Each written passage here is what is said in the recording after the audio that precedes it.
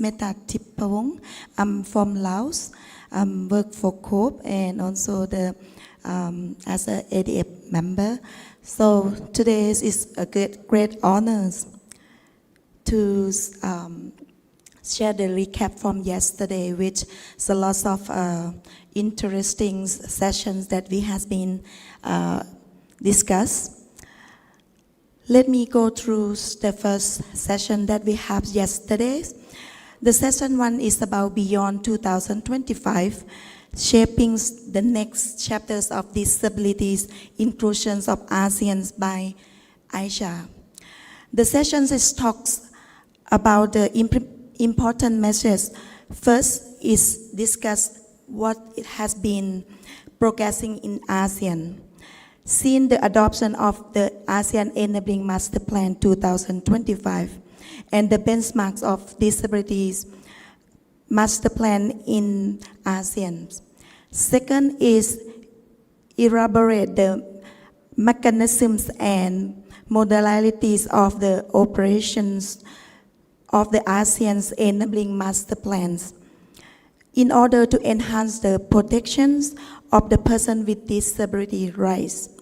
Third, the panelists underline the importance of accessibility is the fundamentals principle of the development of the second phase of enabling master plan and the employment and also economics sector. The second session is about the economic empowerment and policy that promise to translate as the impact. So the ratifications of the international standard of ILO and the UN Global Compact chapter have stepped into the right directions. A significant remains transform the principle into the action. Management of the practice, and for instance, how person with disability follow the accessible information and recruitment process to be employed in the public sectors. The key is enhancing the reasonable accommodations for persons with disabilities, that they can be the potential talented and economical empowers. The third panelist or the session is about the champions of inclusions, which how ASEAN business setting the standard. The panelists will discuss how inclusive policies and practice of employment could help to increase productivities and the disabilities of the person with disability, the worker itself, in the public sectors. However, the remaining gaps exist, like stigma, inaccessible office and facility, as well as working environment for persons with disabilities by committing to hold the disability equality training and the sector's leader. The company management and staff remains gap will be reduced, enhance disabilities employment work productivity. The last session is about from accessibility to opportunities. The very great example from the Grab assistant. In these sessions, we have informative achievements by Grab Malaysia that promote the new programs called Grab Assistant to empower, to make traveling to be more easier for to support the mobilities, whether it's a person with disability, elderly, and whether wheelchair user. Accessibility is the fundamental principle for person with disability to live independent and minor the gap opportunities. for participants in the society and the economic activities, including the women with disabilities. Last but not least, there was a big announcement yesterday about the new executive board member of ASEAN Disability Forums, the periods of 2025 to 2029, which is Madame Sawalak Thongwan, was elected in the upcoming chairmanships of ASEAN Disability Forums. For the next sessions, I would like to invite Mr. Nawaf.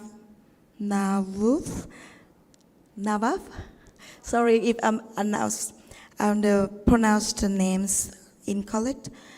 The PPA Yosamara, chairman of the Autism Youth Group Indonesians, to share his insights and experience to build an autism lead organization in Indonesia. So please join me, welcome him.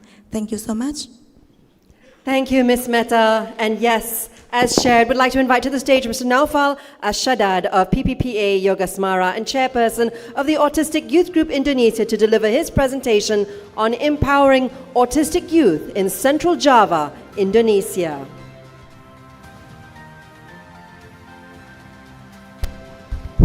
Testing. Okay. Good morning, everyone. My name is Naufal Ashadad as a chairman of Autistic Youth Association. So today I will present to you about our association, which is Autistic Youth Association. So according to the data from Ministry of Women's Empowerment and Child Protection, there are 2 new cases per 1,000 individuals in 1997.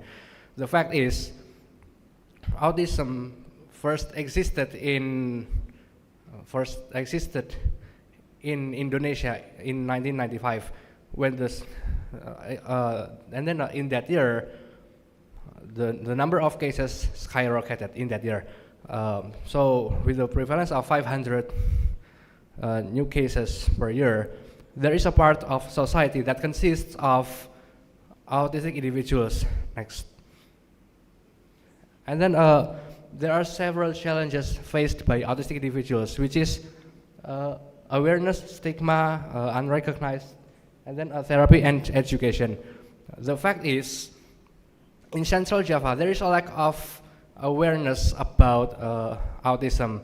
That's why Yogasmara Foundation has decided to produce a documentary film named Asa Luar Biasa that displays life of autistic adults, which has been nominated as one of top 30 films out of 120 films in 2024 Indonesian Film Festival. And then the fact is, another fact is, there are many autistic individuals that are hidden or asked by his or her family to not to identify themselves as an autistic individual, thus remaining unrecognized. And then stigma is the result of misunderstanding about autism. Then these 4 challenges are the reason of establishment of Autistic Youth Association by Yogasmara Foundation in 2021. So we have a vision, which is becoming a supportive platform where autistic individuals can claim their rights as persons with autism and enhance their capacities and enabling them to achieve their independence and actively participate in community, national and civic life. And then we have several missions. There are 4 missions. We have 4 missions. The first one is enhancing members' social communication and networking skills through training and strategic partnerships. We have conducted some activities such as public speaking training, and then signing an MOU with with a university in Jakarta. And then the next one is strengthen entrepreneurial abilities by providing relevant trainings and workplace collaboration opportunities. We have conducted a training to make sausage to implement this mission. And then the next one is, next please.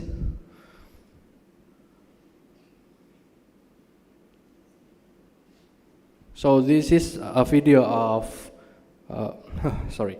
And then the next mission is advocate for policies, advocate to government for policies that uphold and protect the rights of people with autism at governmental level.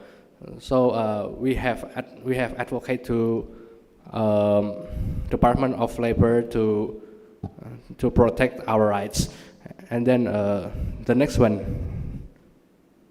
The next one is supporting members' participation in diverse community, educational and employment activities.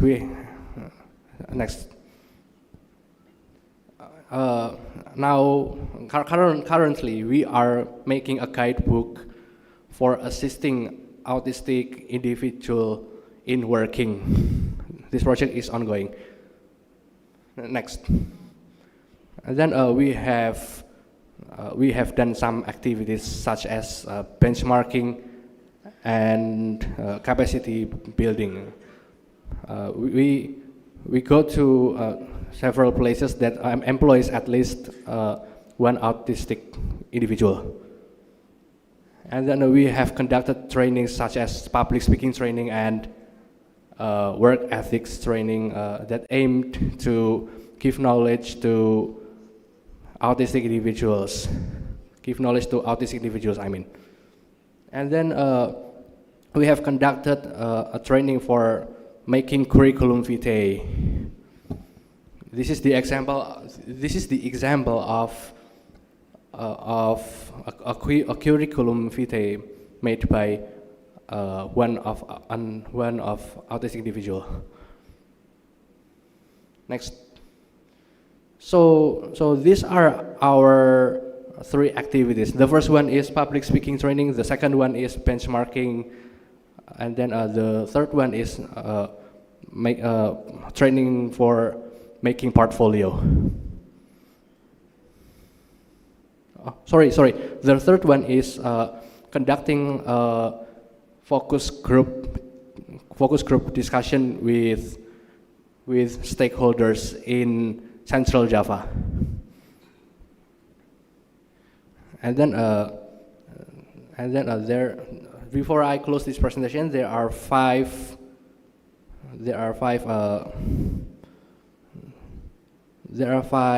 conclusions, which is sorry.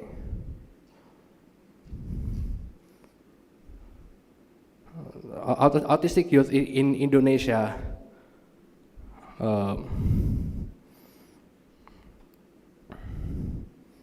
The first one is autistic youth in Indonesia and Asia have become a significant community because there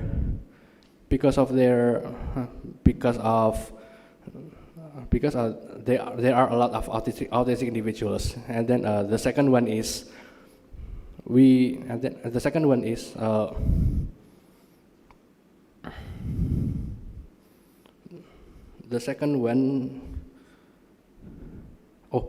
autistic youth in Indonesia or Asia have now become a significant community due to their large numbers. And then fulfillment of disability rights for autistic youth is still very limited. And then adaptation and optimal implementation of the CRPD are required to support the fulfillment of rights of autistic people in ASEAN. And then youth is essentially about productivity, achieving financial independence and living as a whole. Then the final conclusion is, therefore, I feel it's important to represent autistic youth in ASEAN through the ASEAN Disability Forum Conference to urge all stakeholders to support independent living and working opportunities through the implementation of laws and an inclusive society. So if you would like to collaborate with us or know more about us, you can reach us via WhatsApp, email, and Instagram. Thank you. Thank you, Mr. Naufal. We look forward to seeing more progress for autistic and neurodivergent individuals in ASEAN moving forward.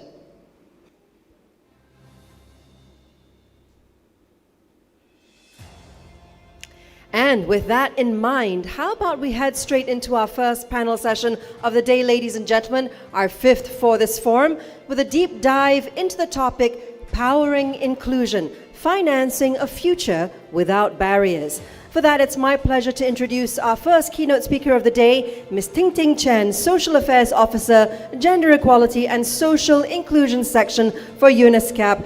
The floor is all yours, Ms. Chen.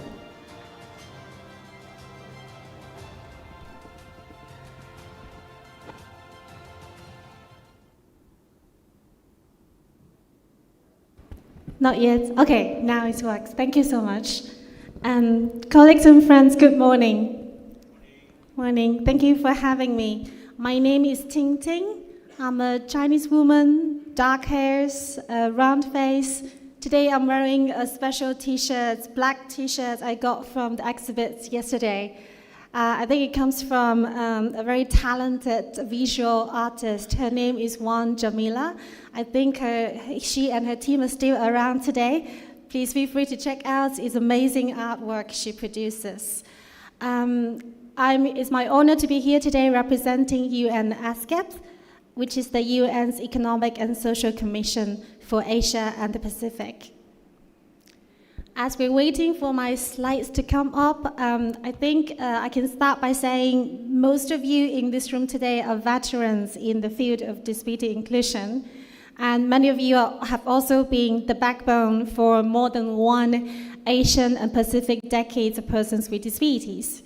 These regional disability decades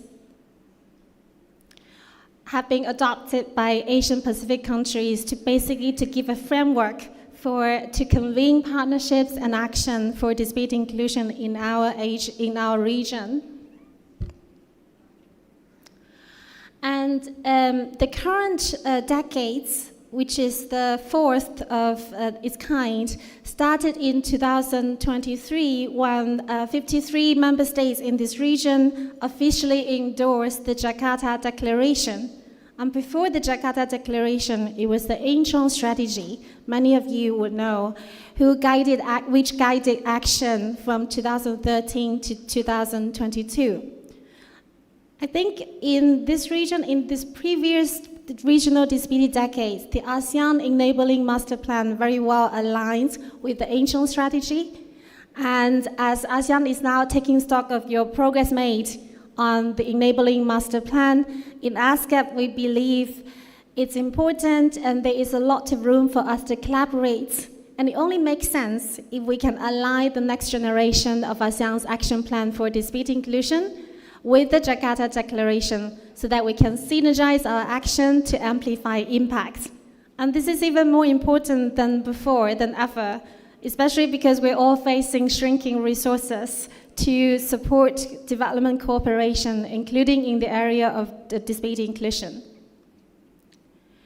We also believe we must not continue to treat disability inclusion as a human rights and social matter only. We must think of how to embed and feature disability inclusion across social, economic, political, environmental, peace and security processes, so that it becomes a deliberate consideration in the design and financing across all sectors. That is the only way to make sustainable transformation for disability inclusion. For this reason, the Jakarta Declaration does not set any new targets or goals on disability inclusion. Instead, the countries agreed to implement 6 priorities, and these 6 priorities are making possible an enabling system for transformation across the board. And just to give you very quickly a brief introduction to the 6 priorities, it includes harmonizing national laws with the CRPD, creating enablers processes for meaningful participation, universal accessibility, galvanizing the power of the private sector, applying a gender-responsive life cycle approach, and closing disability data gaps. We also believe how to mobilize resources for this ambition is a challenge for us all. In the operational guide for the Jakarta Declaration implementation, ASCAP and our expert groups carefully crafted several strategies to diversify and enhance resource mobilization. And we proposed taking 2 dimensions of resource mobilization in terms of strategies. The first one is to adopt a twin-track disability budgeting approach. On the one hand, include budgets for inclusion in all mainstream budget plans in education, economic labor market, or in climate action, for example. And on the other hand, we need to allocate more budgets for disability-specific action, especially for less resourced communities. There are also opportunities for us to mobilize other resources, for example, innovative financing.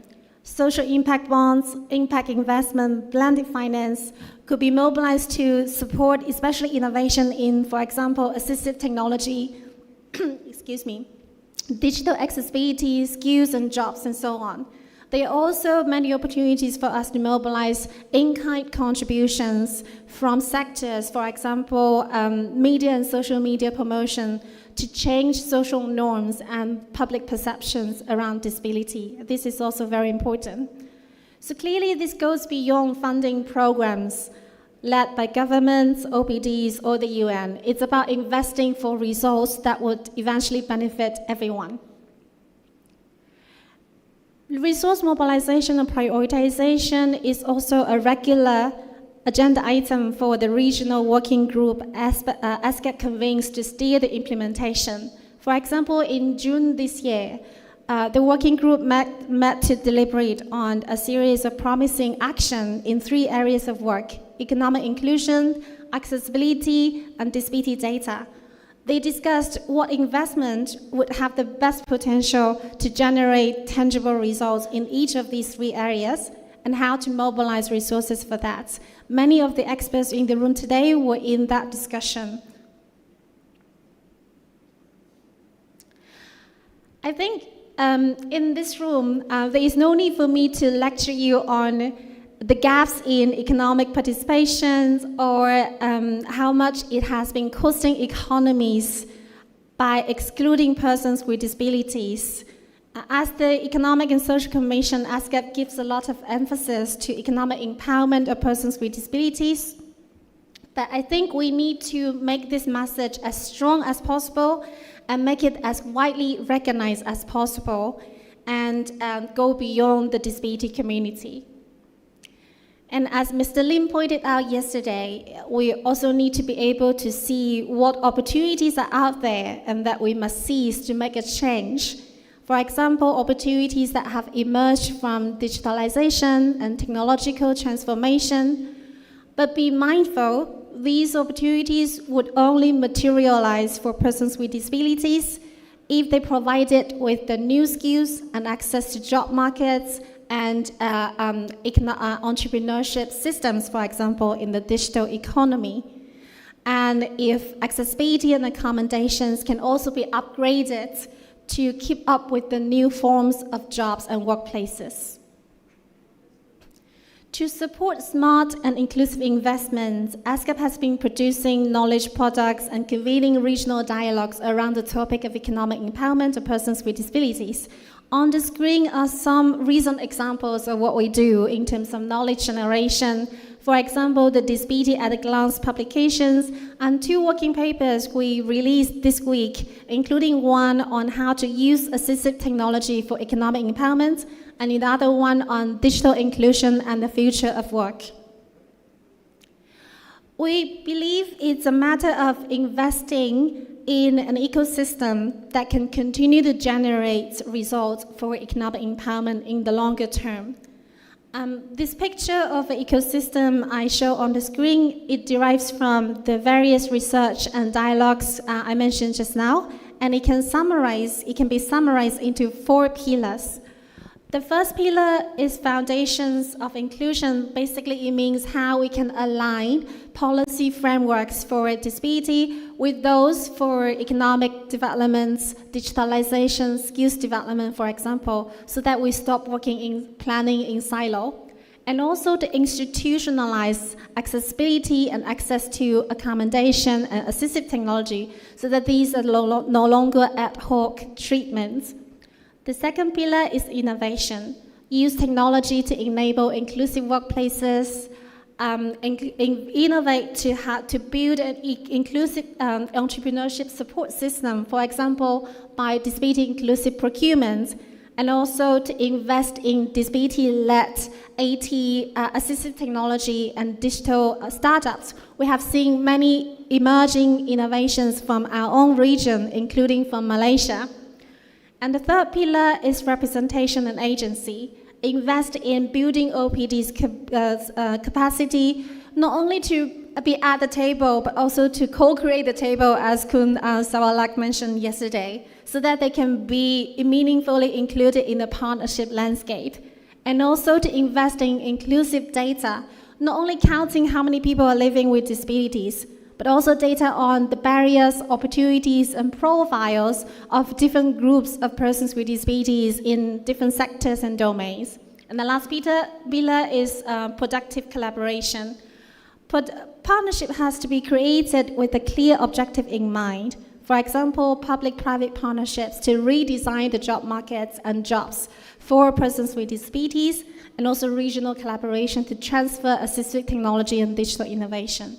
So these are all meaningful innovation investments our region needs to collectively invest in. So this is just an example what ASCAP has been doing. We believe to make this kind of investment possible, to create this kind of ecosystem, it will take the entire village. This is not something any single organization or an UN entity like ASCAP could possibly achieve alone. We need everyone to work together. But in ASCAP, we do prioritize our support to make this happen, to chip in our bit of the contribution. And we do so by various regional initiatives, including this one on the screen, which is focusing on disability inclusive employment and business. One of our partners from Thailand, Dr. Aruni, is also in the room. Thank you so much for your efforts on building this initiative together with us. For the sake of time, I won't go into the details, but I simply wanted to highlight one of our key strategies is to broaden and diversify partnership landscape in this area of work. By engaging partners and stakeholders who are not much engaged in the past, for example, Ministry of Finance, tech companies, and private sector as a whole, with the vision of investing for results. So I will stop here, and I look forward to hearing from the rest of you. Thank you. Thank you so much, Ms. Chen, for setting the stage for our panel session. And now, to chair this discussion, let's invite to the stage our moderator, Dr. Lim Pui Tiak, outgoing chairperson of the ADF and new ADF vice chairperson. Joining him on stage, ladies and gentlemen, are our panelists, Ms. Ravita Alvi, Chair of the Indonesian Association of Women with Disabilities, Mr. Chayut Homdi, Community Development Officer, Asia Pacific Development Center on Disability, and also joining us virtually, we have with us Mr. Florian Miz, Project Director, GIZ in ASEAN, and Ms. Dwi Rahayu Ningsih, MPP Senior Policy Planner for the Directorate of Poverty Alleviation and Social Welfare, Deputy for Community Empowerment, Population and Employment from the Ministry of National Development Planning in Indonesia. Thank you all for joining us. Over to you, Dr. Lim.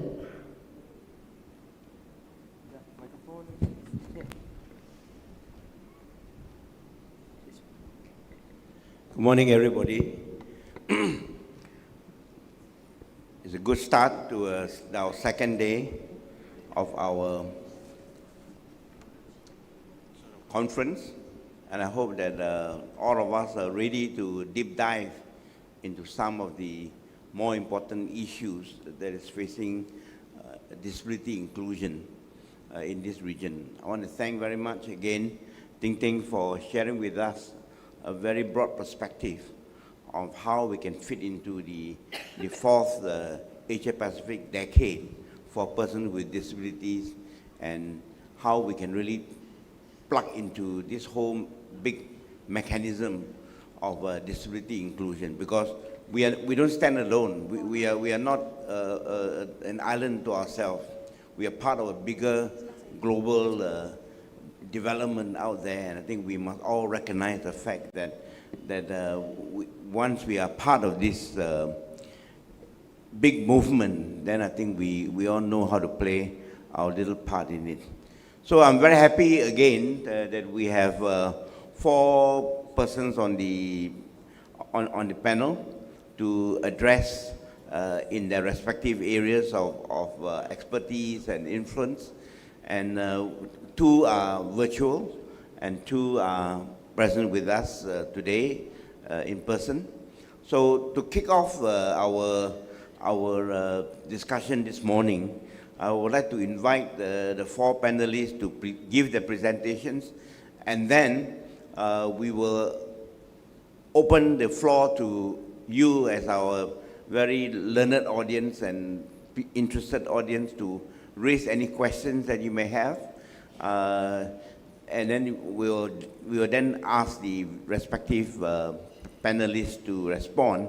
So a bit of a housekeeping rule, because of the time constraint that we have, we must conclude this session by 10:30. But because we started a little late, so maybe we may allow it to add on a few minutes. And I'm sure some of you may want to direct your questions to Ting Ting as well. So at the appropriate time, I would request that she come up to the stage, and then we can join our panelists here. So first of all, let me kick off then our discussion. Our panelists, each of you would be given no more than 10 minutes to make a presentation, and I want you to know that I will strictly enforce this 10-minute time limit, because we need to really make it more interactive rather than I talk to you type of approach. So for the sake of discussion and people wanting to have their questions raised or clarifications to be made, so please stick on to this time, 10 minutes guillotine time, very strictly, and I will enforce it without exception. So let me start off then by asking Ms. Florian to share with us, because we have two persons, but I think our friend from the ministry in Indonesia, she's actually dialing in from Japan, if I'm not wrong, right? Can you wave your hand so that people can see you here? Yeah. So she has to go away for another appointment soon. So if you don't mind, Florian, we will ask her to give the presentation first, and then if she need to take leave from us, she'll be most welcome to. So our friend from the ministry from Indonesia, who is now dialing in from Japan, can you please make your presentation? Thank you. Thank you. Very good morning, everyone, distinguished ladies and gentlemen. It is a privilege to join you today to discuss a matter that lies at the heart of inclusive development, how we ensure that persons with disability are fully recognized, respected, and included in the national planning and budgeting. Today, I would like to share Indonesia journey, our progress, and our remaining challenges as we work toward a development agenda that truly leaves no one behind. Let me begin by grounding us in the realities. Indonesia is home to 14.7 million people with communities, representing a diverse group with various experience across physical, sensory, intellectual, and psychosocial disabilities. When we speak of disability, we are not speaking about a small segment of the population. We are speaking about millions of individuals, families, and communities whose opportunities must be protected and expanded. Yet the data reveal persisting disparities. The poverty rate for persons with disabilities remains significantly higher than the national average, indicating that disability and poverty often reinforce one another. Then we also note that only 9% are formally employed, reflecting systemic barriers in the labor market. Another thing that we also that education attainment remains low. One in three persons with moderate to severe disabilities did not complete elementary school. These inequalities do not arise from disability itself, but from environmental, attitudinal, and also institutional barriers that limit participation. Over the last decade, Indonesia has built an increasingly comprehensive architecture for disability inclusion. First, we took an important step by ratifying the Convention on the Right of Persons with Disability through Law Number 19 year 2011. This moment marked a paradigm shift from a charity-based approach to a right-based approach that placed human dignity at the center. Second, Law Number 8, year 2016, elaborates protection, obligation, and entitlement for persons with disability across sectors, including education, health, justice, employment, and also political participation. To operational this right, particularly in regards of planning and budgeting, we do have several regulatory framework, including Government Regulation Number 70, year 2090. Then that provides the mechanism for planning, implementing, and also evaluating disability rights. We also have ministerial regulation of Bappenas number 3 year 2021 established a guideline for the National Disability Roadmap, National Disability Action Plan, and also Regional Action Plan for person with disability, ensuring that disability inclusion is translated into national and also sub-national planning instrument. Most recently, the presidential regulation on RPJMN 2025 and 2029 integrate disability inclusion into two national priorities, emphasizing human development, equality, social protection, and inclusive economic opportunities. We also have several tools and mechanisms to ensure inclusive planning and budgeting. One of the uh, uh, one of them is disability inclusion analysis. This is a systematic assessment to identify how policies address disability issues, where the gaps remain, which population group remain underserved, and also how resources are distributed relative to the need of a person with disabilities. Then the second one, we also have disability budget statement. This is an instrument that hold and promote accountability and transparency tool for budget allocations. And through this instrument, we try to map budget allocation across ministries, align spending with disability inclusive targets and also indicators, and also highlight cost and accessibility gaps. Together, these two instruments offers Indonesia policymakers a clear roadmap for investing on accessibility, inclusive services, and also social protection system. Ladies and gentlemen, in Indonesia, we have 7 priority areas in disability inclusive development.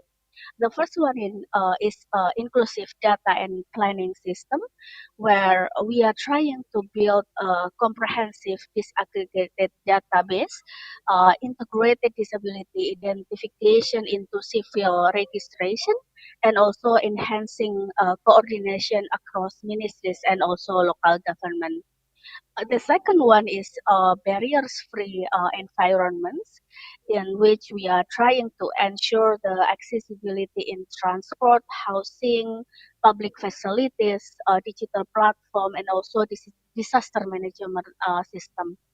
The third one is justice and political participation. In this regards, we are trying to guaranteeing equal rights through accessibility legal aid, inclusive constituency mapping, and also the participation as voters, candidates, and also political actors. The fourth one is empowerment and self-reliance. We are trying to strengthen social protection scheme, care system, and also monitoring mechanism across all implementing agencies. The sixth one is health services, in which we promote all stakeholders to improve the accessibility of health services, as well as the coverage of health insurance for a person with disability. And the last one is education and skill development, in which the government committed to expand inclusive education, strengthening special education teachers and disability service units, and also supporting para athletes and artists with disabilities. Ladies and gentlemen, because disability is multidimensional, so too must be our solution. Indonesia's progress is the result of extensive collaboration from central government and local government, communities, and most importantly, civil society organization and person with disabilities. From the government, we do expect their role in strengthening policy framework and provision and fulfillment of basic services, public services, and also other people with disabilities rights. While from communities and also civil society organization and also person with disability, we do hope them to support us with input and what the challenges and priorities problem that we need to address.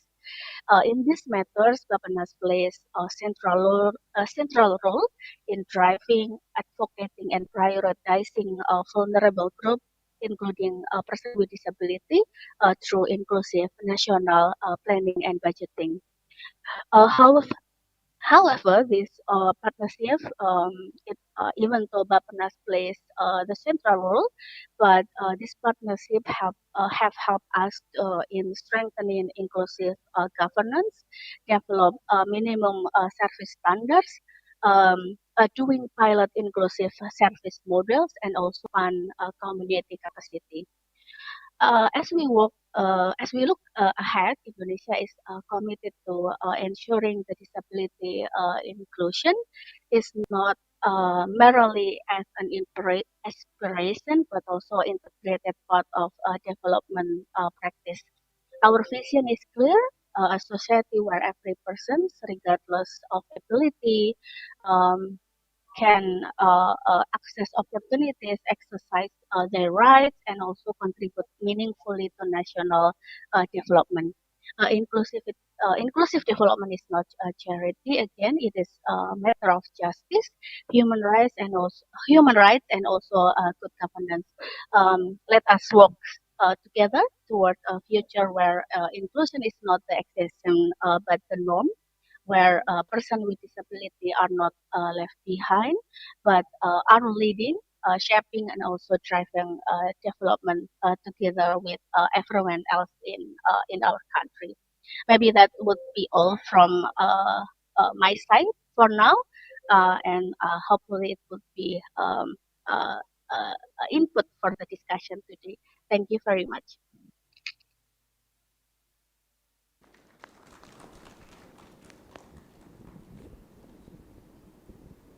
Thank you very much, Dewey, for giving us a very good view of how Indonesia is doing it for disability inclusion in the country. And I appreciate the two big points that she has shared with us. One is the cross-sectorial approach, as well as the multi-stakeholder approach to this. And I think these are two very important lessons that we need to bear in mind as we move forward discussing this very important topic. Dewey is actually the senior policy planner from the Ministry of National Development and Planning, Development Planning in Indonesia, and we really appreciate her sharing with us the wisdom of what she has gathered in her work in Indonesia. And thank you very much, Dewey, for keeping the time. So let's move very quickly to Florian. Florian is also talking to us virtually, and he is the project director for the ASEAN German Project 2 of GIZ in ASEAN. As many of you know, GIZ is the execution wing of the German government in international development and cooperation, and we really appreciate very much, Florian, the efforts of the German government, which many of us have taken advantage of in terms of your Global Disability Summit that we all shared earlier this year. And Florian, over to you, please. Thank you, Florian. Much, Chair. Thank you for the kind introduction. I'm happy to be online. I'm very sorry that I couldn't make it in person due to other appointments. I will straight go into the PPT. It is a bit longer, so I will also skip a few slides in the sake of time to stick with the limited framework we have. If you can start with the first slide. I'm not sure if it's now visible. So the topic, of course, inclusive business practices. I'm part of GIZ as project director for the consumer protection in ASEAN 2 project, Protect 2. If you go to the next slide, you will see briefly the content of my presentation today. Just a brief overview of GIZ and what we are doing in ASEAN, then what we do within the Protect 2 project, and then looking also a bit ahead. If you go to the next slide, get to know GIZ and the ASEAN German Protect 2 project, and then already to the next slide about GIZ. Here you can see, as the chair also introduced, we support the German government to achieve its objectives in the field of international cooperation for sustainable development. In doing so, we are working with multiple partners around the world, working on international education work, and strategic human capacity development. We are a public benefit federal enterprise and represent German and European values in that regard. And we work across sectors and across entities with the public sector, with international organizations, with academic community, civil society, and the private sector. And at the moment, we have around 1,700 projects ongoing in 120 countries on behalf of our clients and partners.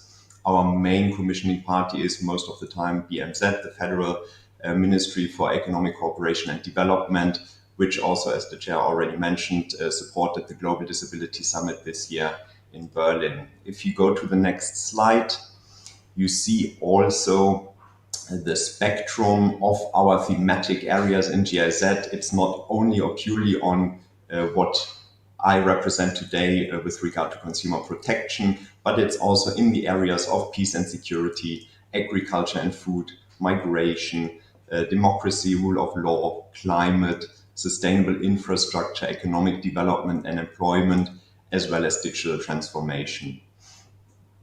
If you go to the next slide, you can also see that we are highly engaged with ASEAN. We are since 2016 a development partner of ASEAN, meaning that the German ambassador to Indonesia is also the ambassador to ASEAN. We are working closely with the ASEAN Secretariat and the respective ASEAN communities, working groups and committees in different sectors. We have the ASEAN-German Development Partnership cooperation areas, PCA 23-27, which basically go for every pillar that ASEAN has: ASEAN Economic Community, Socio-Cultural Community, as well as Political Security Community, and cross-cutting topics on climate, environment, energy, and others. And if you have a sharp view, you can see under economic cooperation, there's also one of the main practical cooperation areas between ASEAN and Germany, the topic of consumer protection, competition policy, which also then includes product safety, online dispute resolution, etc.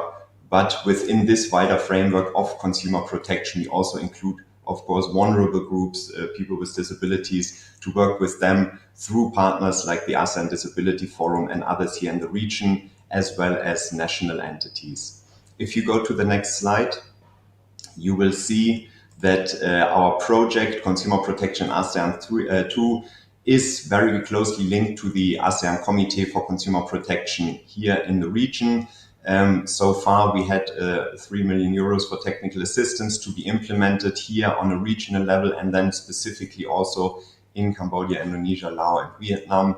We are unfortunately ending soon in March next year, and working in these three pillars that you see on the right side here: regional dialogues and cooperation, working under the ASEAN Strategic Action Plan for Consumer Protection 25, also supporting ACCP in setting up the new action plan 26 to 2030, working on functions for consumer complaints, for consumer rights inclusion through online portals like the ASEANconsumer.org website, working also in a second pillar on modernizing national consumer protection policies, working here closely with ASEAN member states on respective consumer rights regulations. Also there looking into access to redress for vulnerable groups to make sure that everyone is included in these regulations and has the same or equal access to redress, to dispute resolution and complaint mechanisms. And then here also in the third pillar, looking into innovative approaches to consumer education,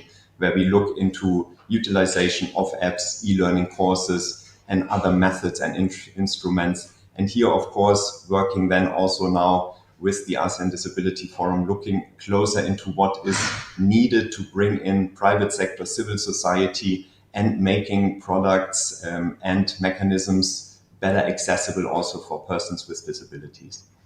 If you go to the next slide, you can see that we are here focused in the project, especially in this year, on the topic of inclusive business practices from a consumer's lens to see, okay, what do consumers need from businesses to have their products, their approaches more accessible to them.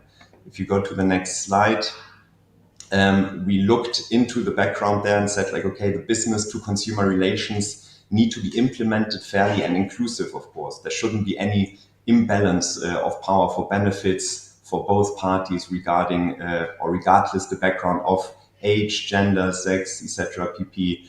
It should be inclusive business practices that aim at accommodating and strengthening, empowering and fostering vulnerable people's participation in economic life.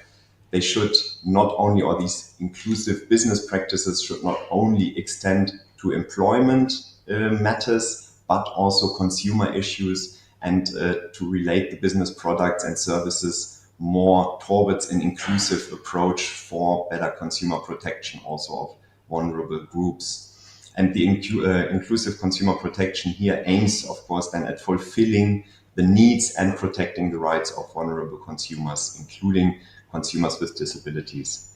If we go to the next slide, briefly, a quick overview that was also already addressed in different ways and perspectives by speakers before, to look at the basic consumer rights and, of course, having these rights equally distributed among all consumers despite any background, right to receive fair and true information on product services, right to choose their products and services, rights to complain, to be heard, rights to comfortability, security, safety, rights to be served and treated without discrimination, and rights, of course, to seek compensation and redress. If we go to the next slide, we highlight here the importance of inclusive consumer protection for consumers to enable them to make the best decision, to be educated and literate in consumer needs, being updated on information, having unbiased information for products they purchase. For businesses, of course, consumer protection is not a one-way road. It's also for them an improvement to increase trust within their consumer base and to have a loyal consumer base, a good reputation for specific groups, not only all consumers in general, but for specific target groups that businesses are producing or providing services for.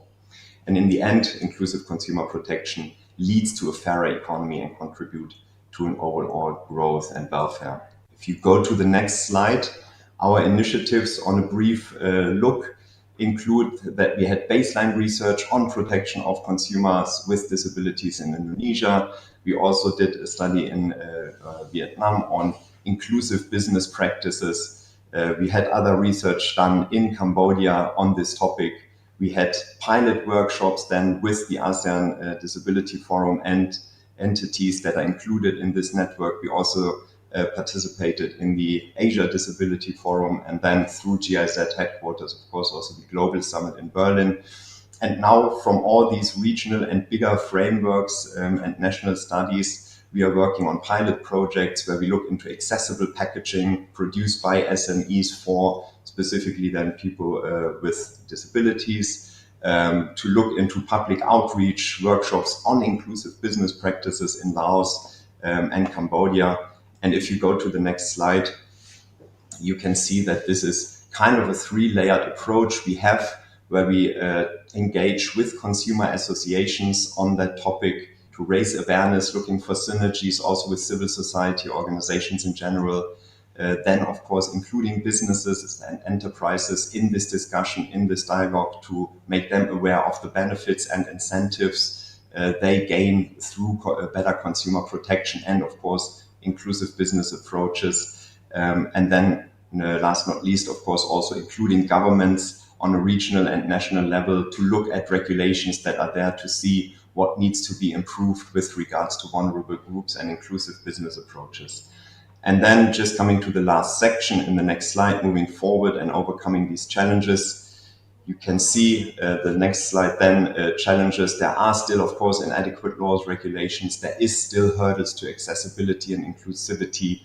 There are still a lot of hurdles for compensation redress mechanisms, as well as transparency and truthfulness, especially when you look at online businesses or online patterns, online scams and fraud, which is on the rise, which needs to be encountered by good business practices, by inclusive business practices to make consumers trust also in services and products. And if you go to the next slide for recommendations, you can see that we, of course, they are working with governments to update respective laws to mainstream cross-cutting issues on inclusion in various sectors, to working with businesses to apply accessibility standards and universal design of products to provide various channels of communication for also vulnerable groups, people with disability, to conduct user testing and feedback in that regard, to also offer accessible channels to seek compensation, governments to develop accessible dispute settlement mechanism or mediation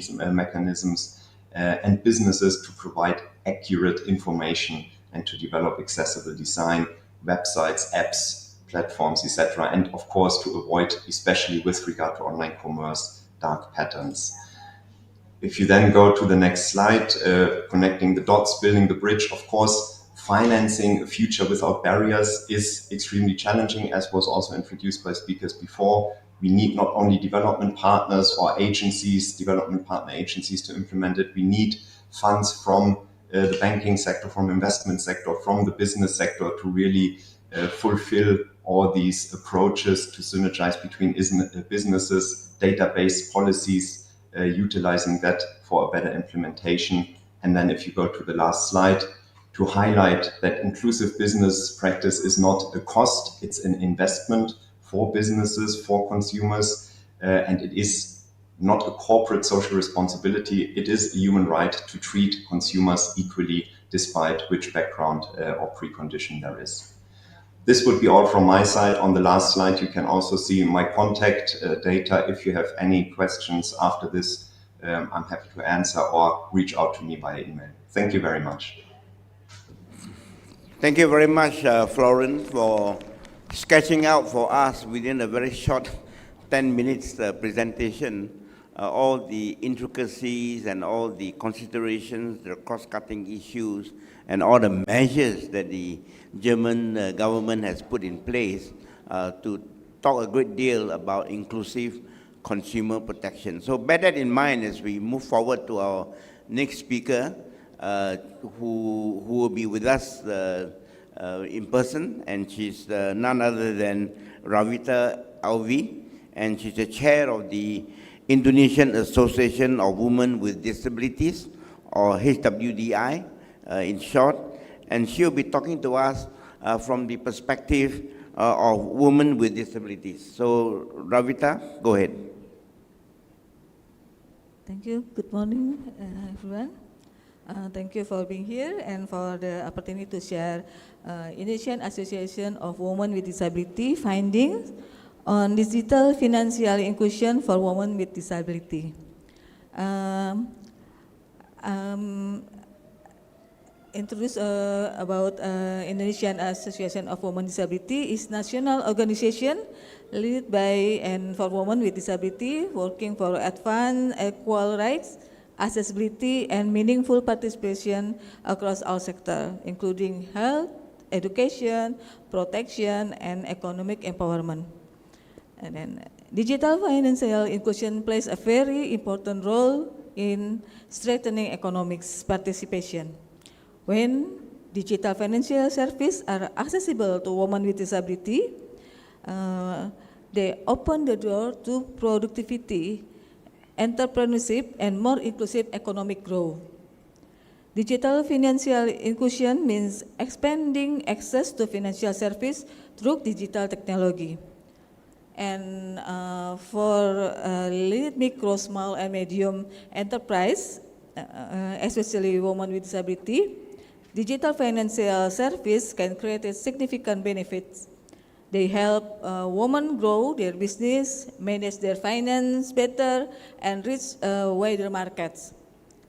And the Indonesian government has shown strong commitment to advancing MSMEs through digital financial inclusion. However, our findings show that persons with disability still face many barriers when accessing and using digital financial service and digital banking. That the experience is not the same across a region. Persons with disability in urban area have relatively better access, while those in rural and remote areas continue to face significant challenge in accessing and using digital financial service. Digital financial policy and products can be further optimized to provide greater empowerment for women with disability. This is why collaboration is essential between the government, the banking sector, both private and state-owned, and the other financial institutions. So, digital financial inclusion can be implemented in comprehensive and sustainable way. And if digital financial services are accessible to women with disability, they will have greater opportunities to increase productivity and contribute to inclusive economic development. Through digital technology, women with disability can expand their business, reach and manage finance more effectively, and access the capital they need to grow. And in Indonesia, digital financial potential, Indonesia has strong potential for digital financial growth. 81% of Indonesia population remain unbanked in 2022. This is a source from Google, Temasek, Bain and Company.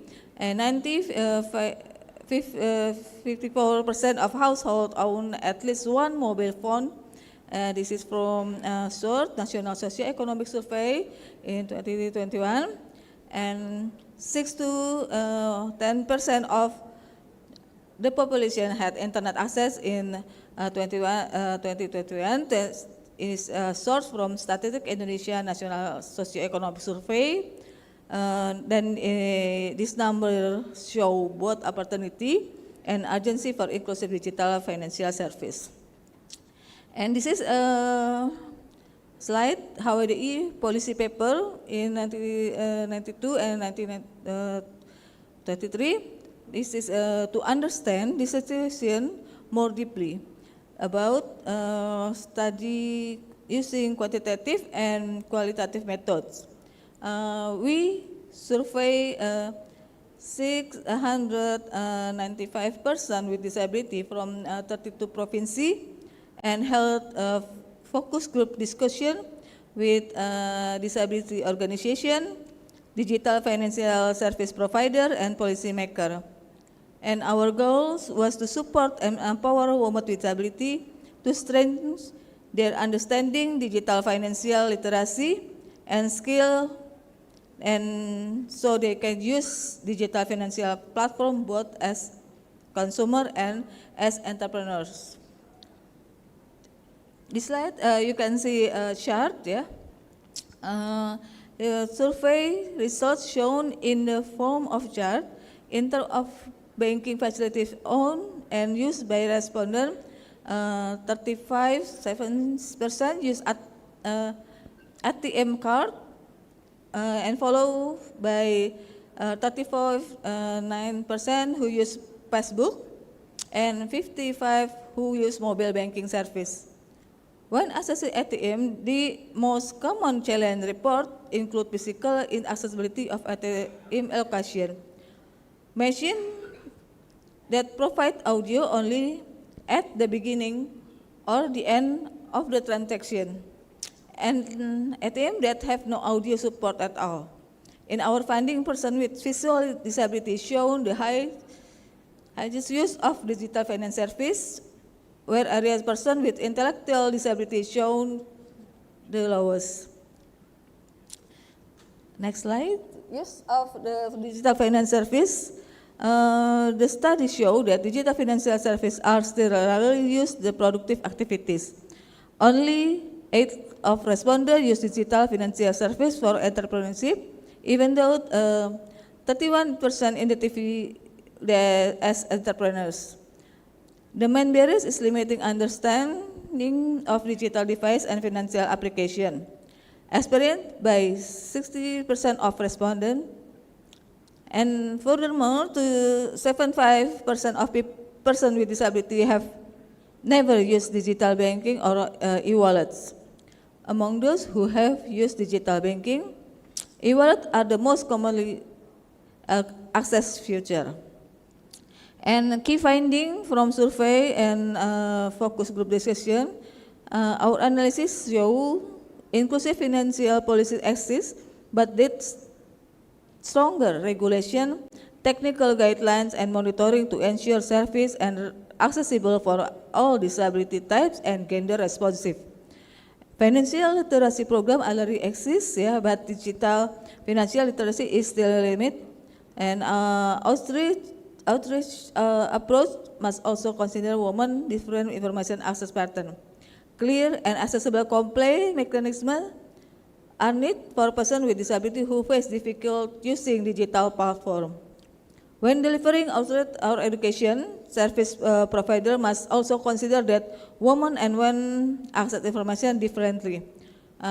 For example, many women manage household responsibility, domestic work, or have limited available time. So the communication method must be adjusted to their circumstance. If outreach is conducted in person, this difference must also be taken into account to ensure that women with disability are able to attend and participate. The information provided to user must include clear and accessible complaint mechanism for persons with disability. And this is essential so they know who to contact, when, they face problems using digital service such as mobile banking application, e-wallet, and other online financial platform. Some digital financial providers have started offering disability accommodative feature, but these features do not yet cover all the disability type needs. And 4 key aspects for disability inclusive digital financial service to ensure accessibility, accessible and gender responsive digital financial service is 4 aspects must be strengthened.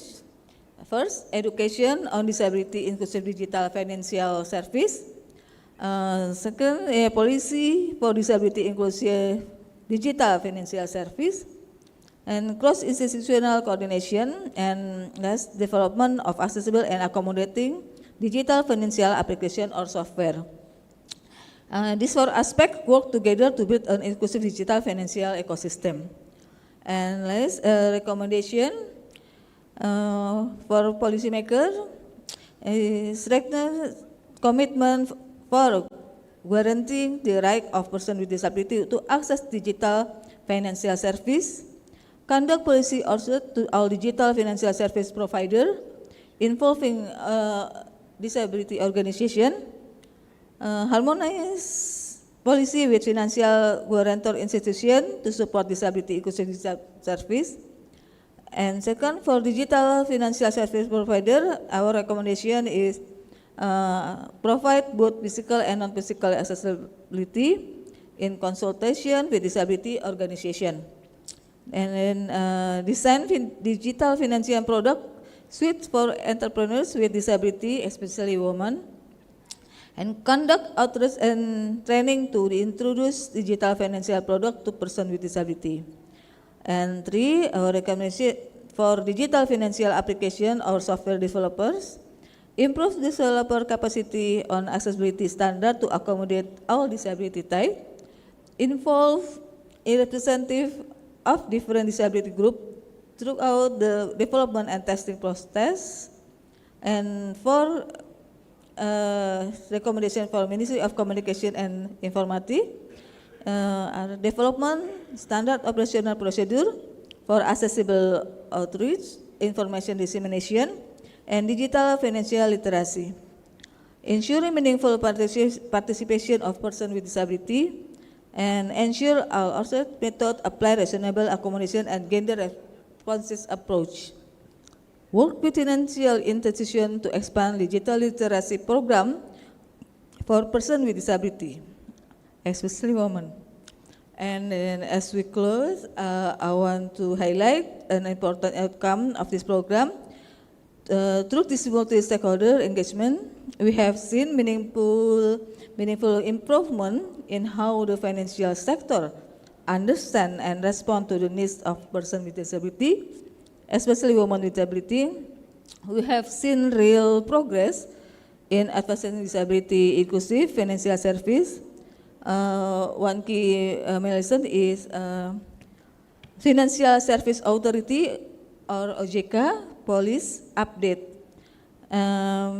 The earlier 2016 operational technical guidelines have now been enhanced through the launch of Setara guideline. It means guideline on accessible financial service for empowerment persons with disability, which serve as an assessment of the previous operational technical guideline or PTO on 6 December 2024, and these new guidelines set stronger standards for accessibility and empowering financial service for persons with disability. And this is show that when stakeholders work together, meaningful and systematic change is truly possible. Thank you very much. Thank you, Ravita, for sharing with us about the digital financial services and how it can be disability inclusive, especially for women with disabilities. So moving on quickly, as our time is coming quite close to a stop, we have our dear friend from the Asia Pacific Development Center on Disability, or APCD, and he's in Thailand, and he decided to run away. Chayut Homdi, or we all know him very fondly as Thor, is going to make the next presentation on how we can include neurodivergent persons for equal opportunity to economic empowerment and job opportunity. Come, Thor, make a presentation. You only got 10 minutes, so you cannot run up and down. Okay, quick, come. 10 minutes. Okay, count. Okay, hello. Yay! Woo! I know you're tired. All right, let's make it interesting. Okay, you want to know how to get a job with a person with autism? Everyone are mentioning, are questioning a lot. Okay, this is my content, and let's move forward.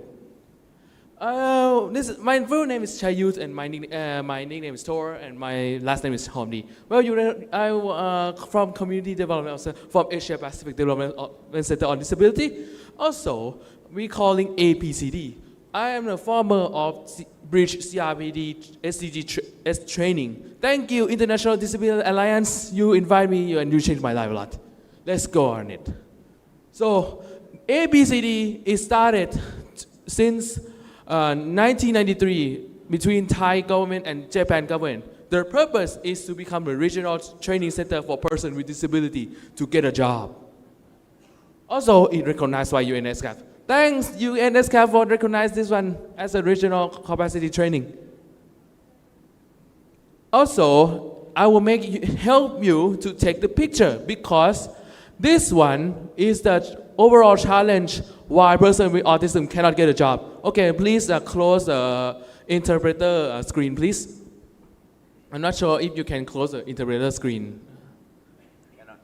Oh, cannot? Okay. All right. Anyway, I have gift for you at last. The reason is the medical model of exclusion. When people outside see people autistic like, and what happened is people outside see, they have mindset like, what is that? Why he's acting like that? He's going to do the job well? This what happens? Medical mindset said, oh, they have to be trained, so they have to get to the society, they have to adapt a lot. However, also poor education. We in Asia or in Thailand also know how to handle person with autism, and it's come up with create a cultural barrier, the social standard excluded person with autistic. So many parents are worried about my son is going to or my daughter is going to get a good job, get good friends. How can I help him to get it? And what happened is they created parent-based group. But the reason they create parent-based group to protect child with autism. But what's more than that, because decision making is still on parents. Every child, they want anything, they have to ask for parents, which is against CRPD in terms of decision making. Also, the lack of how to handle this, it comes up with poor law, poor policy, and poor environment. No work correlation. Then continue to have a job. Okay. Okay, so how to get a job? Very simple. Find what you like. 1, find what you like. 2, understand what you're good at it. What you really want to do in the future. 3, build your profile. Get education, get a job, part-time job, internship, whatever. Create your profile. So send the resume. When you fulfill your profile, send the resume to the human resources. When they interview you, you can explain what autistics look like. About feeling autistic in resume, well, it depends on your choices. So after that, you can also request reasonable accommodation. I want calm room, I want a flexible schedule, I want this, whatever you wanted. But wait until they call you, they hire you. Like ABCD also hired me. Also, take the shot on this. This is what human resource attitude must. There must be open mindset. There must be no discrimination. Help you to grow your career path. Any disability has to go to their parent. Oh, person with autism can grow, become #1 champion of advocacy, policy designer, high-end job, or executive, or CEO, whatever. Provide accessibility. Oh, I need time break. I need something that makes me comfortable. Policy coverage, benefit, healthcare, health insurance, fair salary, not push down to the bottom salary. Don't cheat it. Basic needs, you know. Okay. Okay, example, how it's work. Well, the left one is APC also provide training, collaboration with Yamazaki, collaboration with margarine or many companies about to making chocolate and breads. When the person, all type of disability, including autistic, when they fully trained, full well trained, so they get a job, they work for 60 plus bakery and cafe, see the real customer, see the real feedback, see the real how the job make it. Overall, they're proud. They know how to make money. And also, coming up policy paper, I'm designing the graphic here. Right now, I'm going to working on the US NSCAP Department Empowerment Opportunities in Thailand. Also, it's the one who implement policy also. But the reason we are making policy paper is because the policy is too old and needs to be updated. Okay, let's move on. Also, holding a job, the most important is everyone who you want to hold a job, you have to do job very well all the time. You have to perform well, you have to come on time, receive feedback, what's your improvement, develop necessary skill in the future, present your ideas, learn new things in life. You cannot learn the old things all the time. Or the factor is the job that you love, the job that is more accessible, you have good friends, no discrimination, fair benefit, health insurance. If you have those factors, you want to do the job for long. Also, future of voice, parent-based group, and in the future, we have, like example, Autism Youth Association and Filipino Self-Advocate Autism. It's a self-advocate group who developed by autistic. In the future, in Thailand, in Malaysia, we have this. Also, I want to advertise myself a little bit. So if you like my content, you love what I'm speaking, you know what I want to tell you the world is, you can hire me as a facilitator, interviewer, job hiring, full-time, part-time, whatever. Any around the world, German, Malaysia, Singapore, Philippines, whatever. I will show you, I will help you to develop content. Thank you so much. Thank you, Thor, for this very energetic and interesting journey and reminding us very well. Please take a seat. Thank you. On how neurodivergent person, not just neurodivergent person, but like all of us who are looking for a job, what we must do to look for a job, yes. And then as well, more importantly, how do we keep that job? Because I think that's very, very relevant to this much changing employment landscape that you and I are in, and especially for us, persons with special needs, persons with disabilities, we need to really treasure what we have and make the best of what we have. So far, we have listened to 5 presentations, starting with Ting Ting giving us a very broad understanding of what's going on in the region and how we can plug ourselves into this big global movement of disability inclusion.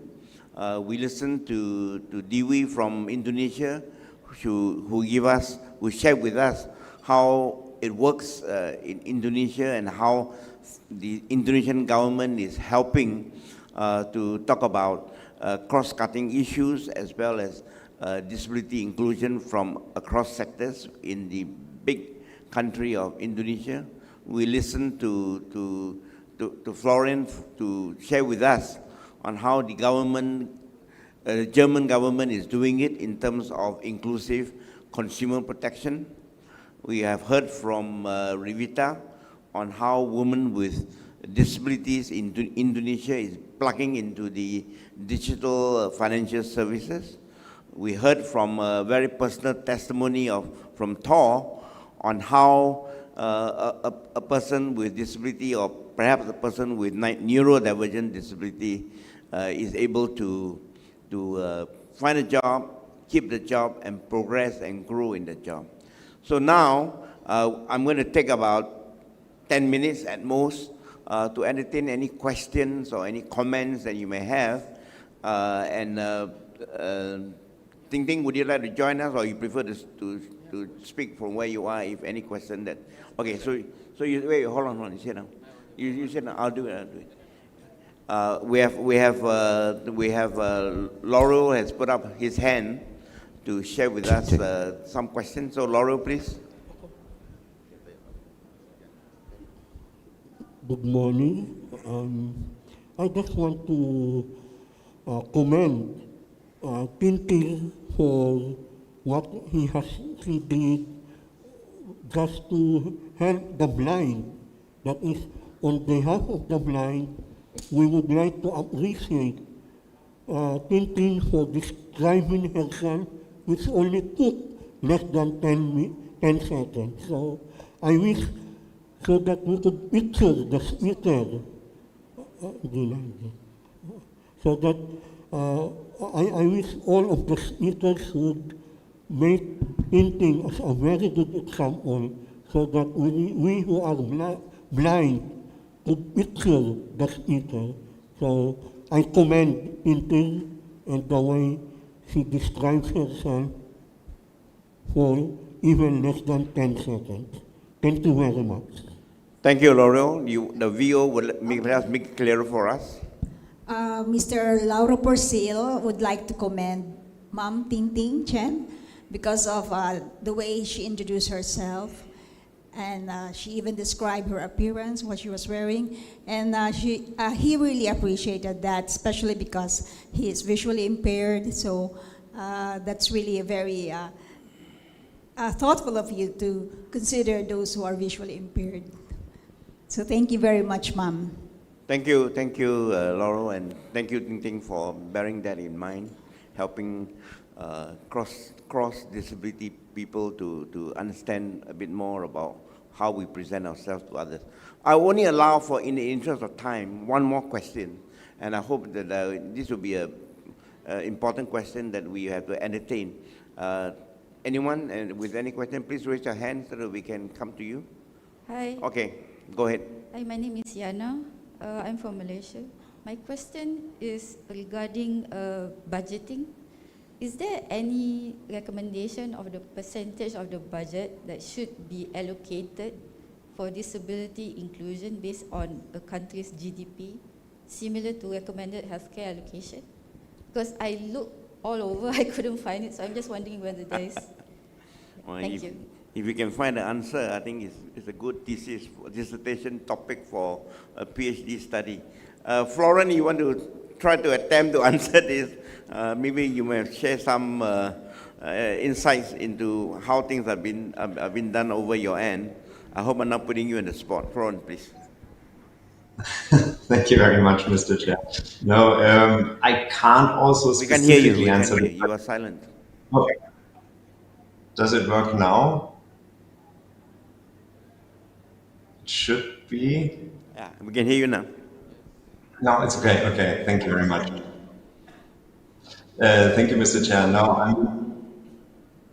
I'm also not 100% sure if the German government specifically sets aside a certain percentage. What I can say, of course, is that within the OECD DAC criteria, or within the community of, let's say, industrial countries setting aside a certain percentage of the GDP for development cooperation in general, this used to be done in the past. I think in Germany it was always like 0.7 up to 1% of the GDP.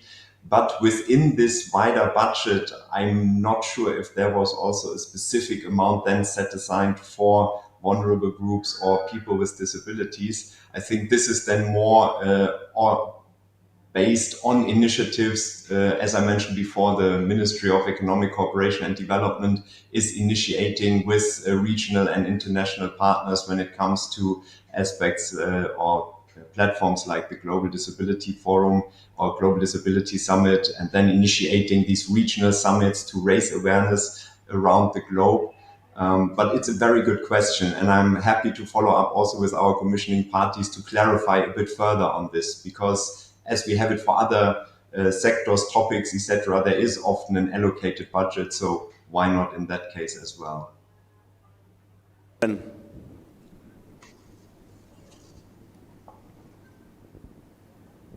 Thank you, Florence. I think that's a good response from you, and I hope that we can receive more news and further clarification of which I feel is a very important and very pointed question on how disability inclusion measures can be included in our budget. Okay, as much as we would like to continue this conversation, I hope that we can. Okay. Sorry.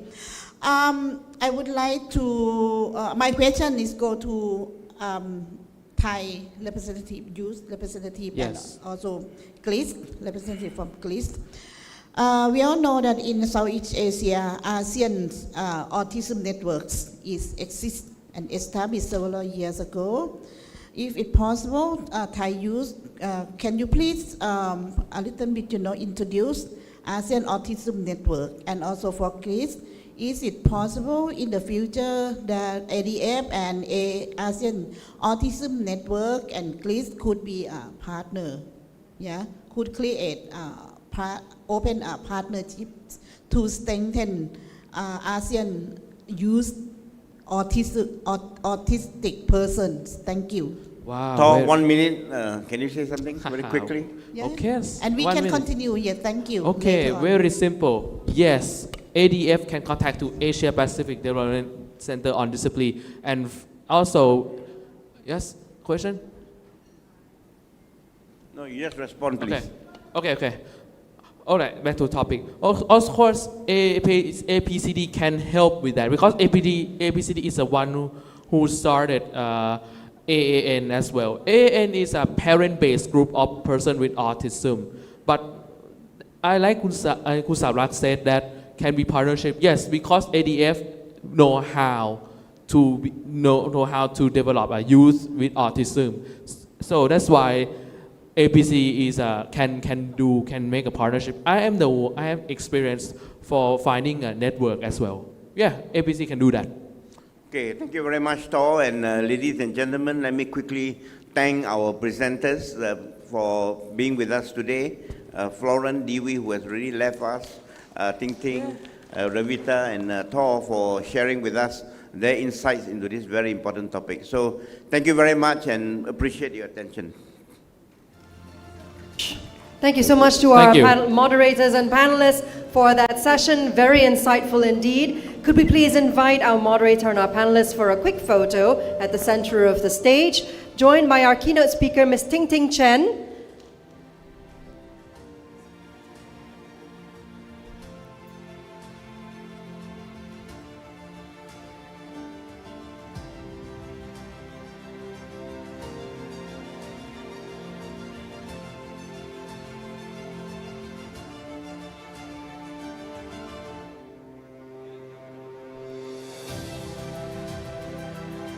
A big round of applause, ladies and gentlemen, for our moderator and panelists. Thank you also, Florian, for joining us from afar. Your insight was much appreciated for this topic. Thank you so much. Once again, Dr. Lim, Ms. Ravita, Mr. Chayut, Mr. Ms. Dwi Rahayuningse, and of course, Ms. Chen. Now, ladies and gentlemen, if I may quickly summarize this session, which explored how financial inclusion is key to unlocking autonomy and dignity for persons with disabilities. In Indonesia, the ratification of the CRPD led to a rights-based policy shift and the launch of a national disability roadmap. With 81% of the population still unbanked as at 2022, the country sees massive potential in digital financial services, though digital and financial literacy remain barriers, especially for PWDs. In Thailand, autistic individuals face particularly challenging employment outcomes due to parent-led systems and other systemic and societal barriers, highlighting the need for persons with autism advocacy-driven models. But the GIZ, through the ASEAN German Protect 2 project, with its work on inclusive consumer protection rights and systems, including for PWD and other vulnerable groups, is a great working model to expand financial inclusion initiatives to other nations within ASEAN. So ladies and gentlemen, we hope you found that topic and panel session extremely useful moving forward to financial inclusion within ASEAN for PWDs. And now, without wasting any time, we now move into session 6 of our forum with the topic Breaking Double Barriers, Advancing Gender Equality for Women with Disabilities. To chair this discussion, let's invite to the stage our moderator, Dr. Benjamin Y.H. Loh, media scholar, senior lecturer and course director at Monash University of Malaysia's School of Arts and Social Sciences. At Monash, Dr. Loh's research uses digital ethnography to examine online cultures, digital activism, and how minority communities navigate the digital public sphere. He is also an active public commentator with op-eds published in Malaysia Kini, Nikkei Asia, South China Morning Post, Malay Mail, and more, alongside frequent media appearances on BFM and Astro Awani. In addition to that, he serves as co-editor of Sabah from the Ground and New Media in the Margins. All right, ladies and gentlemen, I've been informed that we are still waiting for our online panelists to join us. So how about while we wait for that, let's take a short coffee break, shall we? Yes? Yes, all right. Let's go get our refreshments, ladies and gentlemen, and we will resume in, say, about 15 minutes. Ladies and gentlemen, thank you so much for your cooperation as we await the start of panel session 6, Breaking Double Barriers, Advancing Gender Equality for Women with Disabilities. Thank you so much.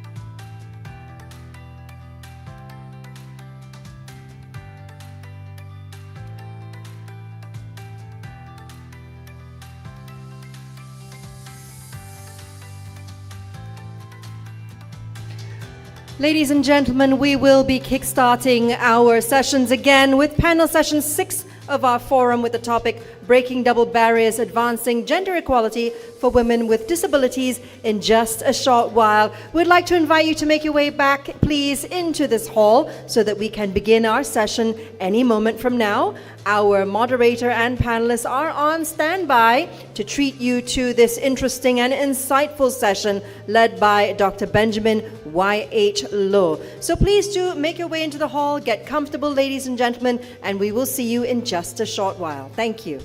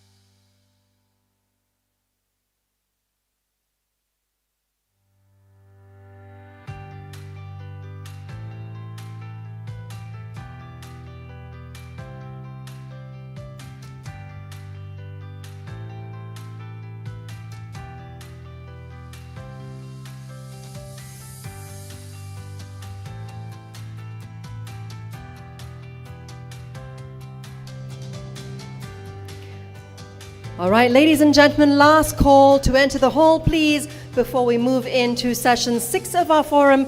We'd like to invite you to please kindly make your way back to your seats.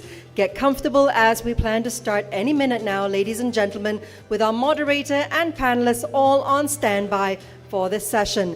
If you have any colleagues still lingering outside, we invite you to please send them a text to invite them back into the hall. We really appreciate your cooperation and your patience. Thank you.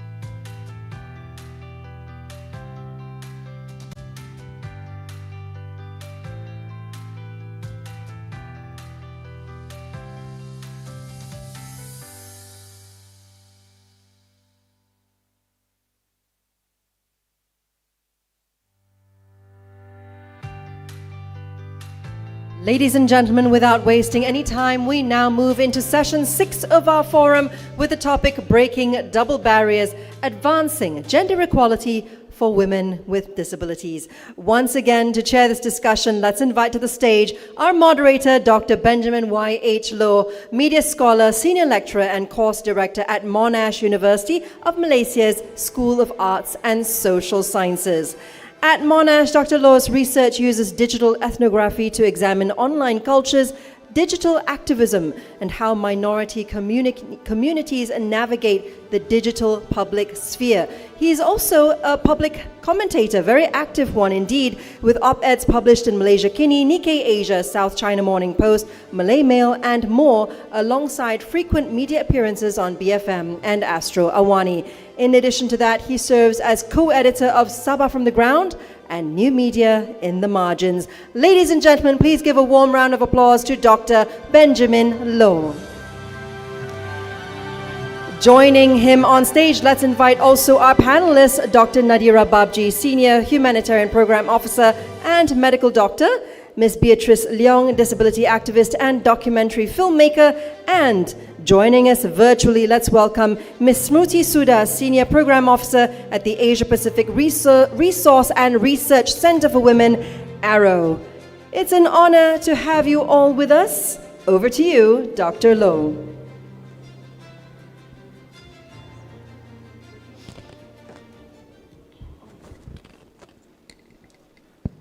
Hi, good morning everyone. Thank you all for joining us for today.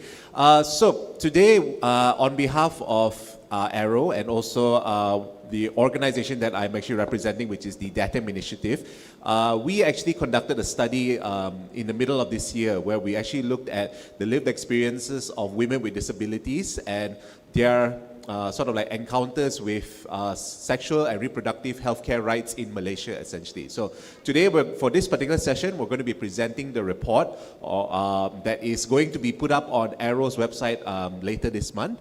And then we will also have a little discussion by our panel later on to sort of like discuss the report itself and also to sort of share and sort of like look at various issues that women with disabilities are facing in this country. So without further ado, I'd like to sort of like invite a person, Dr. Nadira, who also was one of the collaborators on this project itself. And I'd like to introduce you to her a little bit. Dr. Nadira is a medical doctor and public health advocate and dedicated to advancing equitable healthcare, particularly in sexual and reproductive health rights, SRHR. With experience across humanitarian, clinical, and policy settings across Asia Pacific, she has worked with UNHCR, IFRC, IPPF, Mercy Malaysia, and community-based organizations to strengthen access to dignified, quality healthcare for marginalized communities, including women, refugees, people who use drugs, and people with disabilities. So without further ado, I'd like to hand the floor over to Ms. Dr. Nadira. Thank you. So last year, was it last year? Was it this year? This year. I was really fortunate to be able to do this research where we interview, can I have next? Interview women and people who are born female on their access to sexual reproductive rights and health. And first next. So actually, let me just stand up. Yeah, it's okay, I'll stand up. Next. So actually, when we talk about disability rights, right, and especially when it comes to health, I think a lot of the narrative are still centered around non-disabled narrative and very heteronormative narrative. And although Malaysia have made quite commitment on the SDG on advancing rights for people with disability, and we are only looking at on the SRH part, and it's very appalling to see that the advancements are we are still very far behind on how far we have gone after we make that commitment. And we don't have enough data. What we find out is that our reporting, there's not enough data that includes people with disability. So a lot of this information, what we look at the desk review and stuff, we find out that there's still large gaps on this, what we know and what is actually happening on the ground. Next. So when we talk about SDG, three main SDG that we look at on this report is Goal 3, which is on good health and well-being, on universal access to SRHR, and an essential health service for all, Goal 5 on gender equality, and also Goal 10 on reduced inequality. Next. So next, we spoke to 7 disabled individuals all across Malaysia. We tried to get as diverse spectrum of disability as possible, and also we want to have very diverse gender identities, so include women, cisgender women and transmasculine participants, people from urban, rural, from Semenanjung, and also from Sabah and Sarawak. And a lot of them, interesting enough, is that some of them do identify as disabled, but there are also people who are not officially registered due to some reason, which I'll go into depth later. Next. Next. So if you look at this range of people, 7 people that we spoke to, participants that we spoke to, their range of disabilities and locations. Some of them are older. We try to get even younger and older participants, and also different type of disability as much as possible, and also different type of identities. We do get one from indigenous community in Sabah to try to see also that intersecting identities on being indigenous as well as being someone who are deaf. Next. So we did one desk review. We tried to analyze a lot of policy, laws, and frameworks that are available in Malaysia, all the SDG indicators, to see where the gaps is, and between what actually practice and what are we committing to. And this is particularly relevant to Malaysian context. And we did that in-depth interview with this participant to look into how are they, where do they get information on sexual and reproductive health, whether do they get a good services? Do they understand what those services meant? And what are they? Is there any form of discriminations that they are going through when trying to access those services? And then as well as looking into also their work experience, how are their life experience being a disabled, navigating work, navigating life in general. Next. And we do, when we did these interview tools, we do collaborate with our input from our collaborator, which is Hasbi. I think some of you might know him from Siuman. And we try to we do put like quite a good ethics in place to make sure that the interview process are appropriate. We do have sign interpreter to help us with that, and also we try to understand, looking at this interview, trying to anchor it within using the feminist and anti-ableist framework during the whole research. Next.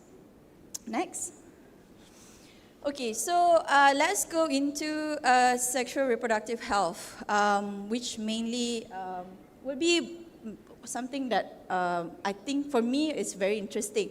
So a lot of people with disability have very little to almost no access to sexual reproductive health and education. So when I say sexual reproductive health, I'm referring to access to range of services that include our reproductive rights from reproductive health from birth, which means that, information on puberty, information of, on sexual health, sexuality, intimacy, all the way to when you reaching towards your death, which is around menopause, perimenopause, aging and such. So a lot of them say that we don't know, or I don't have a class. A lot of this information were given by organizations such as NGOs that offering class alongside with LPPKN, and usually it's a one-time class, range for like 1 hour, and then we are talking about things that are ranging from your lifetime, right? I don't think 1 hour class or 2 hour class or 1 day training will be enough. And a lot of them actually are very marriage focused. So a lot of conversation, especially when it comes to sex and pleasure, really kind of navigate around, you're getting married, hence this is what the information is. So there's a huge gap on that, and especially when they say like, the doctors say, how come you didn't ask? So they were like, well, I don't even know what is there to ask because I was never given any training or any classes. Next. And a lot of, there's a whole conversation around paternalistic nature, especially when it comes to doctor. I'm saying that because I am a doctor. I can say that we do have this bad habit of assuming that people don't know better, right? And especially even worse when it comes to people with disability. They're like, they don't know any better. Let me, decide for you, And it's bad. I agree this is really bad. And I think this is also a habit that, or it's a practice that I think we need to really, medical professional really needs to reflect and do better. A lot of conversation around people with disability in Malaysia, they like to not talk directly to the people with disability themselves, and instead they talk to their caregiver, their partner, or their family members, someone else, instead of the actual patient themselves. So one of the example is that when this lady, she's pregnant, one of the participants, she mentioned that she's pregnant, and instead of talking to her about her own pregnancy, the doctor chose to talk to her partners instead. And she's like, I'm here, why are you not talking to me? Another example is that when one of the participants trying to do a passport, and this participant have an OKU card, which is a card registered disabled in Malaysia. What happened is that the registration office asked her to bring her parents in to apply for passport. And she's like, why? I am perfectly able to carry the duty. I'm an adult, I'm 25, I can apply passport on my own. I don't understand why I need my parents.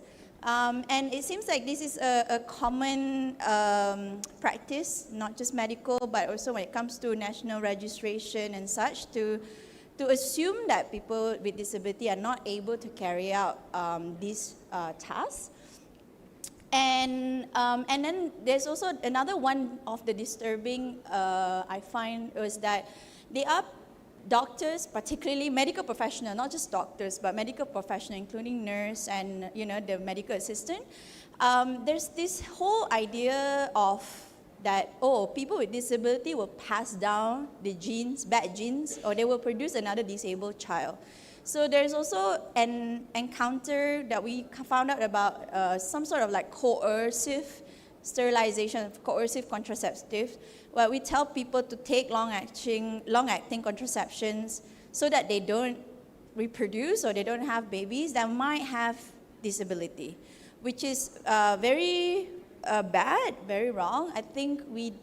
I would love to see more I would love to hear more if there's any of these instances, but that's one of the things that I think was very interesting to find in this research. Next. When it comes to employment, there is common that kind of like tokenism, because some companies have some partnership with UN or something. They have 10%. They want to show that. So most of the time they will take up OKU as workers, as employee. But the problem is that these employees, oftentimes there is no salary increment. Sometimes they were excluded from meetings. They were not invited for meetings. They were not included in the meetings. They were not included in office activity because they're like, they're OKUs, they don't know anything. Let's not invite them on matters regarding to office. So that's also another common reoccurring themes around this. And another one is that although there is effort to hire or employ people with disability, the company itself not necessarily have the policy or system in place to support people with disability to advance in their career or help them. Like, for example, they don't have a specific insurance that covers disability. They don't have parking specifically designed for people with disability. Sometimes the office are not even catered, are not even designed to help the employee to achieve their best performance in office. Next.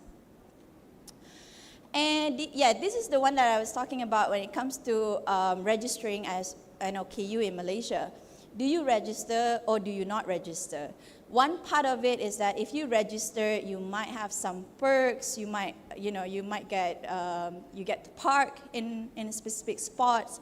But as well as the idea of that, if they registered, they might there's this issue when it comes to insurance. Now you might have exclusion from some insurance does not accept people with disability, or certain disability might not qualify for insurance. And this is also one of the key dilemmas. And second is that whether workplace, like I mentioned, will they accept me if I'm officially registered, right? If I don't disclose my disability, they will accept me. But if I say that I am, will make me no one wants to hire me if I told them that I was disabled. So this is one of the things that I think was really interesting, because maybe something for us to have a conversation further. What are the ways for us to help people to register, but also not losing those perks or having those stigma and discrimination, whether it is in terms of assessing healthcare access, or when it comes to employment, employment discrimination. Next. So I think one of the most common theme when it comes to navigating sexual reproductive health is on using of digital technologies. A lot of people, and I think we also need to be very cautious, although it is a lot of people, because the information is not there, there's not enough materials or toolkits or guidebooks that help people with disability when it comes to navigating sexual reproductive health. What they do is, I don't have information, I go to internet, I go and Google. But the problem with Google and stuff, and I hope people are not, I'm being blunt here when I talk. For example, think about people with disability reaching puberty, right? You're hormone high, you need to figure out, you don't know what, for example, sex. You don't know what sex is. Your parents don't want to explain to you because it's taboo. You don't get it from school. Where do you get it? Go internet. And where in the internet you get it? Chances are you get it in porn, which is not the best way to learn about sex, right? And some of the information, if you look into, a lot of them say they'll Google, a lot of the information are available in a foreign websites, which is not necessarily catered to Malaysian standard. And the Malaysian government websites are not necessarily catered to people with disabilities. It's not very accessible. So, and you end up with people navigating a very intimate information, right? Without like navigating it themselves. So there is a lot of that, how do I do this? Why are my breasts are bigger than it used to be? I don't understand.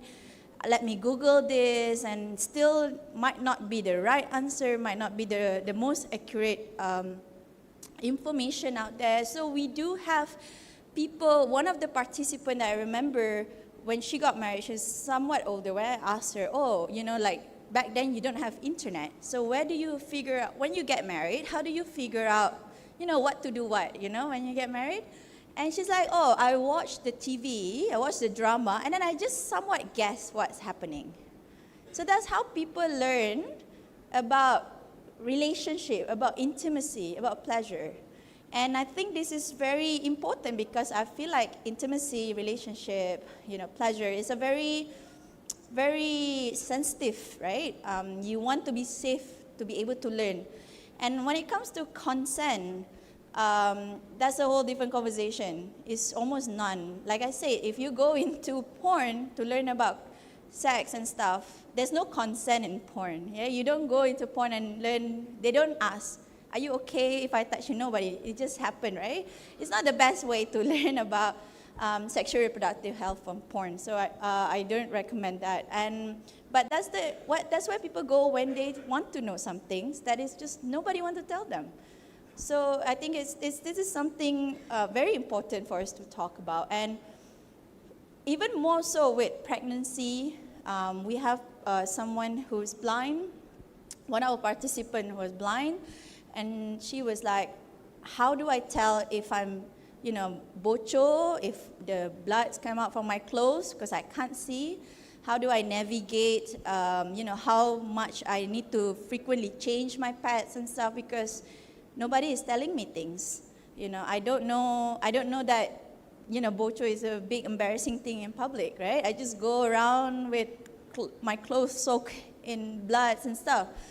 So I think now she, of course she knows and she learn, but I think there is this, something that for me as a healthcare professional, very interesting to also think about how much that the information that we have been so centered around non-disabled person that we entirely forget that how is it when it comes to disability, how do you incorporate this information? Next. Next.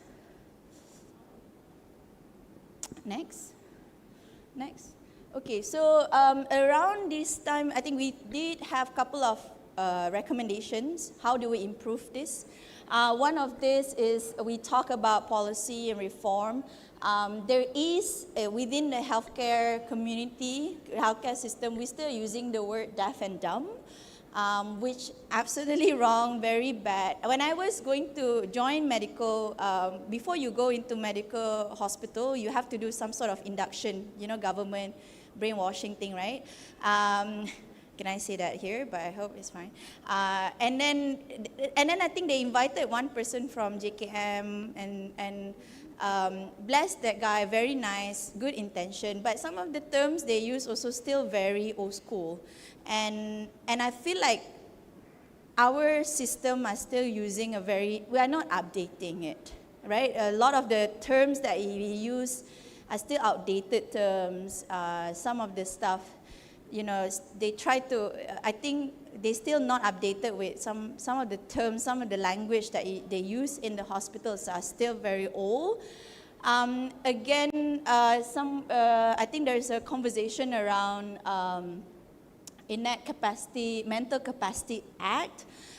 This is around mental disability and also, I don't think, can we move that video a little bit?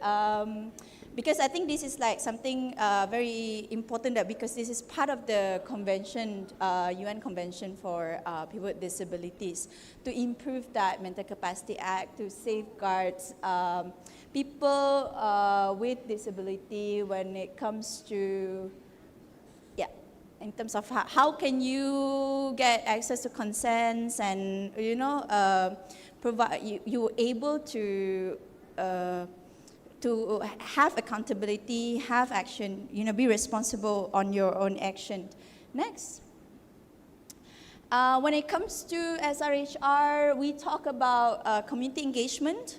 There is need to us to work with the community, with people with disability organizations, to have a specific adaptable and culturally appropriate materials on sexual and comprehensive sexuality education. And I think this is really important because, again, as I said, we don't have enough materials for people with disability when it comes to sexuality education. A lot of them are still non-ableist. It's not culturally appropriate for Malaysian context. And I think it's not very inclusive, it's not accessible. We still have a long way to go around that. Next. Or public health, we need to put in universal accessibility protocols for public healthcare facilities. KKM needs to really step up and address all the gaps. A lot of the hospital in Malaysia still kind of thinks, when it comes to disability, they only thinks about the ramp and also the strips. I think the walking path for people who are blind, right? There's only two things they think about, and they're like, okay, we are inclusive hospital, very accessible. So they don't talk about anything else. There's only two things, ramps and that thing, and then that's it. They're like, enough, we're good, But I think, and it's interesting because we are medical professionals. We learn about this information. We have knowledge. We learn anatomy and stuff, and we're still far behind when it comes to understanding disabilities. We definitely need to have a conversation more with NGOs in terms of how can we co-design services. Because when it comes to sexual reproductive health, it's so important that we understand that that it is a very sensitive conversation, right? It's a very intimate, sensitive conversation. If you cannot, I think it's so important that we understand how it works, the limitations, what are the gaps, or how can we help community to navigate their sexual and reproductive life experience. And I think, I think it needs to be done with the community, with the NGOs, so that we can improve how we offer the services better, because it's also about dignity. So I think I would say that we need to have some sort of co-designing process. And and then another thing is accountability lah, which is in any way Malaysian, we are not there when it comes to accountability. But I think we need to have a system in place where community or patient with disability can have a complaint mechanism. They need to know their rights. What are their rights when they go to hospital? They need to know where they can address their grievance and complaints. And I think hospital needs to be accountable, needs to admit that, yes, we are not inclusive enough. Yes, this is what we'll do. And then feedback to the community and say, we have done A, B, C, D, we are very sorry, this is what action that we have taken. Unfortunately, that is still not quite there yet, but we do have CISPA, which is the complaint mechanism, but I think we still, there's a lot of that needs to be done that really helps us to deliver an inclusive health services to people with disability. Next. I guess the capacity building is just basically saying healthcare professionals need to learn better. We need to be better. We need to have, we need to be trained. Like I've said, we did have some, it's a 1 hour session with a JKM person that comes and tells us about this. I think it's not enough for not just doctors, but also healthcare professionals to just learn about people with disability. I think we definitely need a constant occurrence of, yearly training. So doctors have this thing called as, medical education, continuous medical education, where you need to get certain points in order to renew your license, right? As far as I know, we don't have any topics that are very specific with people with disability, which I think we need to relook at that and think of a specific curriculum that allows doctors to get points that also incorporate chapters on disabilities so that they can get points to renew their license. They need to have, as part of their good clinical practice, to also learn how they can deliver services to people with disability better. And inclusive policy making, we talk about power sharing, we talk about, to compensate lived experience of people who are actually living. And lastly, we have disability action plans that we have done. I think I think Beatrice is probably going to talk about the acts and whatever we have currently in Malaysia. We have a good system. Some of them we do have, theoretically, we do have good system. I think we need to constantly evaluate and audit those, whatever we have, to see whether the system actually works, whether the system actually good, implemented well, but also does it work for people with disability, actually works for them. Next. Okay, I think that's about it from my side. Like I said, there's still a long way to go. There's still a lot of gaps and a lot of things to learn. I would love to have conversation if anyone wants to share about their experience and stuff with healthcare professionals. How can we be better? But that's all I think from my side. Thank you so much. Thank you so much, Dr. Nadira. So now, based on that presentation of the report, we'll open the floor for questions from all of you later on. But first, I'm going to open the floor to the panelists to sort of give a response to the report for now. So first, joining us online is Smruti, who is a Senior Program Officer at ARROW, where she works on mostly systems change interventions for SRHR, grounded in advancing gender justice and intersectionality, particularly with women and girls from structurally excluded communities. For the past 12 years of working across diverse contexts in the Global South, she has engaged deeply at the intersections of gender, health, and rights, bringing attention to the lived realities of communities often pushed to the margins. With a strong focus on sexual and reproductive health and rights, and feminist leadership, disability rights, she has implemented complex programs like capacity building interventions that created spaces for cross-movement dialogues and collaborations that center voices and leaderships from the Global South. So without further ado, I'd like to give the floor to Smruti. Thank you, Dr. Ben. Is my voice audible? Yes. But I'm also getting an echo of my own voice. Sorry? I'm getting an echo of my own voice. Okay, then you... Now it's better, I think. Okay, should I try again? Okay, is it better now? Yeah, you might need to turn off your speaker on your end, yeah, to avoid the echo, yes. Okay. Okay. Um, okay, as Dr. Ben rightly mentioned, I'm Smriti and I'm joining online. I am a South Asian looking person. Currently, I'm wearing a red maroon short of a shirt and I'm sitting across a background of gray screen and wood paneled walls. Um, First of all, really thankful, Dr. Nadira, for presenting the report so beautifully and expressing some of the lived realities through the report and through the presentation. I will, while acknowledging the report, I'll also and also agreeing with the Malaysian context, I'll also take us a little bit through the Asia Pacific or the regional context as well. I'll start with a short story that one of my mentors in the disability rights movement had told me once.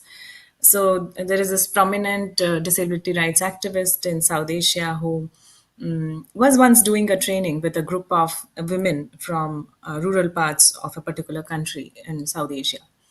And the one question that she asked to the group there is, how many of you have, seen or have come across a woman or a girl with disability? And she was very particularly asking about a woman or a girl with disability. And nobody, responded with a positive answer. And interestingly, in a group of 25 women from the rural part of a particular country, they told that they had never come across a woman or a girl with disability. Um, and and this particular disability rights activist, she infers this as a way of how women and girls with disabilities are often invisibilized. And due to the shame and stigma associated with disabilities, they are often, hidden in the houses. They are not allowed to socialize. And this is a trend across many countries. And this goes as far as women with disabilities, girls with disabilities, queer persons with disabilities, not even counted in the national census. This stigma, othering, discriminations against persons with disabilities is a trend across the world, and sadly is very common across entire Asia Pacific. I was also, reflecting on this incident a few days back, and a lot of the stigma and discrimination that we see against persons with disability often stems across this entire concept of productivity and how productivity is such a key feature around which our society is organized, and that also determines the worth of a person in our society, sadly. And it is concerned again with the efficiency with which outputs, which usually have monetary value, can be produced. And most societies are unfortunately interested in investing the least amount of resources and getting the maximum output. In this ordering of things, you're only as valuable as the monetary valuable outputs you generate. And those who need reasonable accommodations and other investments in building their capacities, or those who do not fit, this productive understanding, such as persons with disabilities, are valued less in the larger scheme of things. And owing to this emphasis on productivity, we are constantly bombarded with the messaging of disabled lives and bodies as being less valuable.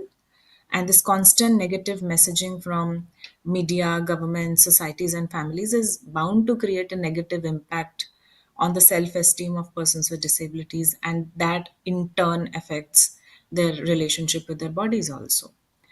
I largely acknowledge the pilot study and the significant facts that it revealed, especially about the consistent gap in knowledge and access to SRHR amongst women and girls with disabilities in all their diversities. While stigma affects all women in Asia Pacific seeking SRHR information, person with disabilities, women and girls with disabilities frequently face isolation, both socially and informationally, with very few accessible resources or guidance. If we look at the entire Asia Pacific through the sustainable goals, through the sustainable development goals, especially if we look through SDG 3 and 5, we are nowhere near gender equity. We are at the midpoint, like we are in 2025, and we are nowhere close to achieving the goals of SDGs, particularly 3 and 5. And I mean, it's a far-fetched dream, and a lot of countries in Asia Pacific are going through this. And when it comes to persons with disabilities, this has become even what we call as double barrier, or this has been more difficult to achieve sustainable development goals, especially 3 and 5 across Asia Pacific. Even in 2025, they're still facing a lot of violence, stigma, discrimination in accessing SRHR. And when other identities are also added to this layer, the barriers are constantly increasing, which is why we are talking about multiple layers of marginalization when it comes to persons with disabilities. And it is important to acknowledge that persons with disabilities can also carry diverse identities. They're not a homogeneous group, and these identities could range from religion, ethnicity, sexuality, caste in a few Asia Pacific countries, geographic locations. Hence, the person is not just identified only by their disability, they carry different identities. And they could have different experiences, and this also leads to different levels of marginalization. The barriers and stigma are layering up, and hence the barrier for accessing services, particularly SRH services, is also increasing into many folds. When Dr. Nadira was talking about the lack of SRHR information that most of the persons with disabilities are facing in Malaysia, I was also reflecting on how this is a very common trend in countries across Asia Pacific. And it is also stemming from the perception that persons with disabilities do not need this information, again, because of the stigma that they are either asexual or hypersexual. Hence, they are never provided with a proper provision of comprehensive sexuality education through proper channels, or even through informal channels like family or friends. If we look at the health sector, even healthcare professionals, health service providers are often found to be dismissive, condescending, and infantilizing of persons with disabilities. And health centers are therefore not accessible. And I'm not talking just in terms of infrastructure, but also in terms of the attitudes, knowledge, and practices that health service providers have. The stigma against disability and gender means that women and girls with disabilities, persons with disabilities, regularly receive negative messaging about their own bodies, about their own abilities, and their own worth from different spheres. This in turn negatively impacts their self-esteem, and there is a need to address this negative impact of socio-cultural messaging and highlight the contribution of persons with disabilities. This low self-esteem can usually also have a negative impact on how they negotiate SRHR decisions. For example, a person with disability, may hide their disability from their sexual partners for fear of rejection, or may be willing to have unprotected sex against because they value the need to be loved more than their own safety. If we look at persons with disabilities from the reproductive justice lens, they're far left behind. There is no autonomy of decision making. regarding their own lives, be it reproductive rights like producing children, using contraception, having partners, getting married, even adopting children. So all of these decisions are again stemmed due to multiple stigma and internalized ableism. Although there are although like in certain countries there are policies which are enabling, few selected policies which are enabling, but implementing these policies has again been difficult due to ableism and stigma that are present in various stages. um, I also wanted to highlight some of the work that Arrow has been doing on the nexus of SRHR and disabilities in the Asia Pacific region. We also have developed certain modules, and we also work in the advocacy spaces. In 2024, along with some of our partners and individual disability rights activists who we work with, we were we were reflecting on the monitoring aspects of the Sustainable Development Goals. And because we do a lot of SDG monitoring and are engaged in the process, we were thinking how much of this SDG monitoring is happening through a disability lens, and we found huge gaps. Because I see, like from whatever I can see on the stage, I see a lot of, boxes of the different SDGs being placed on the stage right now. So I also want to highlight how persons with disabilities are perceived when it comes to and how they are included or not included when it comes to monitoring the sustainable development goals. And it is true that across Asia Pacific, most of the time they are not included in the process of reviewing the agenda of 2030. They don't receive information regarding the networks, bodies, and groups which are involved in the review process. Often the dissemination channel is inaccessible and is not the right way for persons with disabilities to access the correct information.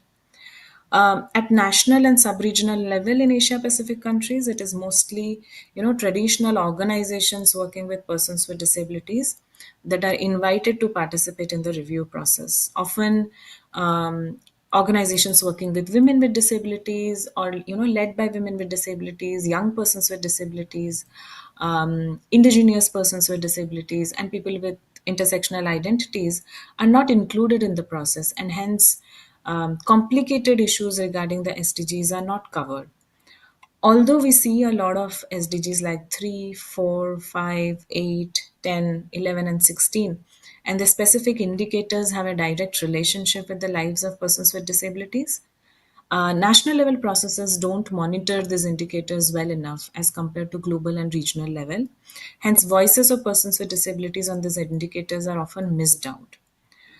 These indicators have been designed from disability lens, but holistic data collection doesn't give an account for disability segregated data, and hence persons with disabilities often cannot comment on the same.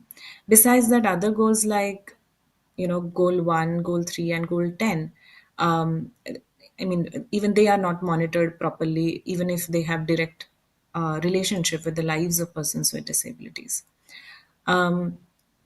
Some of the selected countries that have set up monitoring committees to review the sustainable development goals often also do not include civil society organizations in the process due to the inherent biases, and hence organizations working with persons with disabilities are also left out.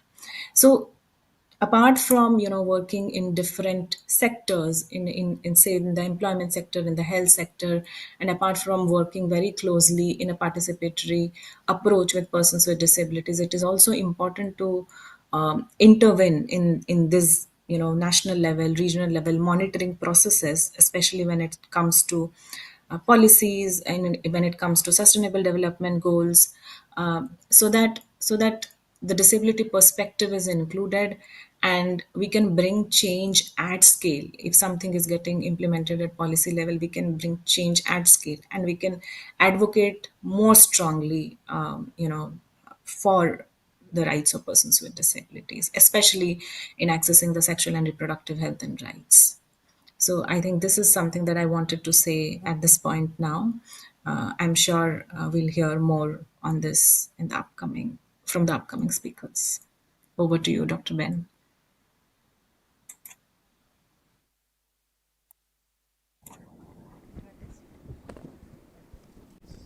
Hello. Okay. Thank you so much, Smriti. And yes, that was a very good presentation. And thank you for sharing your thoughts and also for the struggles that we're also hearing on a much more regional level, especially when it comes to lived experiences of women with disabilities at SRHR. Okay, I'd like to go to our next panelist, which is Beatrice Leong. Beatrice Leong is a Malaysian autistic gender disability activist, writer, and documentary filmmaker whose work centers the rights and lived experiences of women with disabilities, including autistic women and those with psychosocial or intellectual disabilities. She is a current member of the Majlis Kebangsaan bagi Orang Kurang Upaya and contributes to regional and global policy processes through UN Women, Women Enabled International, TCI Global, and the Malaysian Gender Budget Group. She also serves on the board of advisors for the Disability Justice Project, a global media and advocacy platform. Her advocacy is shaped by her experiences of misdiagnosis, institutionalization, and psychiatric coercion, grounding her commitment to CRPD-aligned reform, inclusive design, and trauma-informed systems. With more than a decade in documentary and content production, she uses narrative as a political tool to push for visibility, accountability, and structural change for women at the margins across Malaysia and the wider Asia Pacific. I now pass the floor to Beatrice. I am just a person with a lot of opinions. Okay, I think I wanted to also really start off with maybe pointing out or illustrating an analogy to make us understand between why gender and disability is such a huge issue and why it cannot be seen as two separate pillars. So if we think about it, let's say you live in a home, right? Or in a house, in your house, you've got 3 rooms. One room has all of your shirts, another room has all of your trousers, another room has all of your inner garments. So to get dressed, you actually have to go into every single room, and you can only put on one piece at any one time. So say you are a woman getting dressed. For you to achieve, a woman with disability getting dressed, and you are trying to achieve getting dressed to go out so that you're fully clothed, respectable, and the police doesn't arrest you, you have to go in through one room to another room and half dressed getting into the next room before you can walk out of the house.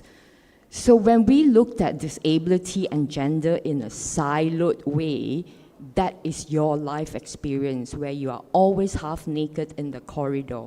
So I'm very, very particular when we talk about gender and disability advocacy and activism is about where are you at the corridor and how much clothes you have on, and that in itself is a very, very unique position and a lens into looking at different issues, which is almost like in all of the 17 SDGs that we see, where is my PWDs? Because life doesn't work that way. My life is spread across the 70 pillars in the SDG goals. So where do we go on and start with, or where do we end up with first? So that really is a lot of the work. And what I wanted to draw on from the report is a lot of the silence in identifying and our lived realities of that intersectionality between the gender and disability. And it is so often misunderstood because it doesn't become a checklist. Because your life, like you don't wake up today, I'm gonna decide only to take care of my health today. I'm not gonna go to work because that's another pillar that I'm gonna look at, so I can build accessibility into that much later. So I want to come into this conversation with all of you holding that in mind, and not just as someone with a lived experience or someone who's just an advocacy and activist, but I also want to come in with a broader look of having spent in the last 5-6 years working in especially national and global policies for the hidden disabilities movement, and as well as a new term that I maybe want to think is the mad thinking, which is actually, and this is especially important because when we talk about healthcare access, mental health access for these persons with disability, 70% of us goes in for a mental health condition and a psychosocial disability. It is not because of a physical disability. So that is something we need to recognize of how large and how silent that data had been even in collection, and that also is clearly pointed out on why you don't get these people who comes in to report to you because you don't talk about it. If you don't build the pathway, you don't have a point of reference, there is no way we will ever get data, and that's the invisibilization of data that Dr. Nadira had beautifully pointed out as well. So when I was reading through this report, some of the lenses that I was looking at was also, I was reading it from a lived experience. I find it really hard actually to read, especially some of the first few sections, because they were very personal accounts to it. And that also tells me that, and I'm a Chinese woman living in Kuala Lumpur, although I'm from a smaller town in Borneo, but I live in Kuala Lumpur. But when I was reading through the experience of people from Sabah, there was also an indigenous person, and people who were living in the outskirts, we all experienced the same amount of discrimination, we experienced the same amount of inaccessible barriers to getting healthcare, and the same kind of attitudes from the healthcare workers towards our concern. And sometimes information that we think that if you live in an urban area is a lot more accessible. I've never learned about period. I've never learned about safe sex till maybe I was 23 and I was panicking because I was about to have sex with my boyfriend then. So I think this is, also on top of that, I also want to highlight, you would think that these are issues that are from 30 years ago, but it's not. I'm 41 years old today, about to be married, and the process, because I'm marrying someone who's not Malaysian, the process of registering includes our healthcare, includes registering a visa, and includes of also naming me also as a dependent because I hold the OKU card. There are other administrative barriers. These are things that you don't see. To look for a doctor to actually take on our case so that we can register with no barriers at KDN. That is a barrier we don't talk about as well for people with invisibility, because even at 41 years, and even with how visible am I in advocacy, I still get doctors who tell me, are you sure you have autism? And here am I showing you that I sit on the National Council of Disability, and I still have doctors who ask me the same thing and think that maybe it's just a mental health condition. So these are issues that are persistent across life stages, and it's the same foundational values. And the second thing that as I was reading through the report through the lens, I was also looking at the policy. And you can see how rights and a person with disability rights has been interpreted in different way because of the multiple contexts. And because the report is written in Malaysia, I think the way it was interpreted was also depending on geographical, race, and also family values, because a Malay Muslim family in Kuala Lumpur is very different from a Malay Muslim family in Kota Baru as well. So you can see that how all of this were also interpreted in how people were perceiving information, and therefore it influenced a lot of the healthcare worker rights into how am I going to disseminate that information across to a person with disability, and then it becomes very uneven in the implementation.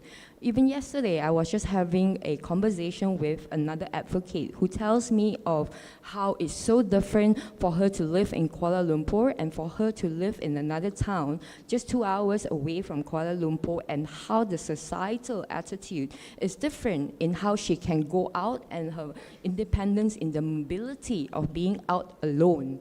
So I think this all matters, and that also is something when we read reports that are located in a country like Malaysia, who's also multilingual.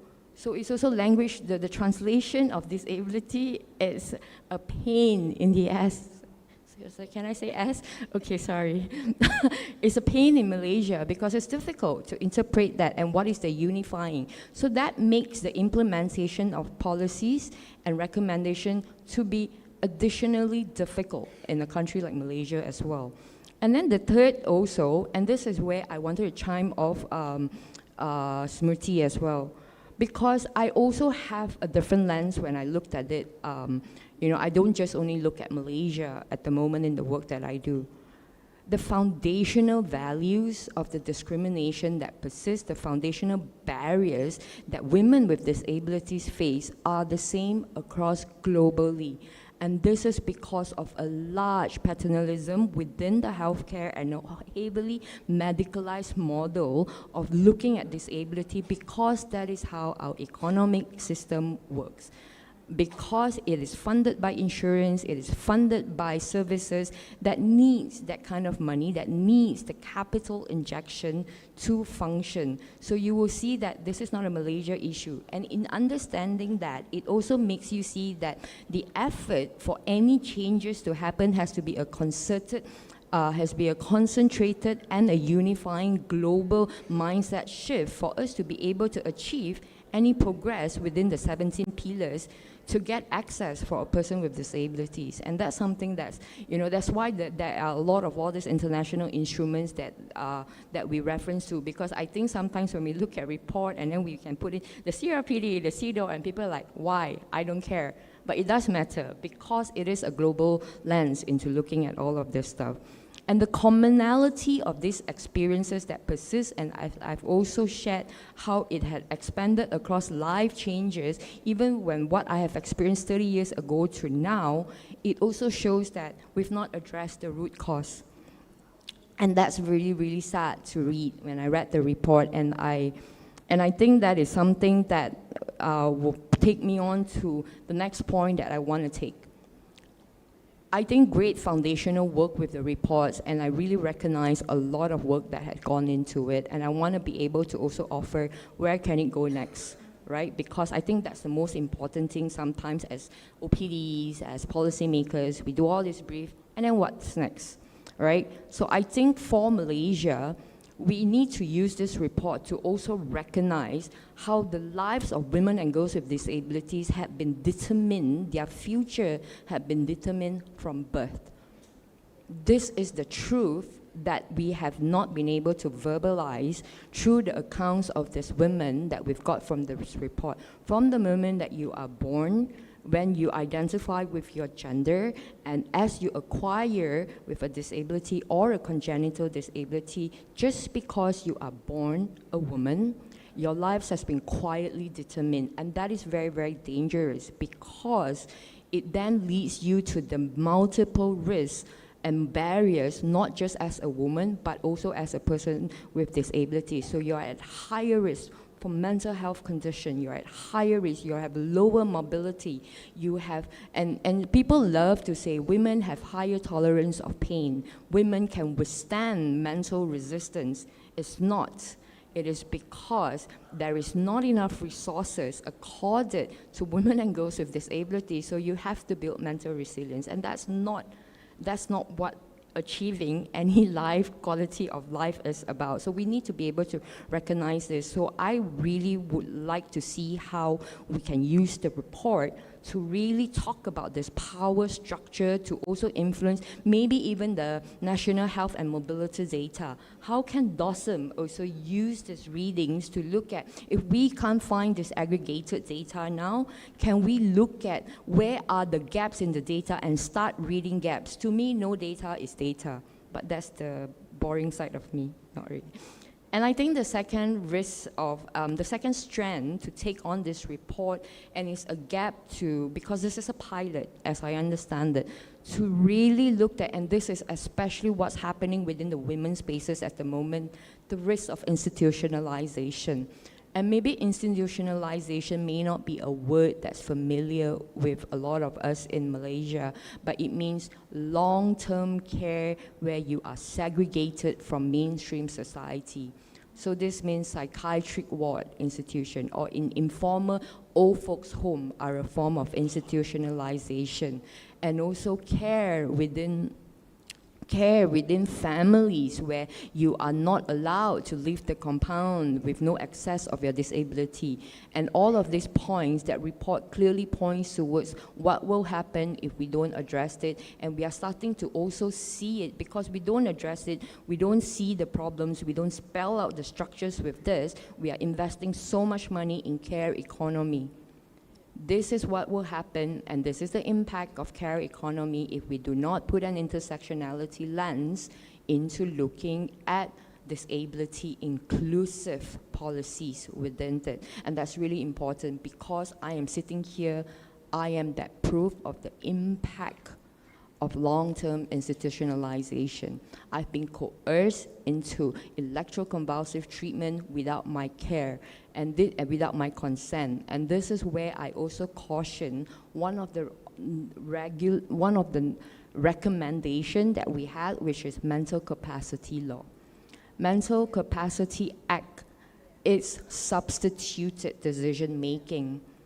And I really caution how do we approach it, especially with an aging nation and with a wider population of persons with disability, because women have this large gap, because not only are they caretakers within the care economy, they are also not receiving that care themselves, so they are at that risk. So they can be announced and declared mentally incapacitated very easily by someone else, because of how misunderstood we are. So it's really a cautious move that we really need to address with a lot of care. I know the draft is in the working, I've read it, but yeah. So I think I just want to summarize it up, like really the theme of our sessions really is the double barriers. We really cannot look at like women and disability as siloed, you know. I also look at like organizers and how do we do FGDs, how we do reports. Let's stop doing things like, oh, let's look at the women's issues first. Then we look at the PWD issues, because it doesn't really work like that. And even within the acts and the reform, Malaysia is at the cusp of trying to do a lot of reform, which is great. Good intentions is always great. You know, but I think this is also that opportunity for OPDs, for CSOs to really make their voices heard of, I don't want you to just talk about healthcare issues. Healthcare worker issue is a disability issue. Digitalization issues, bullying online, it's a disability issue. So I think there is that part of dismantling that double barrier so that we can actually move further into real progress. You know, I don't think we will, I don't even know if I'm going to should say this, I don't think we will ever achieve our SDG goals. I don't think so. But I think we need to show progress. And the one thing that I really believe we can do today, put women and girls with disabilities in the decision-making space, put them into power spaces, dismantle all of what you think you know about sitting at the table, and give them a voting right so that they can. Because just last year at our regional intergovernmental consultation for B30, which is a great, the 30th anniversaries for the Beijing Declaration and Convention, right? The appalling numbers of women and girls with disabilities in political position is so sad, and you wonder why we don't have laws to protect women and girls like me. Yeah. Thank you.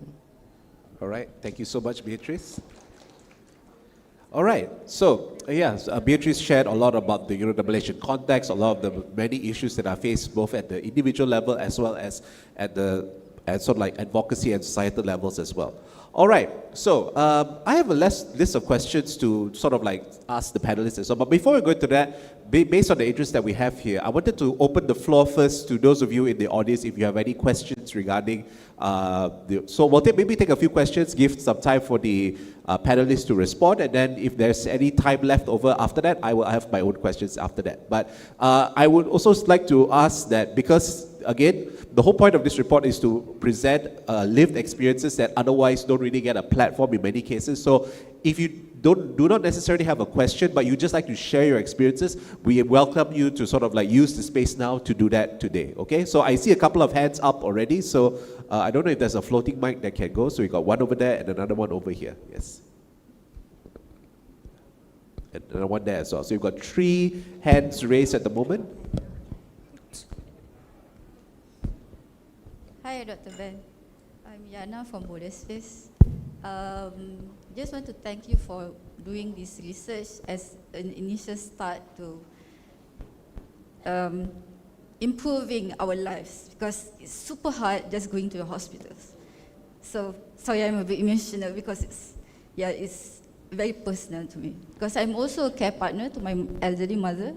So it's doubly hard when a disabled woman who is single is a care partner.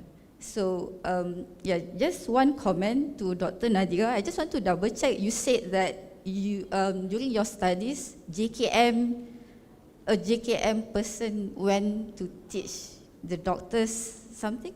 Can I just double check what you said?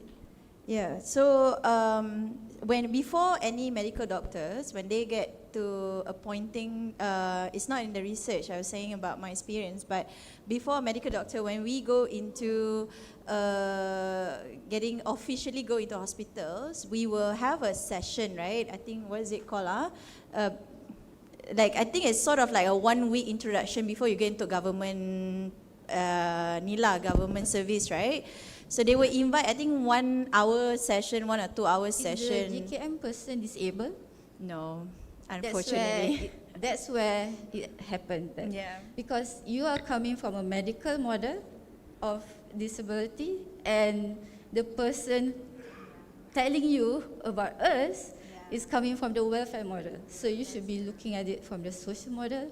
So we discussed a bit. I'm not sure whether I got this right. This is just a recommendation. Maybe you can suggest in a future report to add in disability equality training as part of the curriculum for doctors in training before they actually meet persons with disability. Because for the social model is that we are disabled, but it's not just like another identity. I'm using a wheelchair, I'm disabled, I wear a hijab, something like that. It's an identity, and we are disabled by the barriers, society and physical, So that's just one comment about the report. So my question, can I continue my question? Yeah, okay, sorry about that, taking some time. So my question is to Beatrice. So Beatrice, since you are sitting on the Majlis Kebangsaan bagi OOQ, can I ask this super hot question, which has been asked around for more than 3 years? What is the status of the National Disability Action Plan 2016-2022? When can OPDs get access to the report? And we are 3 years on without a new National Disability Action Plan. Any update on that? Thank you.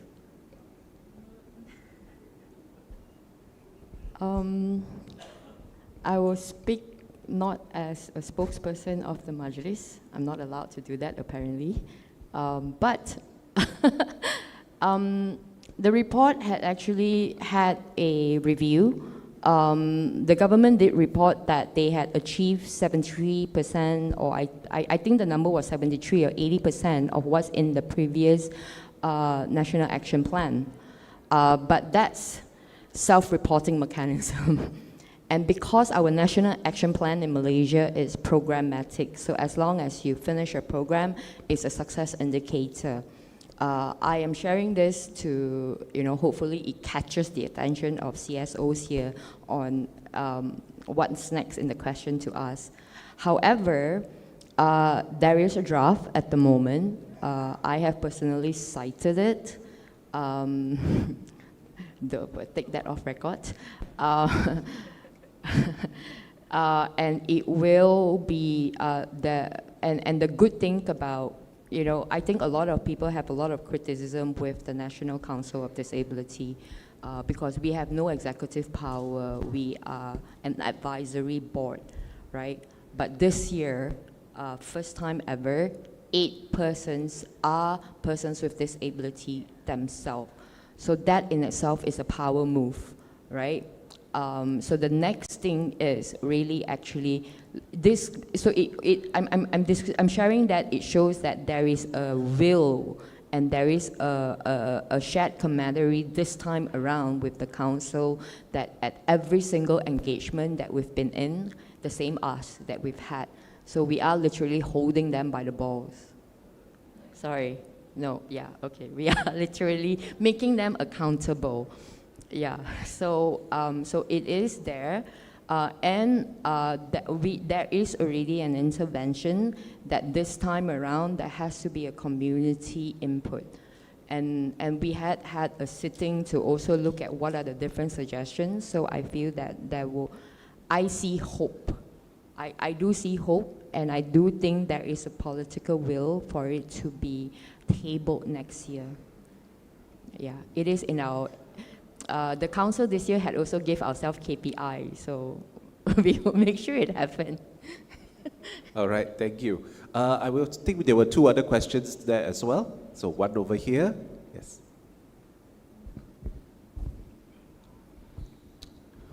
Good morning, panelists. I'd like to ask simple question. Hi, sorry, can you introduce yourself? Oh, Yes. hi. My name is Al from IIUM, a university rep for student with disability. So I would like to know, how can we create more awareness for people with hidden disability, learning, deaf and mute, and how can we stop the infantilization of people with disability so that people stop treating people with disability like a kid rather than a full-grown adult who can make their own decision? That's all from me. Thank you very much. All right. Would anybody like to answer from the panel? Actually, the report addresses this. So have a read at the report at one of the accounts. I think she clearly illustrated that. So that's one. Number two, yesterday there was a really, really exciting publication by Content Forum Malaysia. There is a disability inclusive language guideline that is now out. Although it's a language guideline that's supposed to support media and broadcasters, but I think I personally worked on it together with two other colleagues with it.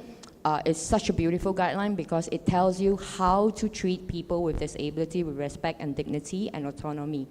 And also the third comment is, an invisible disability is only invisible until you actually put words into it and a language into it. So the more we talk about experience, the more we document about the experiences, the better everybody would know what are the experience of invisible disability. Then it's no longer really that invisible anymore. Yeah, I just want to add, one of a good suggestion from one of the passengers now was that we really need, I think as in healthcare professional, we just need to learn better. I say this because I do learn anatomy. I learn, I learn psychology, or not psychology, but psychiatry as a subject. We learn about brain and stuff.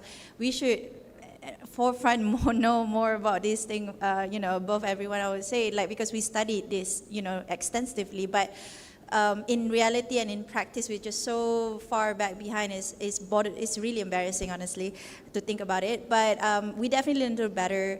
And I also think that, don't be shy. If you you live with disability, I think in Malaysia we have this thing about like a people pleaser bit, like some of us at least for me sometimes, right? And I notice also with patients with disability in wards. I work in OBGYN department. Sometimes when they're pregnant, they just sort of accept whatever doctors say and whatnot, right? And I think don't be shy to ask more information and to call out if they, say wrong things and whatnot. I think we do need to have more awareness about your rights and what policy in place and whole system or institution accountable to provide that space for you, and don't be shy. Yeah. So I think it's for me, I think from healthcare profession side, I was like, we really need to learn to do better. That's it. Yeah. I think an add-on comment to that, right? For people with disabilities in dealing with doctors, you live with your disability for your entire life. You're the expert of your life. The doctor learned about autism in 2 chapters, so they are never going to know enough about autism. Yeah. All right, thank you. We have any more questions? Okay, 1 over there and 2 over there. So we've got 2 more hands up. Where's the floating mic? Yes, 2 in the front here.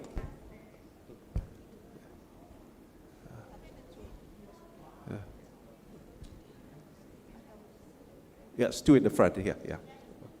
Sorry. Where's the?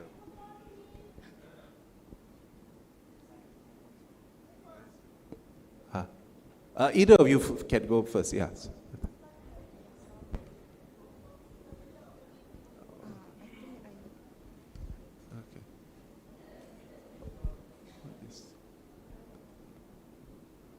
Do you want my microphone?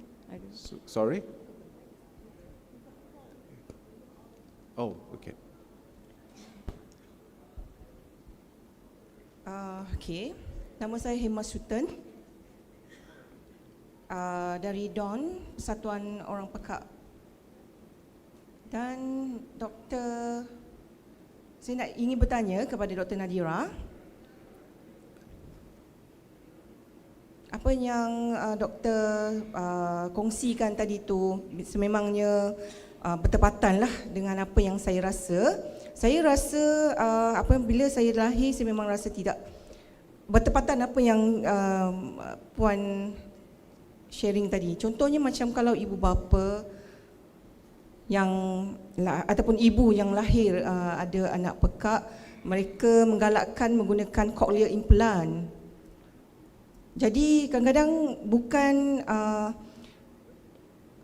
anak itu yang ingin membuat keputusan, tetapi ibu bapa yang membuat keputusan untuk anak pekak ini. Jadi manakah yang inilah di dalam Malaysia ni itu yang berlaku. Bukan orang pekak itu sendiri yang membuat keputusan. Ya, saya fahamlah. Dan saya saya cakap tadilah dalam dari segi apa yang saya pernah interaction saya pernah ada, memang ada banyak macam doktor kadang-kadang tak nak cakap sendiri dengan pesakit. They don't want to talk with the patient with disability, and that's one. And second, they just assume people don't understand. They make this decision for the people with disability. That's second. And third, there is this sort of it is basically back on the second point, is that infantilization and also sort of the stigma around people with disability that either they are not sexual, or they shouldn't be sexual, they shouldn't have relationship, they don't understand intimacy, and also they shouldn't procreate. Right, and this is across history and many different countries. There is that forced or coercive contraceptives that, and I've heard from one of the patients themselves. They don't understand. Doctor told me to take this. I never have kids since, but I want kids. I've been trying. I said, Madam, if you take if you take implant on, of course you're not going to have kids. And she said, oh, I don't know that. Doctor told me to take this, and I don't know that I couldn't have kids because I took this. And then when you look into it, they say, oh, madam, you are deaf. Why would you want to have more kids? Because then you'll pass down your deafness to your children. You know, that idea, and it's sad, it's terrible, I think, and I hope, I'm genuinely very sorry if you have encountered that, but we really need to do better, and I think educate and put healthcare professionals accountability on this kind of practice, because this is really against forced sterilization, are really against human rights. Forced coercive sterilization or contraceptives, really against human rights. It shouldn't happen, and this is something that you could collectively report and get government accountable on those practices, because it shouldn't really happen. All right, thank you. I believe we have one more question. Yes. Oh, a follow-up question?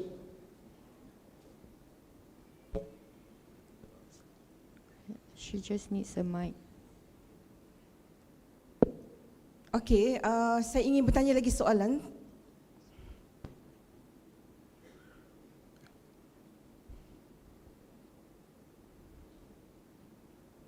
Sememangnya kes apa yang orang kata terkenal di dalam Malaysia dan juga di luar negara juga, cochlear implant, betul, sebenarnya pihak kerajaan ada juga menasihatkan agar setiap organisasi ataupun persatuan mana-mana kan, mereka macam contohnya macam di persatuan atau organisasi lain, mereka tidak digalakkan ataupun tidak digalakkan untuk membuat cochlear implant sebab mereka dilahirkan pekak secara naturalnya menggunakan bahasa isyarat, dan ada kalanya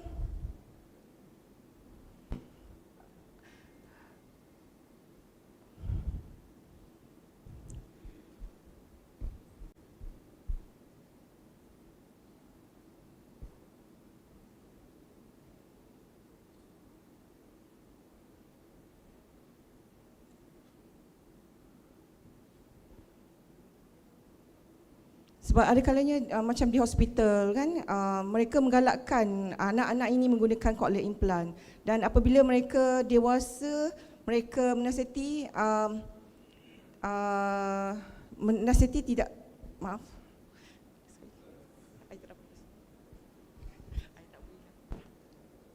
maaf ya, saya akan ulang soalan saya. Baiklah, berkenaan soalan saya tadi berkaitan tentang cochlear implant. Ibu bapa yang melahirkan anak-anak yang cochlear implant dan berjumpa dengan doktor. Dan kadang-kadang doktor berkata bahawa mengikut nasihatlah doktor untuk sama ada untuk mendapatkan cochlear implant atau tidak. Tapi hak untuk kanak-kanak untuk menentukan sama ada mereka ingin mendapatkan cochlear implant itu, bagaimanakah kita mempertahankannya? Sebab katakanlah MOH atau Kementerian Kesihatan kata dia tidak boleh mendapatkan cochlear implant ataupun boleh mendapat cochlear implant, dan nasihat yang diberikan kepada ibu bapanya, apakah ekspektasi atau jangkaan untuk anak yang telah diberikan atau dipasang dengan cochlear implant ni, banyak lagi kesedaran ataupun pemahaman yang masih kurang.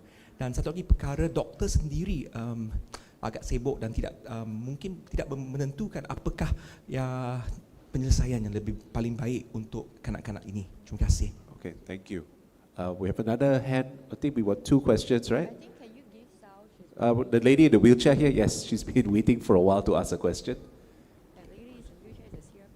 Yes. Thank you. Yeah, I take note from panelists. The critical matters for women with disability in Malaysia include gender-based violence, in particular forced sterilization, forced institutionalization, and forced medical intervention, and also significant barrier to accessing essential services like healthcare and justice, and also include economic marginalization due to a lack of accessible employment opportunity, and also they face a multiple form of discriminations from a lack of accessibility and social stigma, as well as underrepresentations in decision making. So my first question, please tell your practices, how do you update these critical matters to the governments? And the second matter, according to the Convention on the Rights of Persons with Disability, Article number 6, Women with Disability and its general comments suggests adopt measurable targets for gender parity in decision-making or leadership roles, and adopt measures to implement a deinstitutionalization guideline, which is adopted by the Committee on the Rights of Persons with Disabilities several years ago, and also the state party review and revise national relevant laws, policies in line with the Convention on the Rights of Persons with Disability to better eliminate those violences and discriminations. So any of you working, please share towards measures to ensure, first, reasonable accommodations is provided to women with disability in the workplace, providing reasonable accommodations subjected to discrimination on the ground of disability. And disability assessment is based on social models rather than medical model. And thus the National Action Plan responds to these critical matters. And then from B, we think, and I have learned that there are 8 persons with disability included in the committee. How many women are there? And is there any gender parity policy within the appointment policy? I mean, inside the appointment policy. And then from you said that really encourage organizations or persons with disability and individual with disability, include women, don't to be shy to share relevant information and story, whatever. My question is, in which channels do you have the safety friendly space channel for them to share their story, their needs and discrimination, and their including lived experiences? And also, we are not patient with disability. Please identify. We are person with disability. Person with disability is not a patient. We are person who have individual identities. And last one, do you work towards advocacy or acknowledgement or awareness raising with the government and relevant agency to promote disability assessments based on social model and repeals the assessment based on medical models? Thank you. Okay. Take away medical model. Yeah. Okay, thank you so much. Why don't I just give there was a lot of questions there, so why don't I give the floor to Beatrice and then Nadira, and then we'll wrap it up for today. We've only got like a couple of minutes left, just also together with the closing remarks. Yes. Well, I'm trying to recall executive functioning problem. It's okay. How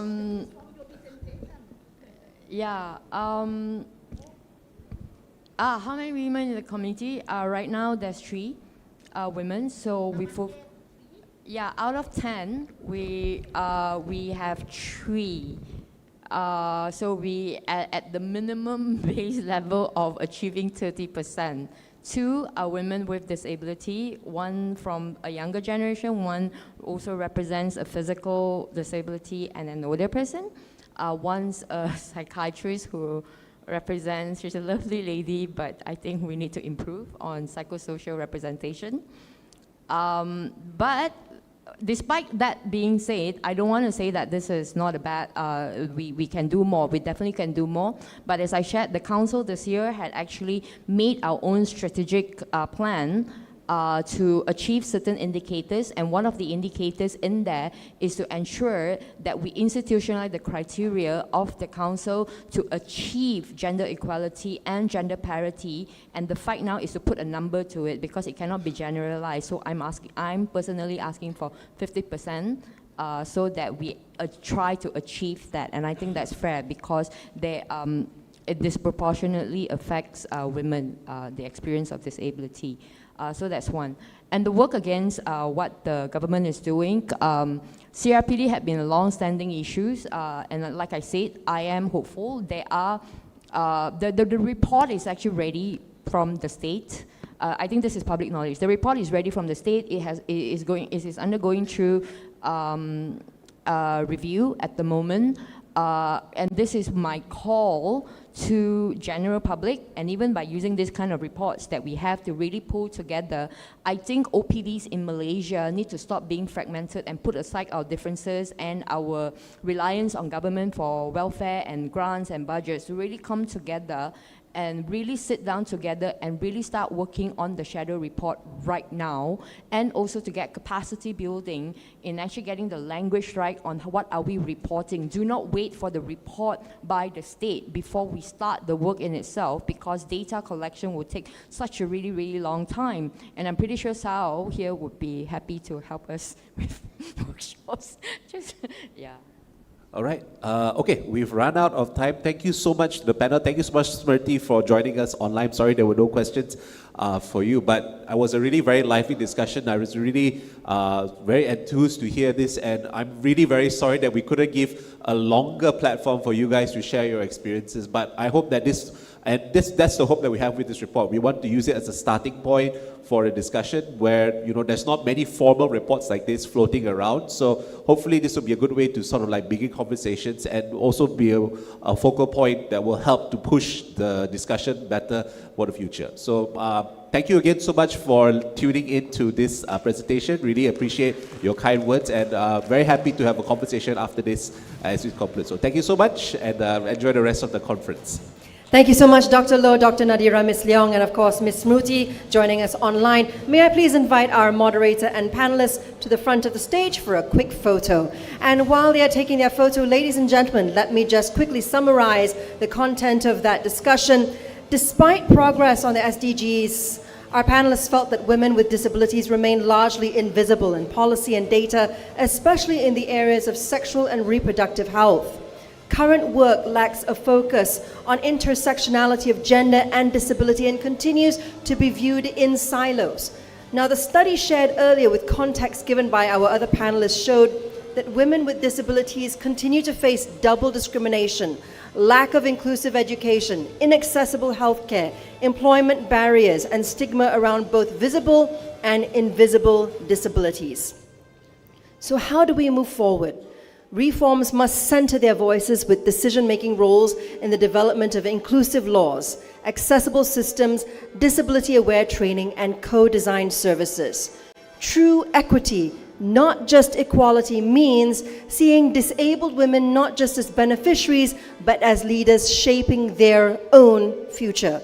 And ladies and gentlemen, I have to admit, I myself, as a non-disabled woman, am learning so much from all of you and realizing only now my own lack of sensitivity and internalized biases, which I was not aware of until this conference. And for that, I thank you, and I am now committed to do better.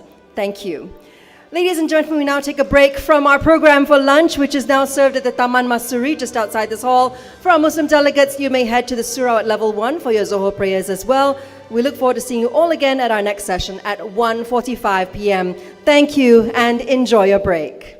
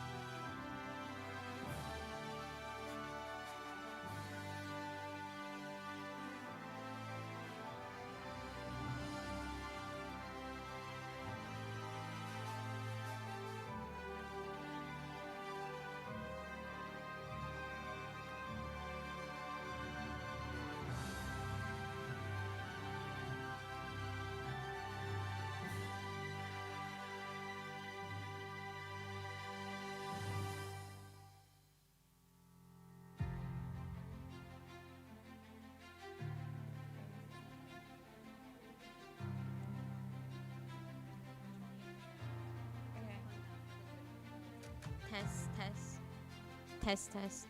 Oh, I have to go pretty near, so I have to. Yeah, no, I can move it. Yeah, I can move it. Test 1, 2, 3. Okay. Yep. Yeah, I'm here. It's just gonna block my face. That's it. 2. Test, test, test.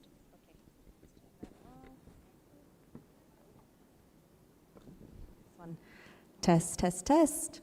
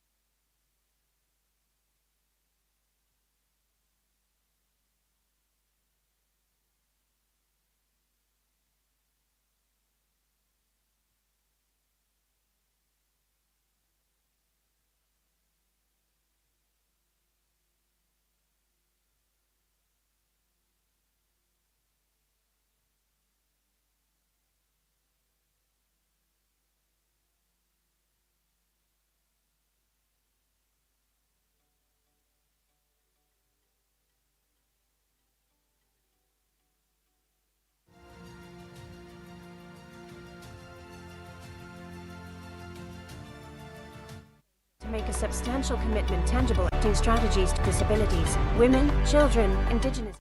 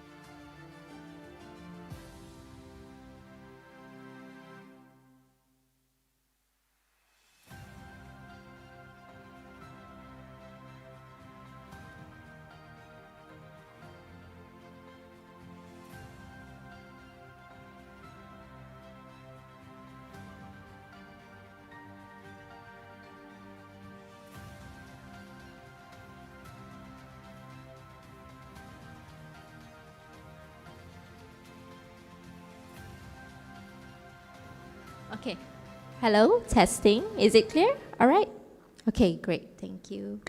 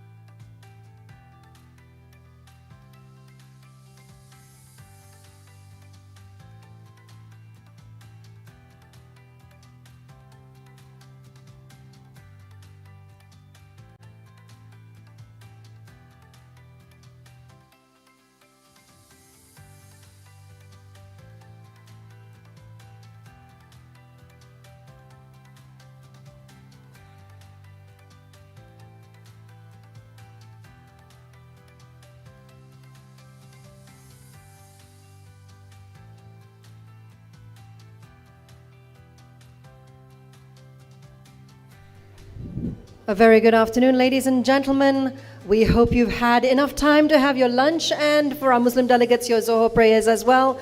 We will be starting in approximately 5 minutes, so if you could kindly take your seats, get comfortable, and if you can help do us a favor by contacting your colleagues who may still be outside or at the surau and inviting them back into the hall to join us so that we can start on time. Thank you so much, ladies and gentlemen.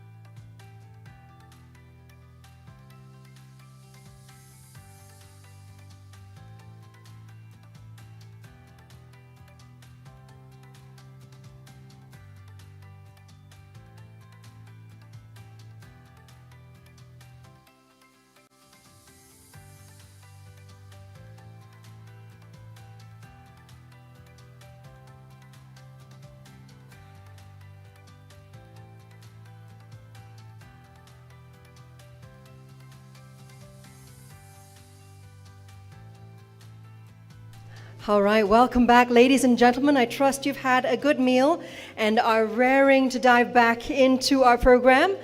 For session 7, we'll be hearing from our next generation of change makers, our voices of the future, the youth with disabilities leading change.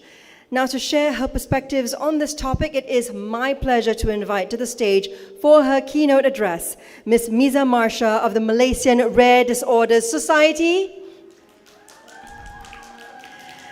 For the last decade, Miza has been an inspiring disability and rare disease advocate living with spinal muscular atrophy. She began her advocacy by raising awareness of her own condition and has since become a leading youth voice in the rare disease movement.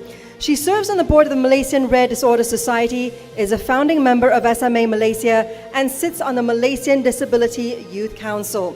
Miza is also a UNICEF Young Leaders alumna and currently a fellow with Rare Disease International's Youth Leadership Program. Just this year, she delivered remarks in Geneva during the adoption of the WHO resolution on rare diseases. Ladies and gentlemen, please welcome Ms. Miza Marsha. Thank you.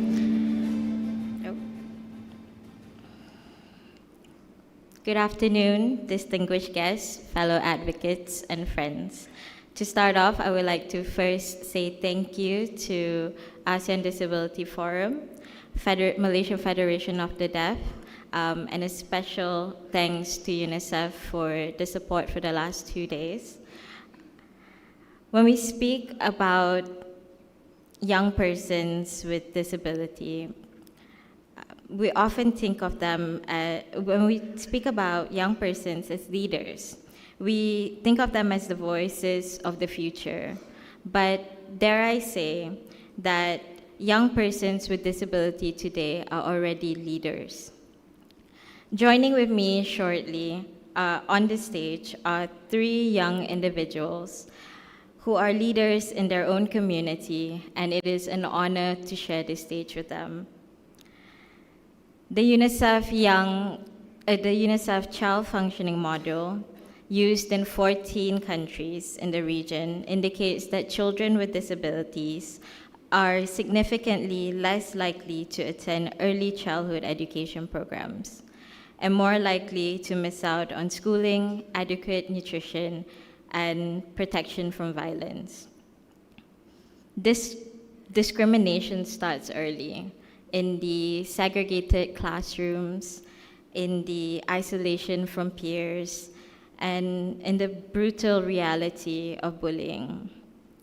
And even for those of us who overcome these childhood hurdles, once we enter adulthood, there's still a lot of uncertainties about getting employed, being able to sustain the cost of living on top of the cost of medical and accessibility needs, or gain independence in any sense of the word, which makes adulthood feel so out of reach.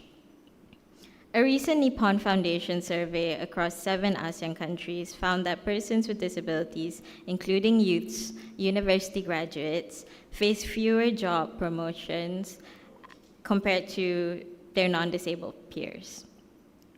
There are many of my peers today who hold not 1, not 2, but multiple degrees, masters, PhDs, and yet they are still not able to even get into the interview room. There are many initiatives in place by governments, private sectors, to train and coach individuals with disabilities, and even hiring incentives. Despite all that, we are still unable to get hired. And when we finally do get employed, we are often paid minimum wage or less than our colleagues, despite our qualifications, and sometimes even over qualifications, having to compromise on our accommodations, face discrimination, and used as tokenism for a diversity hire. The question we must confront is not about our readiness. It is about the system's readiness. It's a problem that we are not prepared Or is the truth, whether it be education, workplace, economy, politics, social, with its rigid system and ingrained biases, is simply not ready for us? We must also confront a with reality within our own community, the hierarchy of disability. Those with visible common disabilities often fight for a seat at the table. But those of us with rare diseases like myself and invisible disabilities are often still fighting to find the building. We must face a dual challenge: educating the world about conditions they have never heard before, while simultaneously demanding for the same rights and accommodations. True inclusion means breaking down these internal barriers as well. Our movement's strength lies in its diversity, and our policy must meet the needs of the many, not just the most recognized. The data from UNICEF and the Nippon Foundation paints a clear picture of the gap between where we are and where we need to be. This is precisely why the roadmap that the Disability Inclusive Framework provides is so critical. But a roadmap is useless without the right drivers. We, the young persons with disabilities in this room, are those drivers. We are not passive beneficiaries of this master plan. We are its essential collaborators and implementers.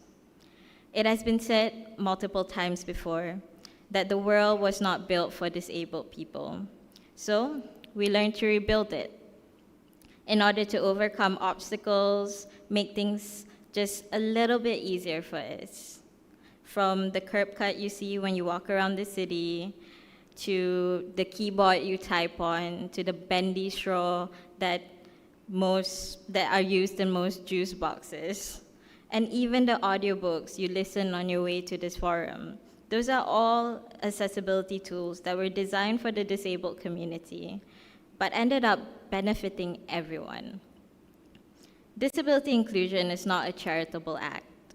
It is an engine of innovation. Accessible design does not just solve our needs.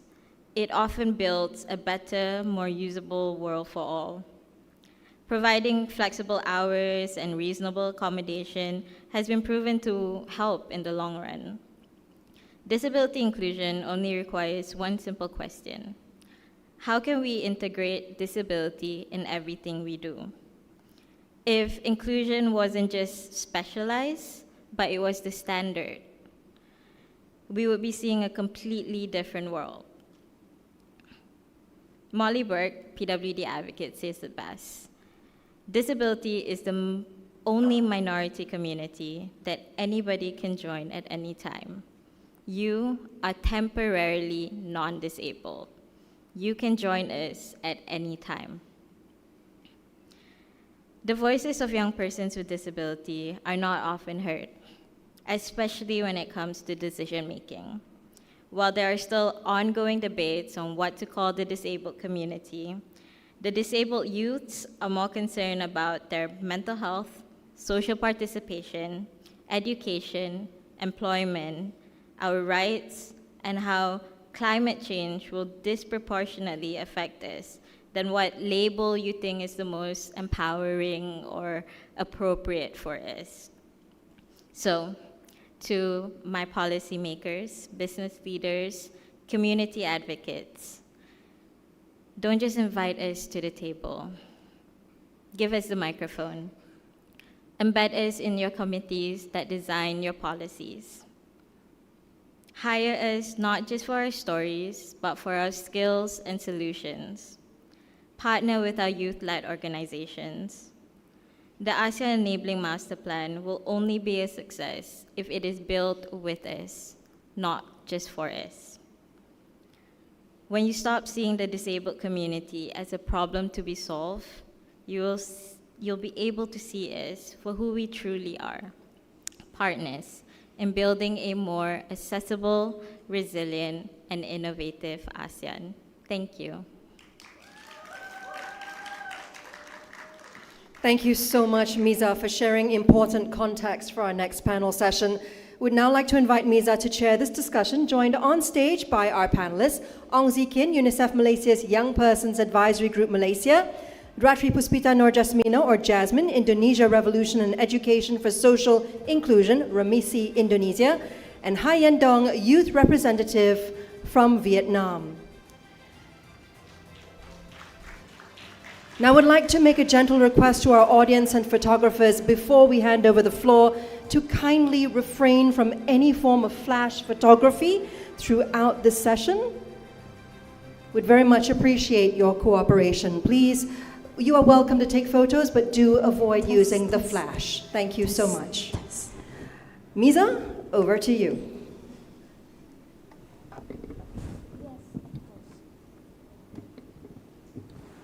Hi, thank you everyone. There have been many discussions that have been had these past 2 days. The voices of lived experience help provide context on the reality of where we are today. I've opened up the conversation on young persons with disability, but my panelists here today will dive deeper on what matters the most to them and the work that they do. To start off, I would like to go straight to Zikin. Please tell us a little bit about yourself and the work that you do and your passion in this digital inclusion. Over to you. Hello everyone. My name is Ong Zikin. I'm 19 years old and I'm currently studying Foundation in Arts and Account Management in University Tunku Abdul Rahman, Utah. I'm a member of the UNICEF Young Persons Advisory Group, and I was the former co-founder of Silent Unity. It's an organization that advocates and empowers deaf youth and increase mental health awareness. I was also the vice chairman for the Children Consultative Council with Suhakam. And I aspire to be the first deaf lawyer in Malaysia.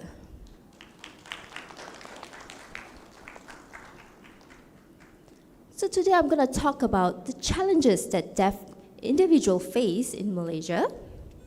Firstly, I'm going to talk about digital inclusion, and secondly about mental health. About digital inclusion first.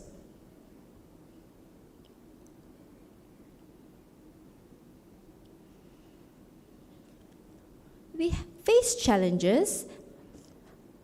For example, influencers and content creators, when they create content on social media, they don't recognize the importance of positioning of closed caption. Sometimes the words that they use are also very complicated. As a deaf person, I can only understand the limited vocabulary. So sometimes when I watch these contents, I don't understand, which leaves me behind from getting this information. Another problem that I face on social media is there's misrepresentation of the deaf community. As you can see, some people, they learn sign language from social media and they try to copy it, but they do not attend formal classes to learn this sign language. And they just try to copy it on their own social media, but sometimes it's like mocking us and it doesn't respect the deaf community. So when I am actually communicating with sign language and them mocking it, also there are some businesses that hire deaf individuals to do video promotion for their products. So on social media, when you see a deaf person promoting it, the businesses think that the viewers would sympathize with the person that's promoting it. And it will be seen from the lens of pity. it's like teasing us, and we really do not like that. Now, relating to mental health. Currently, there are no mental health professionals that are able to communicate in sign language. There's also insufficient competent sign language interpreters. So with these two scenarios, it really affects us. Because if there's no competent sign language interpreters, usually we'll get someone that we're familiar with. But how do I express myself freely then? Because I feel like I do not have privacy. Secondly, the society lacks awareness on the deaf community and the deaf culture. So we often face unfair treatment, discrimination, which makes us isolate ourselves. We don't feel heard, and we don't feel seen. That's why sometimes we just prefer to keep things to ourselves than expressing it, which then affects our mental health. Let me share with you my experience. I did not have access to sign language interpreter then, and sometimes you'll lose, because you will lose my privacy. But what does that mean? Let me share with you what happened in the past. When I was in high school, I did a mental health assessment, and the results was concerning. So my teacher advised me to go to the hospital, and my teacher accompanied me as an interpreter, because back then I didn't have an independent sign language interpreter to accompany me. So my teacher followed me to the hospital, and I just expressed myself. My teacher became the interpreter for me. When we came back to the school, we met 3 other teachers, and the teachers asked us, "Where did y'all go?" We said, "Oh, we went to the hospital because Zike needed to see the psychologist." The 3 teachers were like, "Oh, have you gone crazy?" And I felt humiliated. I thought, was it wrong for me to see a psychologist? So that was a really bad experience.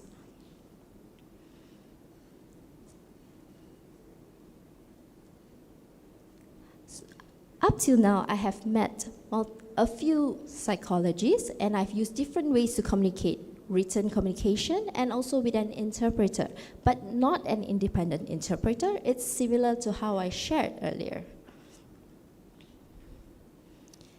And I prefer to have an interpreter because I'm able to express myself using my preferred language, which is sign language, instead of writing.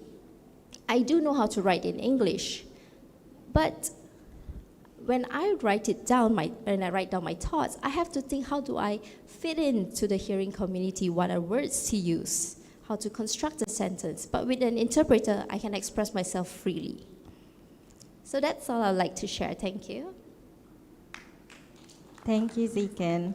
I think you shared a very important point, that the barrier in communicating often result in isolation and misunderstanding. And I think it's something that all of us here on stage even have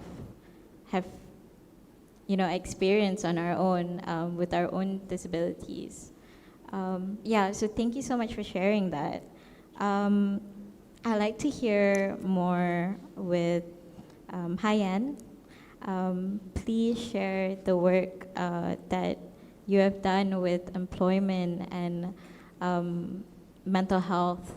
And I think the good thing is, and I'm proud to say this, that actually all of our panelists today, we're going to share a lot on not just our lived experience, but also the importance of mental health. So I also like to hear more from Hyan. Yeah, thank you so much. So good afternoon, everyone. I want to stand up because it's make me reduce nervous, So before I have a little bit pitch about my present, so I want to have a question that raise your hand if you got lunch already. Yeah, so sorry because I cannot see you guys, I'm blind, but I believe that all of you have lunch already, but I'm not. Because, you know, if I got lunch before, I could be so nervous, don't have enough, you know, ability to get lunch before my pitch. Yeah, so by the way, today I'm so honored to be here with the invitation from IDF, MFD, and the UNICEF to share about the voice of young people. Yeah, I'm from Vietnam and I'm visually impaired, so I could talk more about a little bit our society in Vietnam and also my own experience in employment. My speech could be divided into two parts. So the first part is going to be the background about employment in Vietnam and also my own experience on there. And the second part is going to be what I do to improve employment of visually impaired in Vietnam. So I would love to say with the first part first. So, you know, right now I'm a mental health researcher and I have two social business in Vietnam. The first one is called VIC, that's help for visually impaired to improve their soft skill, like AI, like got CV, got interview, how to find a job. And another social enterprise that is MY Spa, that is include 13 employers to with visually impaired. And you know, in Vietnam right now, we have 7 million people with disability that I see the statistic until now. And for most of them, for example, if we got 3 people with disability, it could be have 2 people with disability unemployment. So that's a really realistic situation right now in my country. So, you know, when I got a lot of experience about, you know, fall in a job. So for some time, when I applied for the job, and they got the application for me, you know, but when I come to the interview, you see what happened. Like, I will be use the white can to go to the interview room, and you know, when they see that, they will, oh, I apply, right? I apply. Oh, okay. So we will be reject you. So it don't have any, you know, reason behind that. They don't ask me any question about my ability or my work, but they will ask the question that, oh, you have problem with your eyes, and how you can do that? How you can use Google Drive? How you can type in the word? Oh my goodness! So I want to ask them again that how I can become right now, and how I can, you know, study until now. But that is the realistic in the how they, you know, reject the people with disability is based on the system. So within right now, I have to research with collaborating research with Wisconsin Medicine in U.S. That is the top university about disability in U.S. And we just take research for 300 people with disability in Vietnam, and you know, the most of our key finding that is have two really, you know, really popular finding. That is the first one, the barrier from the employer. So many companies, they don't have ability to take accessibility, and many companies, they don't approve for people with disability to come without you have ability or not.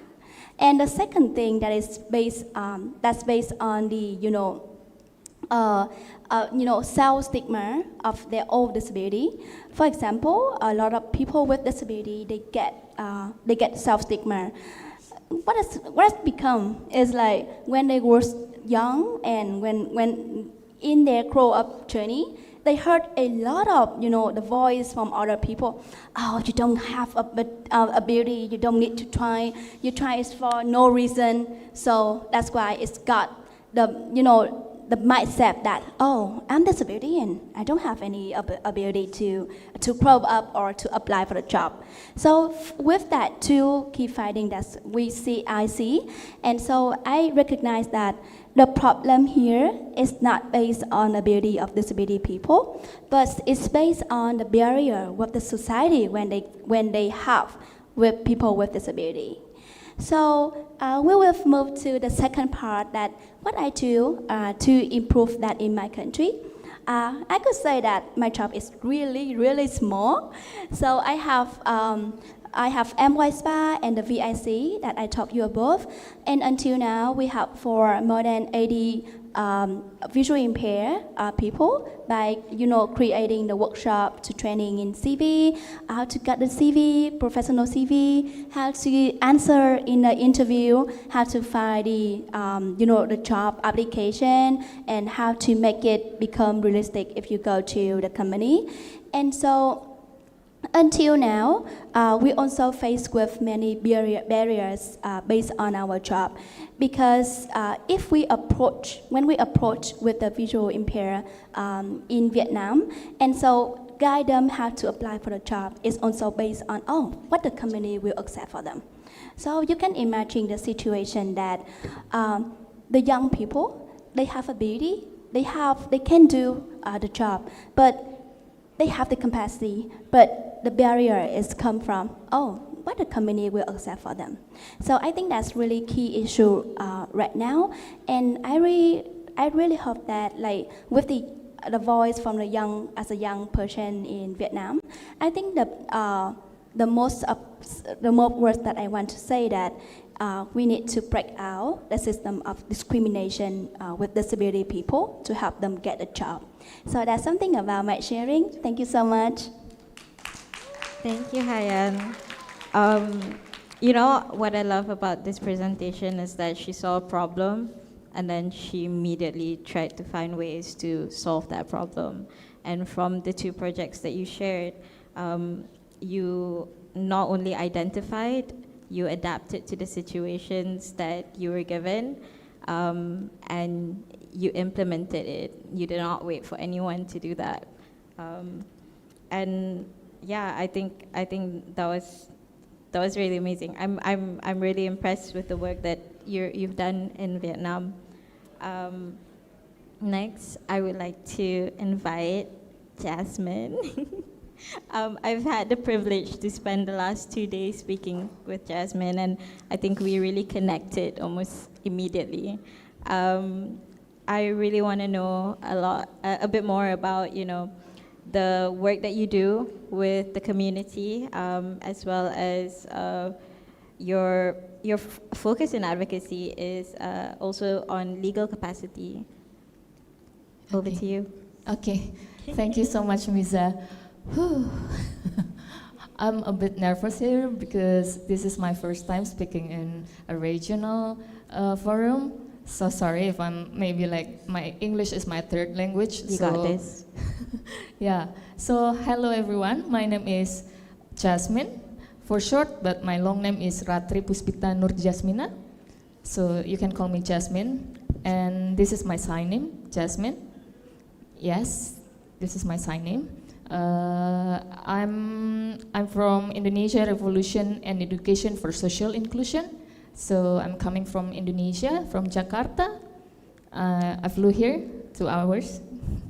And thank you so much, Miza, for the questions. And I'm trying to explain about how we do in Indonesia, what we do in Indonesia for the current situation, because a lot of people with psychosocial disability often labeled as problematic or unstable, right? So they also removed from their homes and also from the communities, and they got into institution without their consent. So a lot of parents think that if their kids having psychosocial disability, it means they have to be inside the psychiatrist hospital without their consent, and it's removing their rights also to have legal capacity in that terms.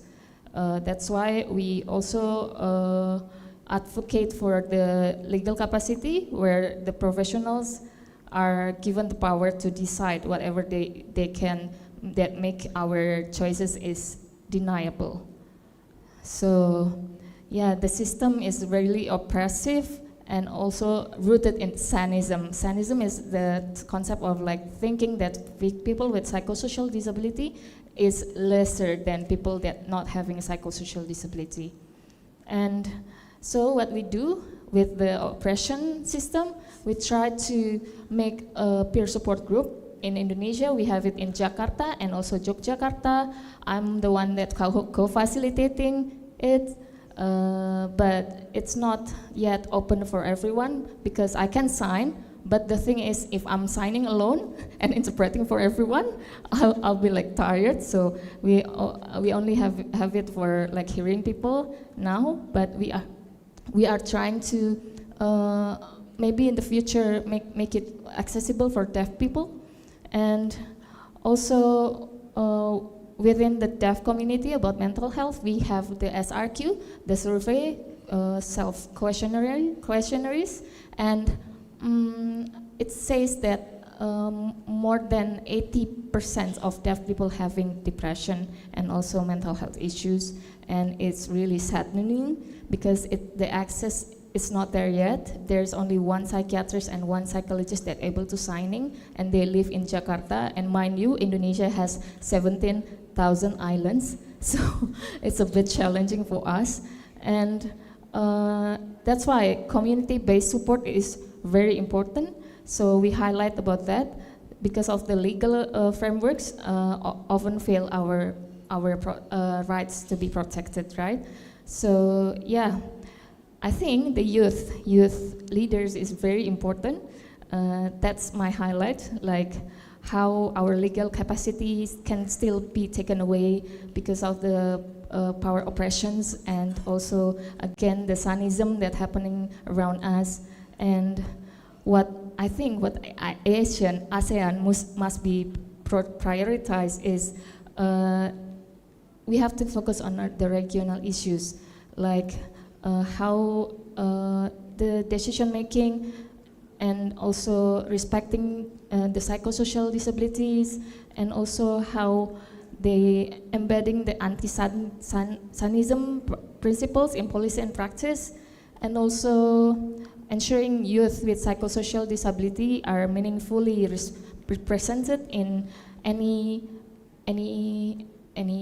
like issues. So like really represented, not as the tokenism only. Oh yeah, we already has people with disability here, hooray! I know we already have sign language interpreter here, okay, and our voice is not heard. It's not meaningfully participation, right? So we want to have like meaningful participation for everyone, not only the visible disability one, but also the invisible disability one.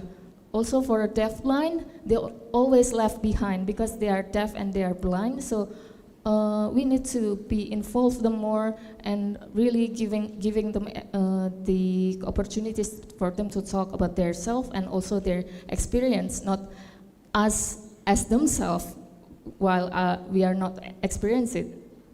And so my closing statement, I'm still nervous. Already closing statement, I'm happy but I'm nervous as well, sorry. As a young people with psychosocial disabilities, I hope ASEAN have the ability to contribute, lead, and build strong communities.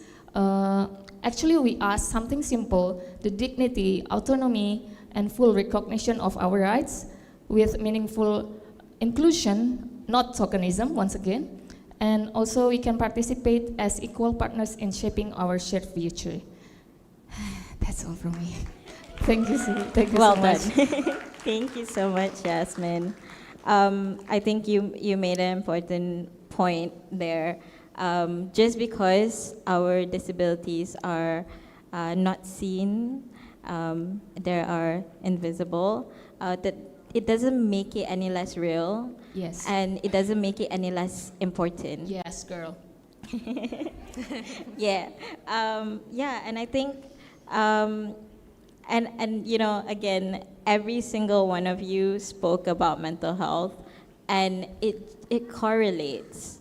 And I think there is an important, you know, conversation to be had, that regardless of whatever it is we're talking about, you know, the conversations about disabilities and also mental health is so important to have.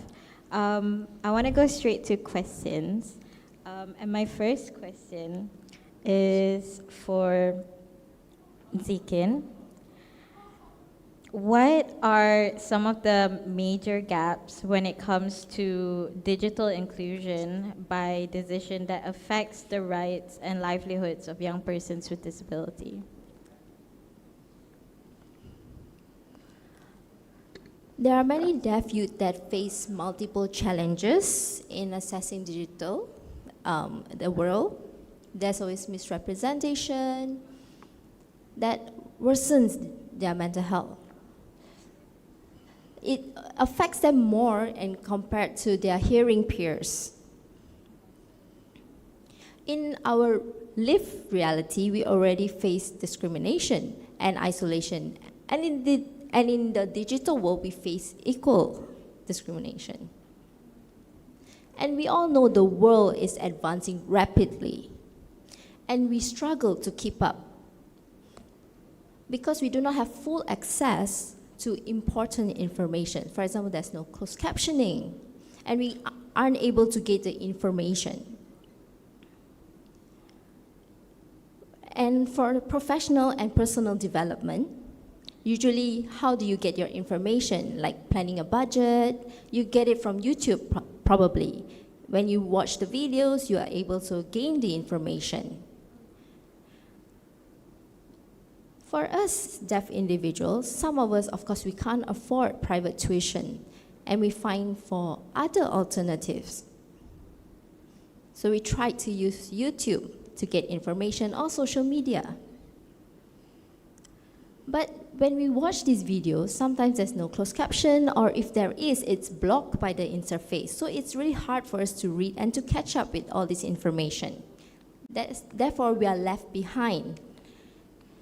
When we use social media, we usually consume it for funny videos and all, but it's not really beneficial to us. And sometimes we also don't understand. When we ask someone like, okay, what does this mean? Usually the people will tell you like, it's okay, there's no meaning to it. And they're not patient also to explain to us, which leaves us lost, and it makes us passive as well.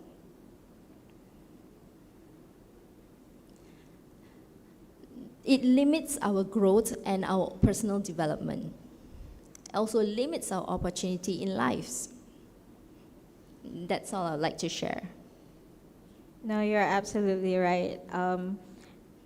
For a lot of the disabled community, we have found kind of a community online, and I think there are still those who are not able to do that in the online world. And you shared a really good point that, you know, the world is changing really fast, and yeah, I mean, you're right. Usually, personally, TikTok is probably the one place I go to when I want to search for things. And I can imagine that it would be difficult for someone who's deaf, who can't read or capture some of the essence of context in these videos, because it gets lost in translation. And if you're not able to keep up, you won't understand. And you know, that leads to more isolation. So yeah, thank you for sharing that.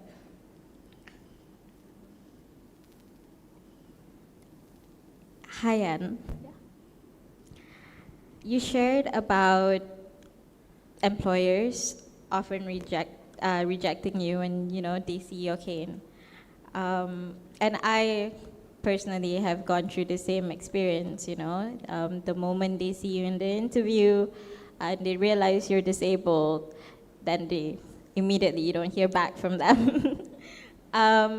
can you describe the moment when you realized that your Harvard research opportunity was not just a personal victory, but proved that a systematic opportunity gap rather than a disability gap? Yeah, thank you so much for your question. Yeah, I got a lot of experience with that rejected by the employer. So, can you guess? But I think it could be around now. It could be 60 times or more than. But you know, when I know that, oh my goodness, maybe there are no except for a blind people to come, and so, but I think that find a good environment, like suitable environment for us, is really important, and it's so lucky for 1,000 times that when I graduated from my university last year, and after 1 month, I got the accept from the Harvard THS School of Public Health in Harvard University as a research intern.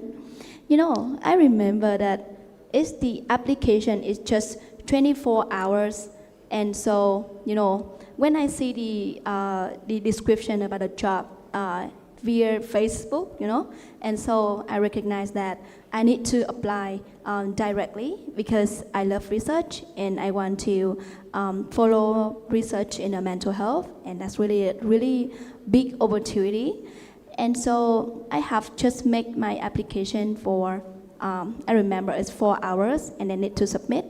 And when I overcome the you know, the application, the first round, and I think in my mind that maybe I will fail on others because Harvard is a really big university in the world, and so it's maybe they will be rejected by people. You know, to be honest, I have that thought when I applying, but you know, when I come to the interview round, it's just the next week before I apply, and then I never forgot the interview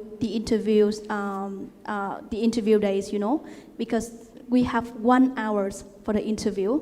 It's so pressure time also, but luckily that when I ask them that, oh, I'm a blind person, so I cannot see your face, or I cannot see when you share screen, because they need to test about your quantitative cognitive ability, you know. So they will be ask me that, okay, it's okay, no problem. It's like we will describe for you.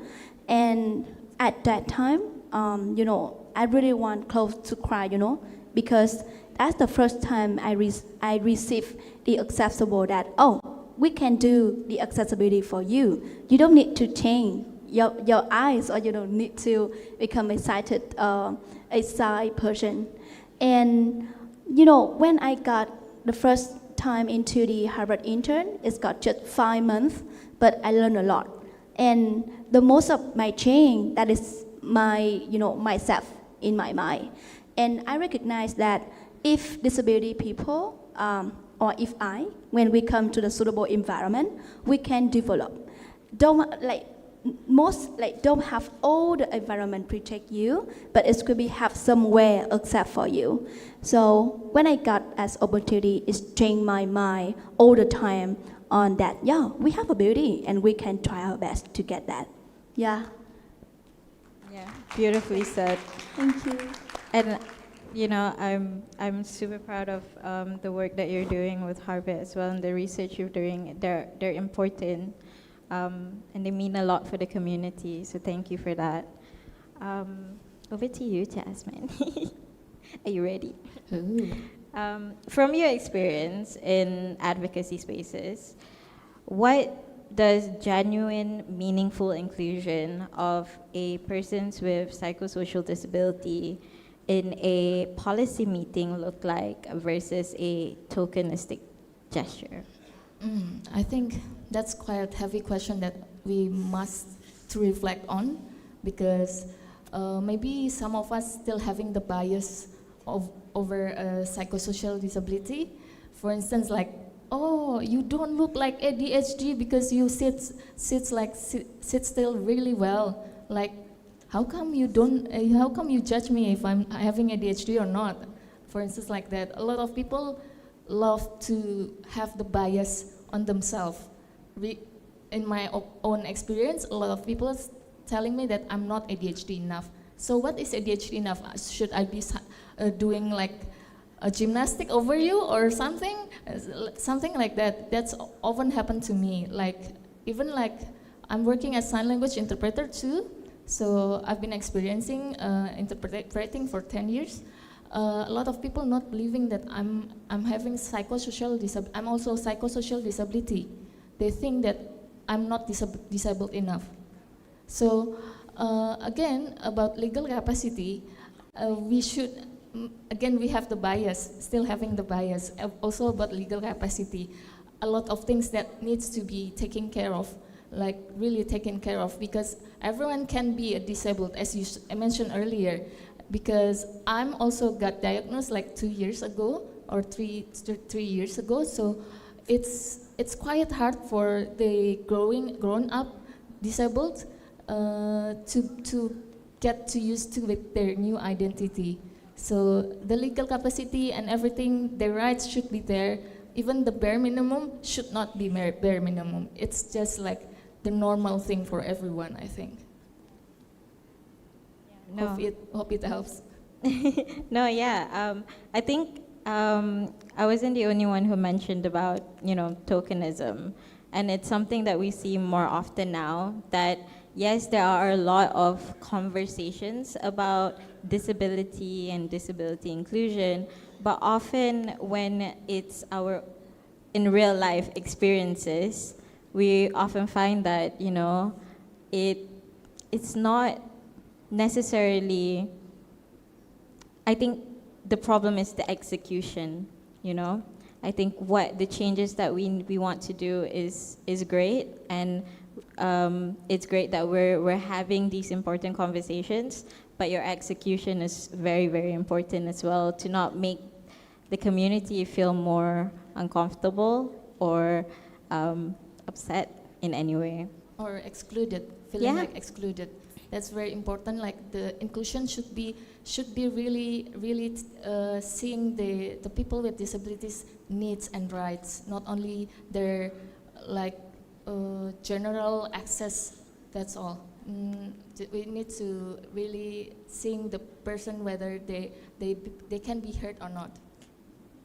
Yeah, absolutely right. Zikin, I wanted to ask about, when we talk about digital leadership, what does that mean to you beyond just using technology? What are some of the skills you think we need in the digital world?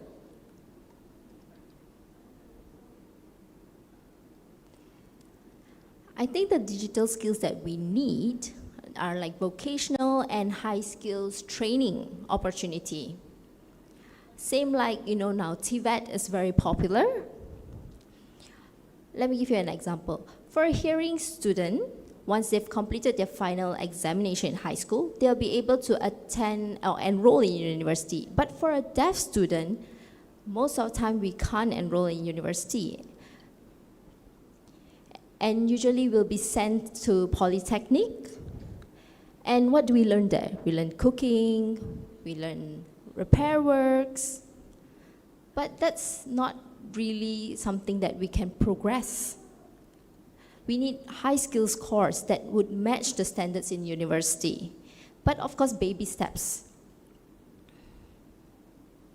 Secondly is we need to improve disability accessibility.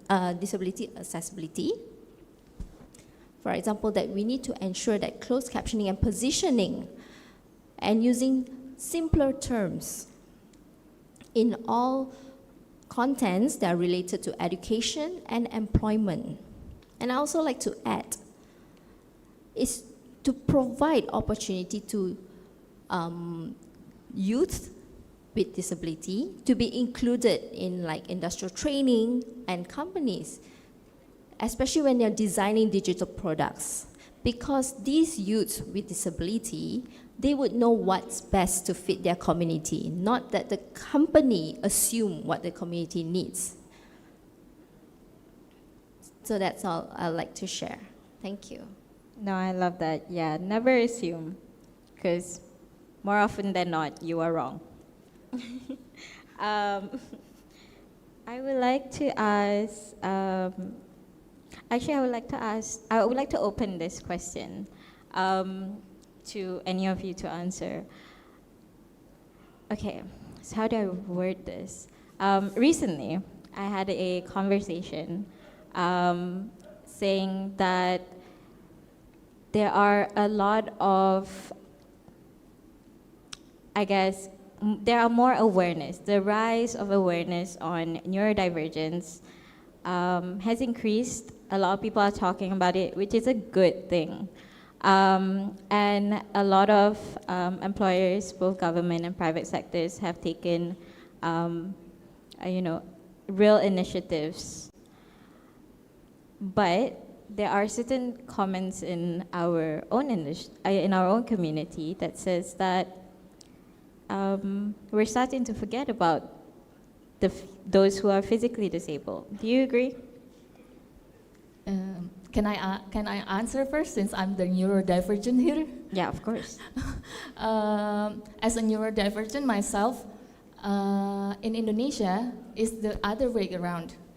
So that's very interesting, because maybe that's the fact that happened maybe in Malaysia, but not in Indonesia. In Indonesia, a lot of physical disability got accepted to work, and the neurodivergence still has the stigma towards it. Like, for instance, like me, when I'm working, there's some people that stigmatizing me that I cannot work properly because I'm having ADHD. Meanwhile, ADHD is my superpower, to be honest, and it helps me a lot to keep translating into different languages, because I'm speaking some languages and also sign it. But the interesting part also about the scholarship, if people with disabilities apply and the neurodivergence got accepted, a lot of neurodivergence got accepted, and it is mostly ADHD, and I don't know why.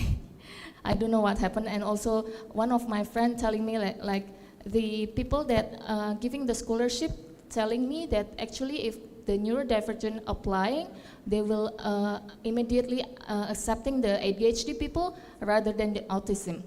I think there's still like barriers inside the community itself, like people with disabilities, like physical disabilities with invisible disabilities, always like discriminating each other, and for me it's weird and funny why we are not working along together. Because I feel like it needs to be stopped, something like that, doing like that. And like junior people with disabilities that's very young, and also the people with disabilities that a bit old, we are not working along together. I feel like a bit weird, and that needs to be stopped. Yeah, that's all for me. Yeah, no, you're completely right. I think that I think we also need to recognize that there are things happening within our community that we can do better, and there are gaps in the way we communicate and the way we support each other. And I think ultimately at the end of the day, when we take a few steps back and we really look into the work that we are doing, that we're all leading to the same goals, we want the same things. And it is so important that, yes, neurodivergence are getting more, people are talking about it more, but honestly, I don't think it's enough still. But I think it's so important to have more compassion within each other and be kind. But yeah, I think maybe a few last questions before we end. I actually wanted to ask, what are some of the things that you want to, or like changes you would like to see when you hear about shaping ASEAN's inclusive tomorrow? And I'll let any of you to start. Go ahead, Zikin.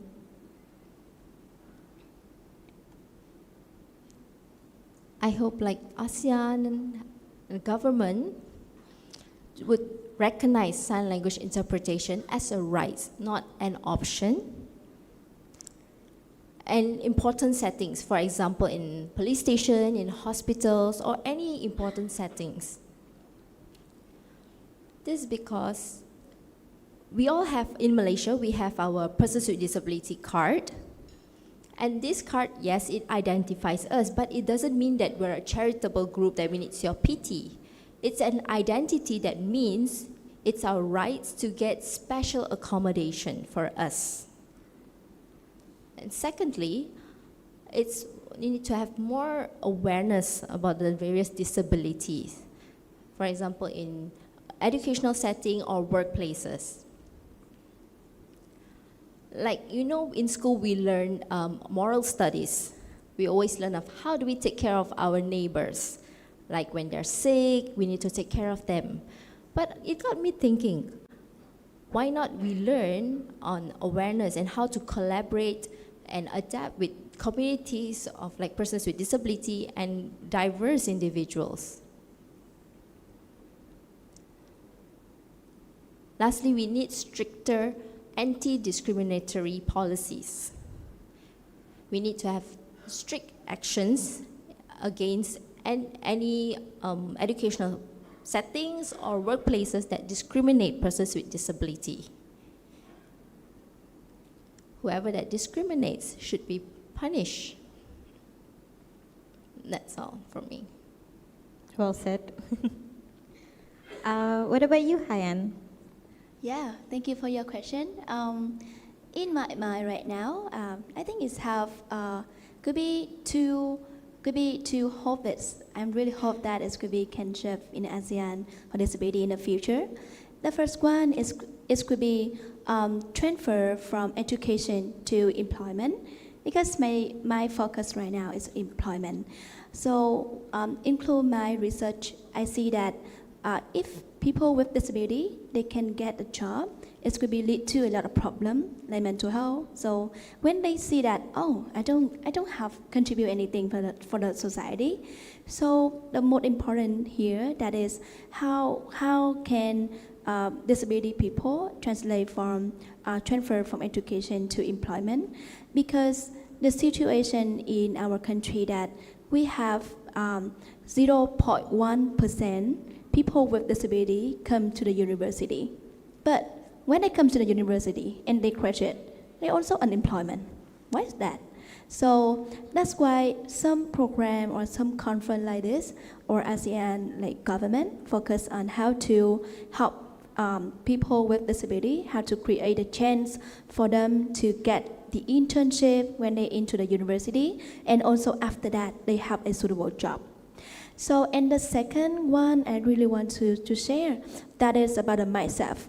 When we think about get the opportunity or get the inclusive for people with disability, we think that is about a kindness. But no, it's not a kindness. I could love to say that it could be need to be in the policy. When we say that, okay, we give opportunity with inclusive for disability and be based on the kindness. No kindness, because disability is a general, you know. So, for example, one day, if you are non-disability, but one day if you get some problem like traffic or anyway, you can become disability directly. It's not just focused for disability people, that's also opportunity for all of us. So I think with the policy that support for disability, it's not just for them, but it's for all the society. Because in the end of the day, so don't let any people, don't let any people behind our society. Yeah, that's my thought. Disability inclusion benefits all, not just one community. What about you, Jasmine? Wow, I think like I have a lot of things to say, but I agree with Hyan and also Zikin, especially about the kindness. Accessibility is not a kind thing. It's actually the bare minimum. Like you breathe oxygen, so it's just the same thing. So for me, if actually people with disabilities included into the society, your GDP get up into 7%. That's what ILO said.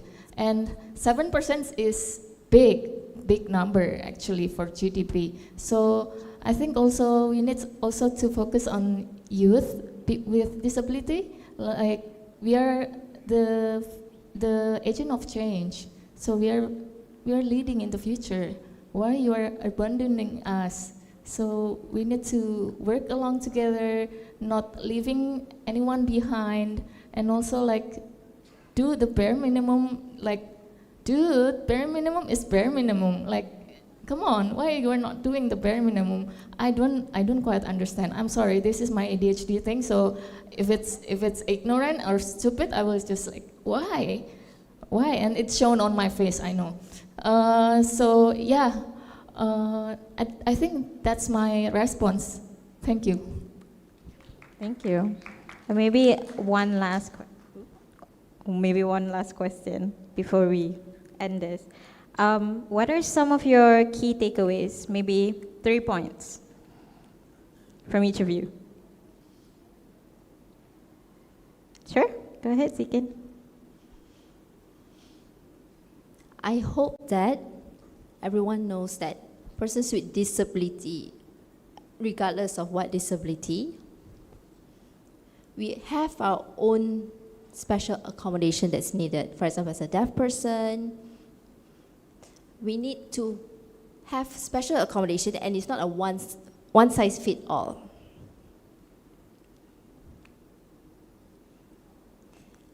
And I hope that when you see me as a deaf person, not just focus on me as a deaf person, but what I can do, what I can contribute with my skills.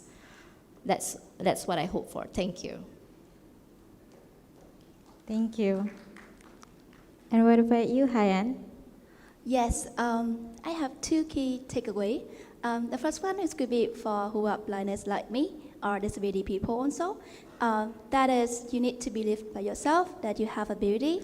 And also, if you feel, if you receive a lot of rejected, don't worry because all of us have rejected already. And so, it's a good way if you can have a mentor. That's really important to guide you in your life, because in the past, I'm really, I'm not confident like that. Like, I'm really negative, always have a negative thing. And after I received the mentor from the Uxbridge alumni in Vietnam, it's like some people in Vietnam, they graduate from Oxford and Cambridge University, and I have the opportunity to catch up with them and receive the mentor from them. That's really amazing, and I can believe about myself also. So don't be shy to reach out any top of the people that you see that they can help you, and just like raise your voice.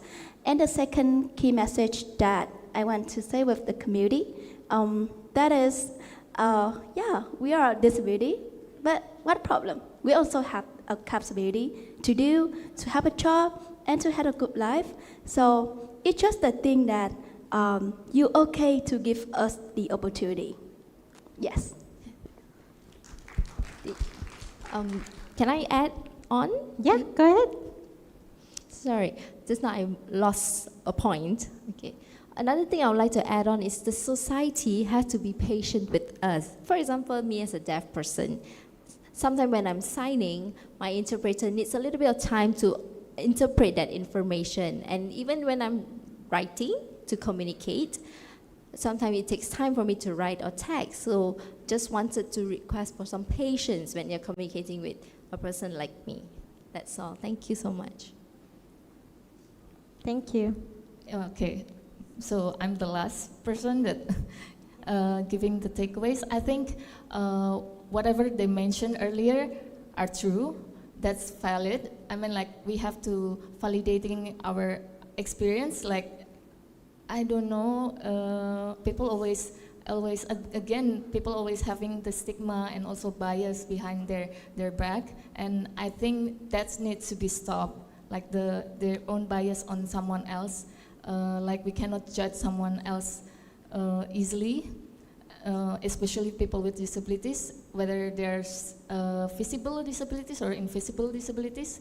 Since I'm invisible, I don't think you all know that I'm having disabilities as well. So also like be patient with us as neurodivergent or maybe like psychosocial disability, because we might take some time to think, especially my native language is not English and also not Indonesian. My native language is Javanese. So I'm thinking in 3 different languages now. And I also think that in Indonesia we have saying Bhinneka Tunggal Ika. So I think that's unity in diversity. So though you're having disability, whatever type of disability you have, we have to work along together, not to against each other. So it's very important, especially when we are still young, we try to lead the other people to be maybe like more innovative. And I'm really wishing that anyone that having older age or maybe like still young at heart, I don't know, needs to giving opportunities to us.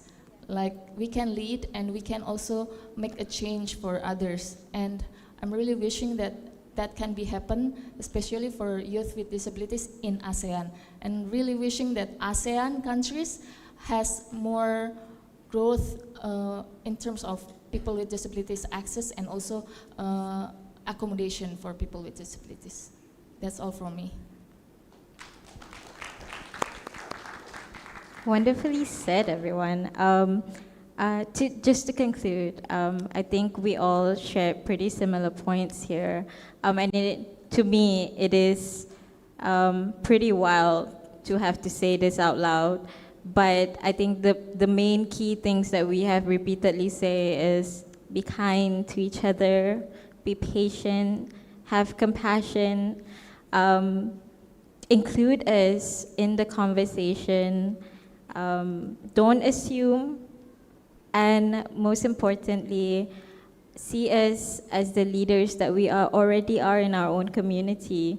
All these wonderful panelists are doing their own work and they're doing projects on their own. So I think this is great timing and opportunity for those who are listening to work with us, partner with us, and create a world that is better not just for the disabled community, but for all of us. Thank you. Thank you so much, Miza, Zikin, Jasmine, and Hayan. We'd also like to acknowledge Zikin's interpreter, Callista Tay.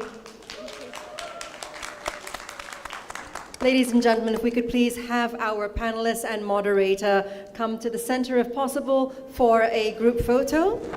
Remember, no flash photography, please, for the benefit of our panelists.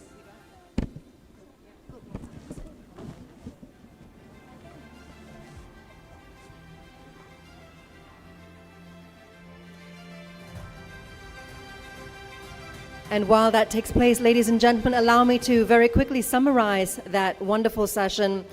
Children and youth with disabilities often miss out on key life milestones that many of us take for granted.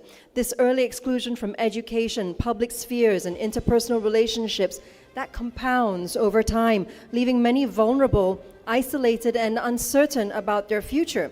And as they transition into adulthood, they face further barriers: discrimination in employment, unequal pay, and limited access to services and facilities that could really help them. Crucially, the issue isn't their readiness, it's the system's lack of readiness to include them. And despite the promise of technology, educational content is rarely fully accessible. Access to empathetic and autonomous mental health support is limited, and in some places, mindsets towards children with psychosocial disabilities and neurodivergence remains closed and oppressive. The panel emphasized that youth with disabilities must be seen not as passive or parent-led recipients of support, but as active co-creators of change. And to truly empower them, the ASEAN Enabling Master Plan and all related initiatives must be built with young people not just for them. So we thank our moderator and panelists for that insightful session. One more round of applause, ladies and gentlemen, for them. And now, ladies and gentlemen, we move to the last session of the day, session 8, before we head into our closed-door discussion. For this segment, we must ask ourselves the all-important question, whether we are truly up to rising to the challenge of disability-inclusive action on climate change. To lay the groundwork for this discussion, we have our keynote speaker joining us virtually. Ladies and gentlemen, please welcome Ms. Sri Rupa Mitra, Regional Disability Program Specialist at UNICEF's East Asia and Pacific Regional Office. Please give her a round of applause.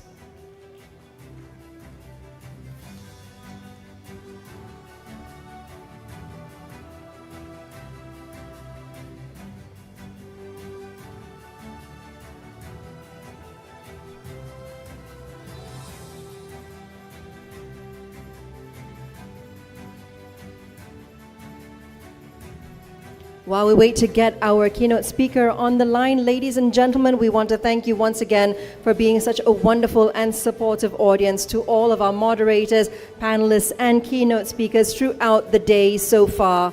We thank you for supporting them in every way possible and giving them the stage and the ears and the support that they need to have their voices heard.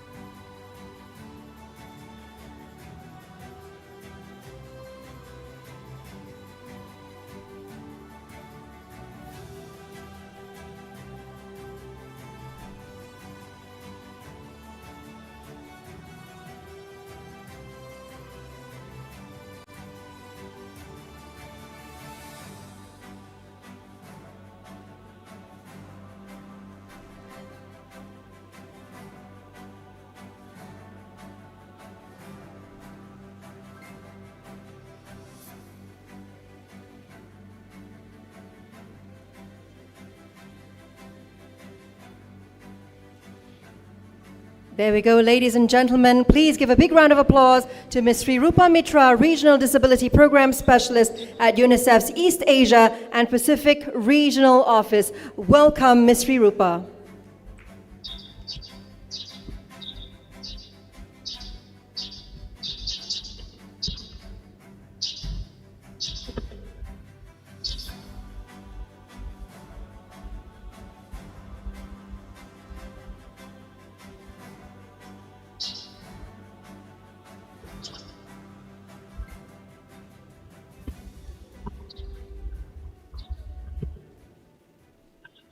Can you hear us, Ms. Sri Rupa?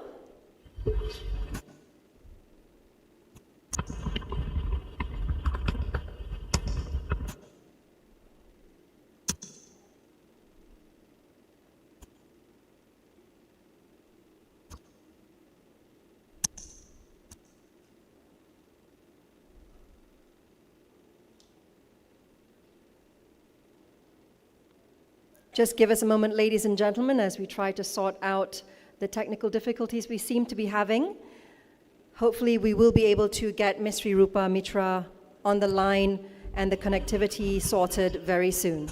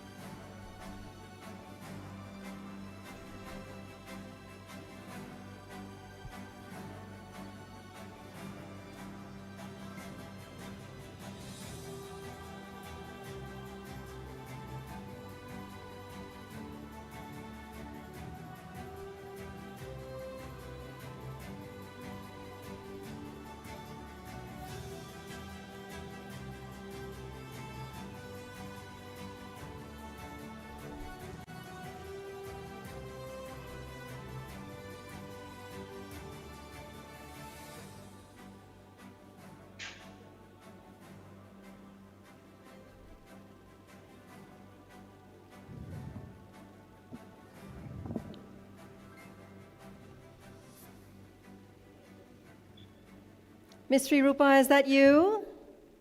Yes, that's correct. Can you hear me? Wonderful. Lovely to meet you online, ladies and gentlemen. Let's give her a big round of applause. Ms. Sri Rupa Mitra, over to you, madam. Good afternoon, colleagues. I hear some echo. Is it possible to maybe mute at your end?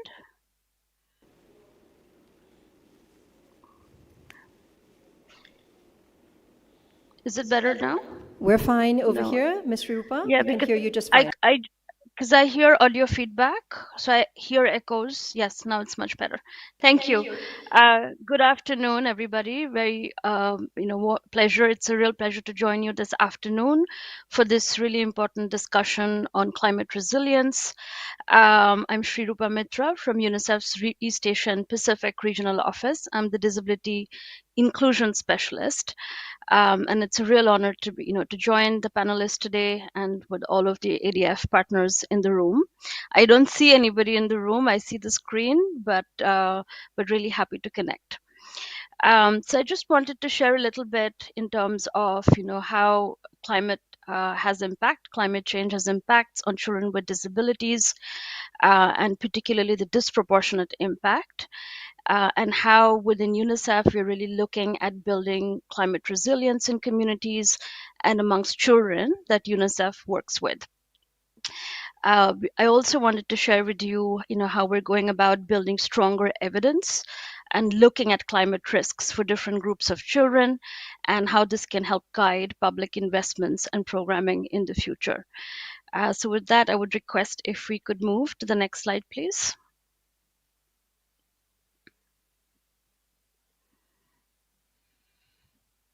Great. Thank you. I'm just going to pull up my slides because I don't see the full screen. Great. So, to start with, I wanted to share with you a bit the regional picture when it comes to the impacts of climate change for children in East Asia and the Pacific. And from a regional report and the Children's Climate Risk Index that UNICEF has worked on, we see that about 210 million children in the region are highly exposed to cyclones. Another 243 million children are exposed to heat waves. 120 million children are highly exposed to coastal flooding. 140 million children highly exposed to water scarcity. Among them, 43.1 million are children with disabilities who live in East Asia and the Pacific. Combined with South Asia, this figure is about 108 million, which is about half of the world's children with disabilities that live in Asia and the Pacific. Of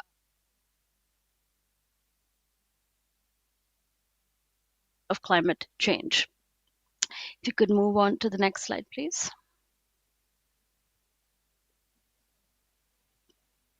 Great. Thank you. So why is disability inclusion critical for climate resilience? And there's a number of reasons. Many of you will be familiar with this. Climate change deepens existing inequalities. Persons with disabilities are disproportionately affected since they're already often at the margins when it comes to accessing services and from having equal outcomes in life. They're also 2 to 4 times more likely to experience a higher mortality rate in the event of a disaster or to be injured during disasters. Combined with this, when disability intersects with poverty, with gender inequality, and other factors of marginalization, the experience of deprivation, the ability to bounce back and cope with climate shocks is significantly lower for persons with disabilities. And therefore, disability inclusion within climate action is absolutely critical and must be a core pillar of climate justice. Next slide, please. Thank you. So when we think about children with disabilities in particular, amongst the population of persons with disabilities, we find that children with disabilities are often an overlooked priority in climate action. So as I mentioned, they are disproportionately affected since they're already lagging behind in terms of access to services. Sudden and slow onset of disasters trigger displacement of populations. Children with disabilities are particularly vulnerable to family separation, to be exposed to drivers such as violence, exploitation, abuse, and harmful practices. The exclusion of children with disabilities from essential services and social protection, social safety nets, undermine the overall investments in climate adaptation and mitigation efforts. So we really need to bring this lens into our work on building climate smart services as well as in other adaptation efforts. Children with disabilities and their caregivers and representative organizations of people with disabilities also tend to be overlooked in disaster planning, in ensuring that early warning systems are accessible, and climate information is often presented in formats that are not accessible to children with disabilities and to persons with disabilities at large. During a disaster, children with disabilities are likely to be left behind as part of evacuation processes. They may lose access to essential supports and services and assistive technology, and may already be left out or not considered adequately in social safety nets. At the same time, prior to a disaster or a climate-related event, they're more likely to not be in school and to miss out on critical climate-related education, as well as having equal opportunities with their peers to green skilling and green skills education. And yet, children with disabilities have remained largely invisible in climate action, climate policy dialogues, and climate financing, which means persons with disabilities who are already at the margins are at risk, at significant risk of climate change. Next slide, please.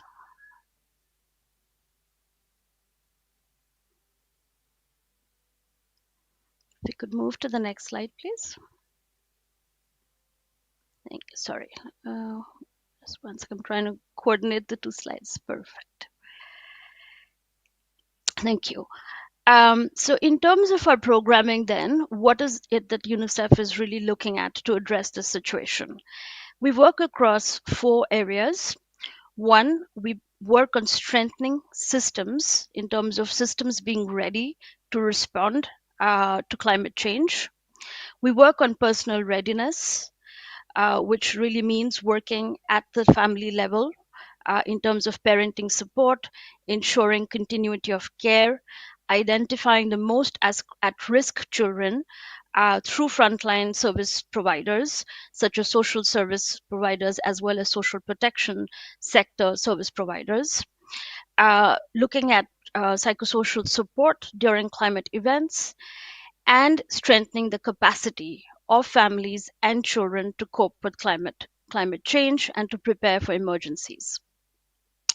Across this, as I was saying earlier, there are 2 enabling factors. One is strengthening accessible climate education and creating more opportunities for inclusive and accessible green skills building.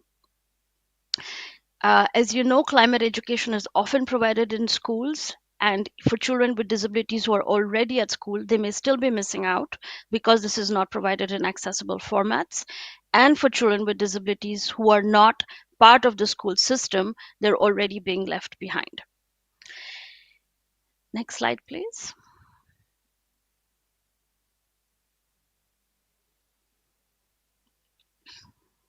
Thank you.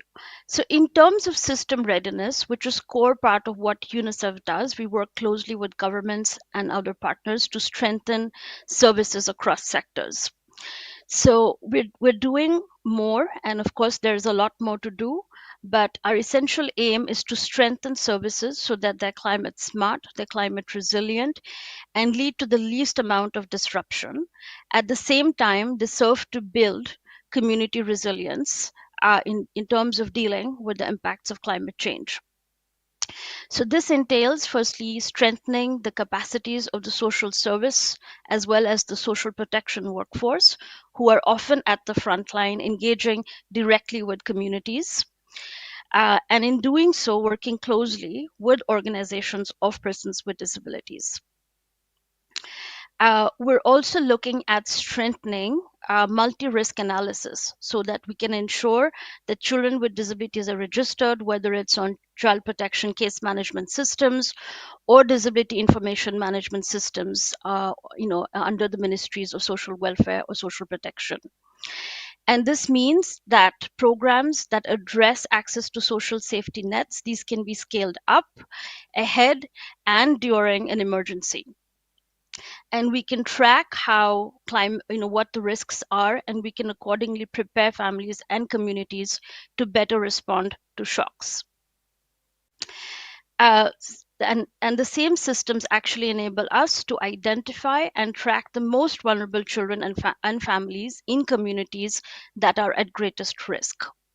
It also enables us to promote coordination across sectors, whether it's education, child protection, social protection, so that we can ensure more climate resilient services and the ability to provide coordinated support in the event of a climate related disaster. Next, we're looking at more accessible mobile and digitalized services to ensure continuity of services in the event of a climate related disaster. And we have been working increasingly on greening of infrastructure. So whether it's in schools, whether it's in shelters, whether it's in health facilities, but also looking at how those can be accessible to persons with disabilities. So looking at climate smart as one side of the coin and accessibility as the other. So to inform our work, next slide, please. As I was saying earlier, we have also been looking at strengthening the evidence. So in 2021, UNICEF launched what's called the Children's Climate Risk Index, or the CCRI. And what the risk index enabled us to do was to rank countries by children's exposure to climate and environmental hazards. So on the screen, you see the world map, and the darker the map, the higher the risk, right? And this gives us a global overview and enabled us to see where the children most at risk are across the globe. However, what it did not do was tell us within countries who are the children who are most at risk, where do they live, and how we can program better to reach these children at the subnational level. Next slide. Thank you. So in 2022, we launched what's called the Subnational Children's Climate Risk Index and the Disaster Risk Model. This has now been implemented in more than 25 countries. And I'll explain a little bit about how the model works and then explain how we're integrating disability data into this. So in these 25 countries where we have already piloted this, you will see that there are several from the region, from the ASEAN region. And we're trying, as we're implementing, we're trying to further strengthen the model to get at more the inequities that exist amongst children. So if you move to the next slide. So to explain to you how the model works, it essentially enables governments and other partners to identify children who are most at risk in terms of climate change. So we want to know three things. One, where the most at risk children are within a country, what are the hazards they are most exposed to, and what makes them vulnerable.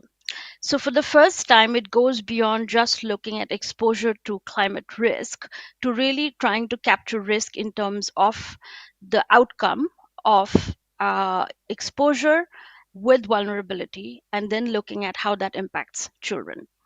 And what this does is it enables us to undertake risk-informed programming.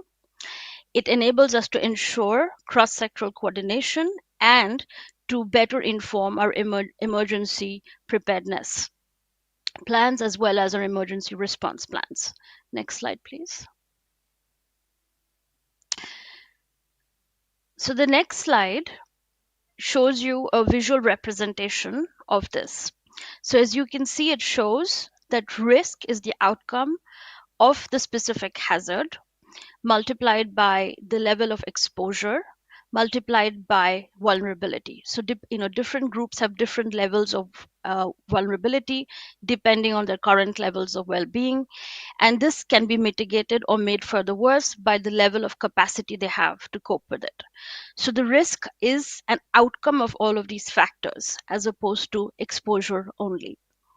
Next slide. So practically, when we then try to capture data, this is what we look at. So if you see to the right of the screen, there are two pillars. The first pillar looks at exposure to different types of shocks and stresses. So whether it's water scarcity, riverine floods, coastal floods, so different types of shocks. And on the right side, we look at a number of dimensions of child well-being. So it's in terms of children's health and nutrition status, access to education, water, sanitation and hygiene, and household poverty. So we look at the interplay between both of these pillars to generate the children's climate risk index and the disaster risk model at the subnational level. Next slide. So for children with disabilities, this means that at the subnational level, we want to identify where children with disabilities are living, what's the disability prevalence at the local level or the commune level. We're currently piloting this in Cambodia. So we're looking at which communes have children with disabilities living in them. Out of them, which are the communes which are exposed to the highest level of climate shocks, and then looking at how children with disabilities are doing across a range of different domains when it comes to child well-being. So the pillars that I showed you on the previous slide. So when we integrate this data, we're then able to see, firstly, what is the level of climate risk that children with disabilities face, but also what's the level of inequity between children with and without disabilities in those communes that are at highest risk. As a result, we're able to generate visual maps of different communes. So for example, in the case of Cambodia, we would look at where the highest climate risks are for children with disabilities, and then be able to program taking into account this data. The idea is to also use this data to engage with different government ministries, but as well as organizations of persons with disabilities to help inform recommendations in terms of climate policy, in terms of climate programming, and investments moving forward. Next slide.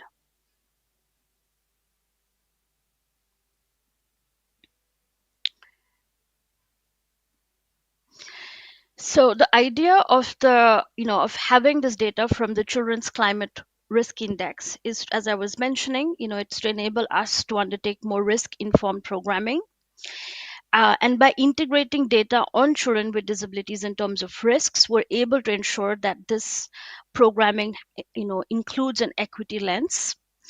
We're able to better support multi-sector as well as sector-specific risk-informed programming based now on a common understanding of risk for children, but also risk specifically for children with disabilities.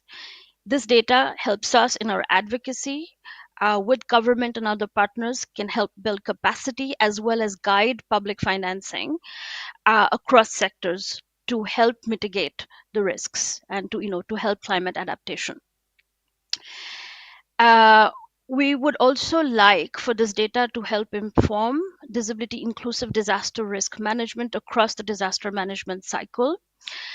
Increasingly, ASEAN member states have been trying to strengthen the integration of protection, gender, and disability inclusion across the disaster management cycle. And having this data at the subnational level for children with disabilities can significantly help to guide those efforts. Next slide, please.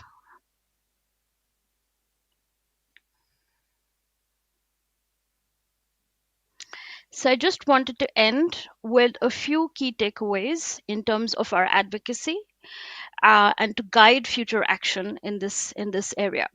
So one is loss and damage cannot be just unless disability inclusion is central to this conversation. As you know, many countries are working on loss and damage, and the engagement of ADF members is absolutely critical in these national dialogues. Several UNICEF countries have been trying to engage young people with disabilities as well as OPDs more in these dialogues, both in terms of loss and damage as well as in the NDC discussions, but there still remains a significant gap and much more needs to be done. Second is that inclusive design for those who are already at the margin protects everyone, and it makes adaptation more effective for the community at large. Third, investing in inclusion of persons with disabilities reduces climate risk and supports long-term resilience. If you remember when we looked at the formula for risk, we looked at capacity as sort of the denominator that can help reduce or aggravate risk, right? So depending on the inclusiveness of efforts, in terms of building capacity of communities to cope, we can significantly lower the level of risk. Accessible early warning systems and infrastructure benefit all. Investing in assistive devices ensures safe evacuation and recovery efforts and inclusion in adaptation measures. And finally, inclusive systems reduce long-term loss and damage and strengthen resilience in the face of climate change. So with that, let me stop and hand back to the chair, and happy to stay with you for the session and the discussion. Thank you. Thank you so much, Ms. Sri Rupa, for those important insights, which will certainly be helpful leading into our panel discussion. And for that, let's now invite to the stage our moderator for this session, Ms. Nguyen Hong Ha of the ADF Steering Committee. Joining her on stage are our panelists, Ms. Hadija Batubasi Pamasi from Women with Disability Indigenous, who will be sharing her presentation in Bahasa Indonesia. She will be accompanied off stage by her interpreter, Ms. Wikadevi Arianti from the ADF Secretariat. Joining us virtually, we also have Mr. Gordon Rattray, Climate and Humanitarian Senior Advisor of the IDA and focal point of the Disability Caucus, as well as Ms. Alisa Sivathon, ADF Representative and Youth with Disabilities Representatives at the COP30.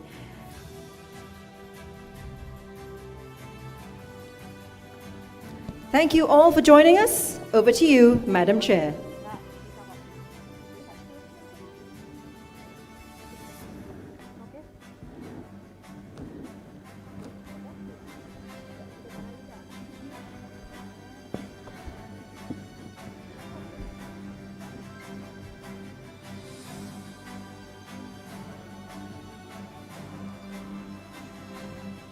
Thank you very much. Good afternoon, everyone. And I'm very happy to be the moderator for a session with the topic, which is very critical issue, in the ASEAN and mostly in the Asia Pacific and some other parts of the world. And today I think we have listened to the keynote speaker and telling us about the children with disabilities, children and including children with disabilities. And I think climate change is a critical issue, and you have heard, until now you have heard a lot of loss and a lot of things that happened to the Thailand, Vietnam, my country, and Malaysia, Indonesia, and it caused a lot of damage. It caused a lot of trouble. It caused a lot of issues we have to deal with in the long time in the future. So first of all, I'd like you to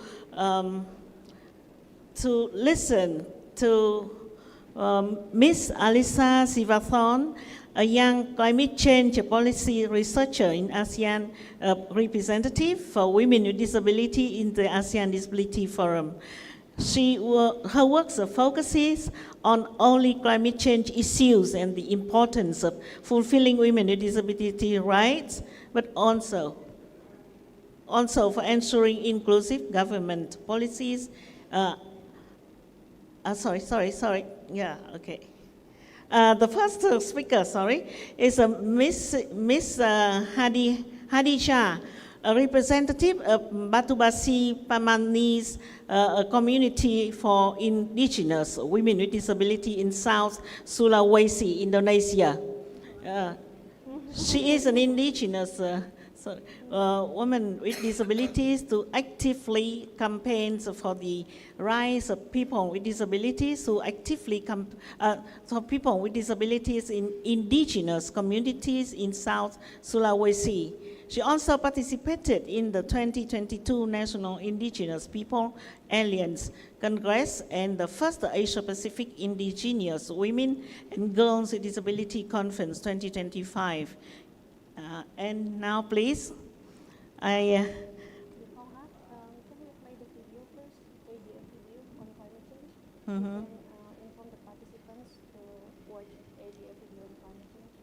Yeah. Sorry not to give the brief introduction about me.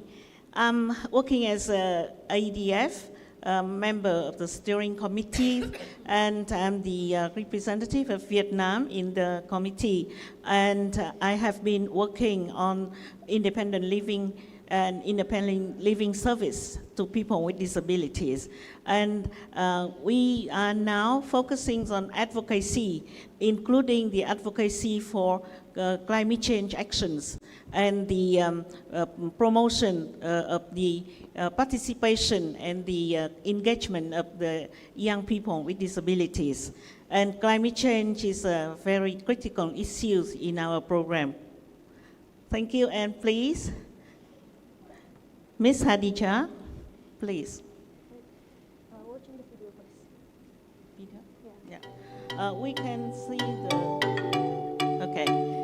Climate change is a serious threat to vulnerable groups, including people with disabilities. Not only is health compromised, but also food security, sanitation, and even the infrastructure they need to survive.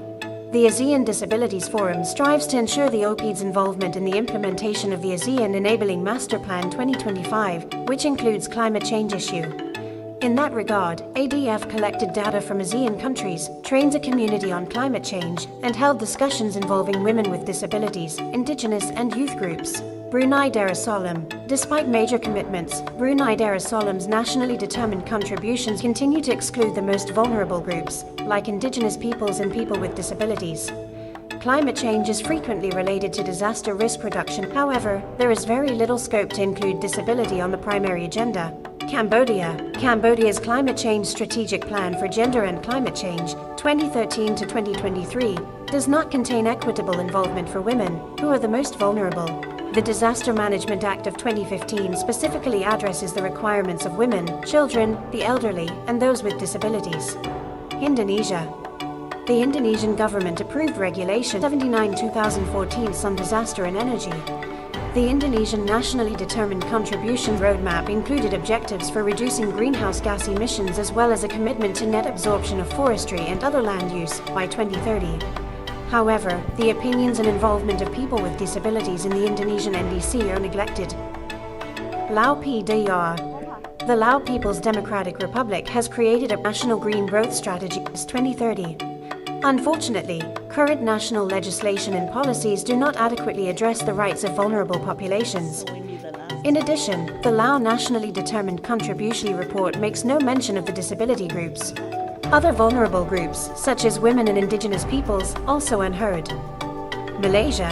The Malaysian government has limited policies on climate change. The existing national policy on climate change in Malaysia consists of objectives, principles, and key actions, but does not mention disability issues. Myanmar. Myanmar has shown progress, but flexible policies are needed, particularly for social inclusion. Myanmar's climate change policies aim to reduce vulnerability and disproportionate impacts on its citizens, including persons with disabilities, such as rising sea levels, typhoons, and floods. Philippines. The Philippines has implemented a loss and damage policy. However, there is a shortage of data on disability and climate change and incompatibility with the Convention on the Rights of People with Disabilities.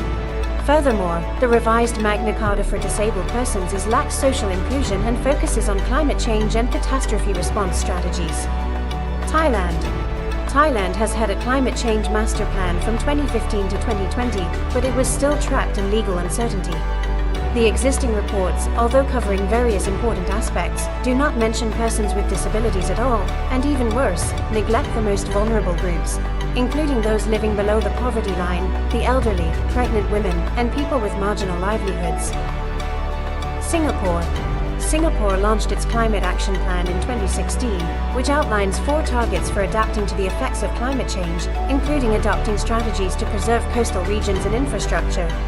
However, Singapore's Climate Action Plan and Green Plan 2030 do not include any explicit measures for people with disabilities. Adequate measures are required to guarantee that their involvement in climate change initiatives is meaningful. Vietnam. Vietnam has used social inclusion principles to guarantee that vulnerable communities are represented in climate change policies. They accepted the National Climate Change Adaptation Plan for 2021 to 2030, as well as the National Climate Adaptation Strategy for 2050. These policies emphasize gender equality and women's empowerment. However, there are currently insufficient disaster response programs for persons with disabilities. It is time for Southeast Asia to make a substantial commitment, tangible actions in complete compliance with global agreements of inclusive climate change.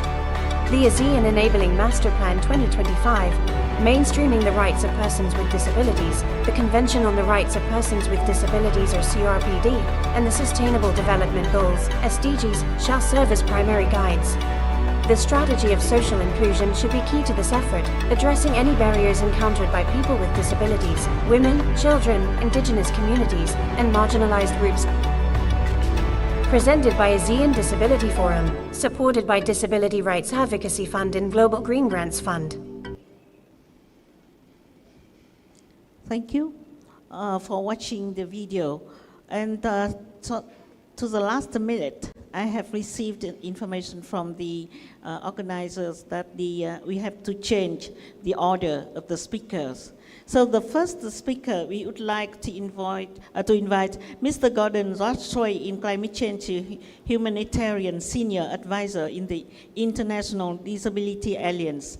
With over 15 years of experience in disability inclusive international cooperation, disaster risk reduction, humanitarian response, and climate action. He previously worked as a program coordinator at the European Disability Forum and in the CBM Emergency Response Unit. Mr. Gordon's background also includes accessible adventure travel, and he has a degree in biological sciences. Yeah, please. I hope the technical group will, yeah, okay, good. Oh, Mr. Gordon. I'm trying to speak. Can you hear me? Okay, I believe you can hear me, but I'm having an echo. Is it possible to remove the echo? And I must apologize that I cannot show my video. Where I am, it's not possible to show my video. Let me ask if you can remove the echo. That would be great. Thank you. If not, I can continue. Okay, so the echo has gone. That's super. Let me double check again that you can hear me. Can somebody on the panel just give me a wave or a thumbs up to tell me that you can hear me okay? Can anyone on the panel give me a wave or a thumbs up to say that you can hear me okay? Gordon? Yes, I can see. Okay, super. Okay, yeah. Yeah, we can hear you. Okay, perfect. So thank you very much for the introduction.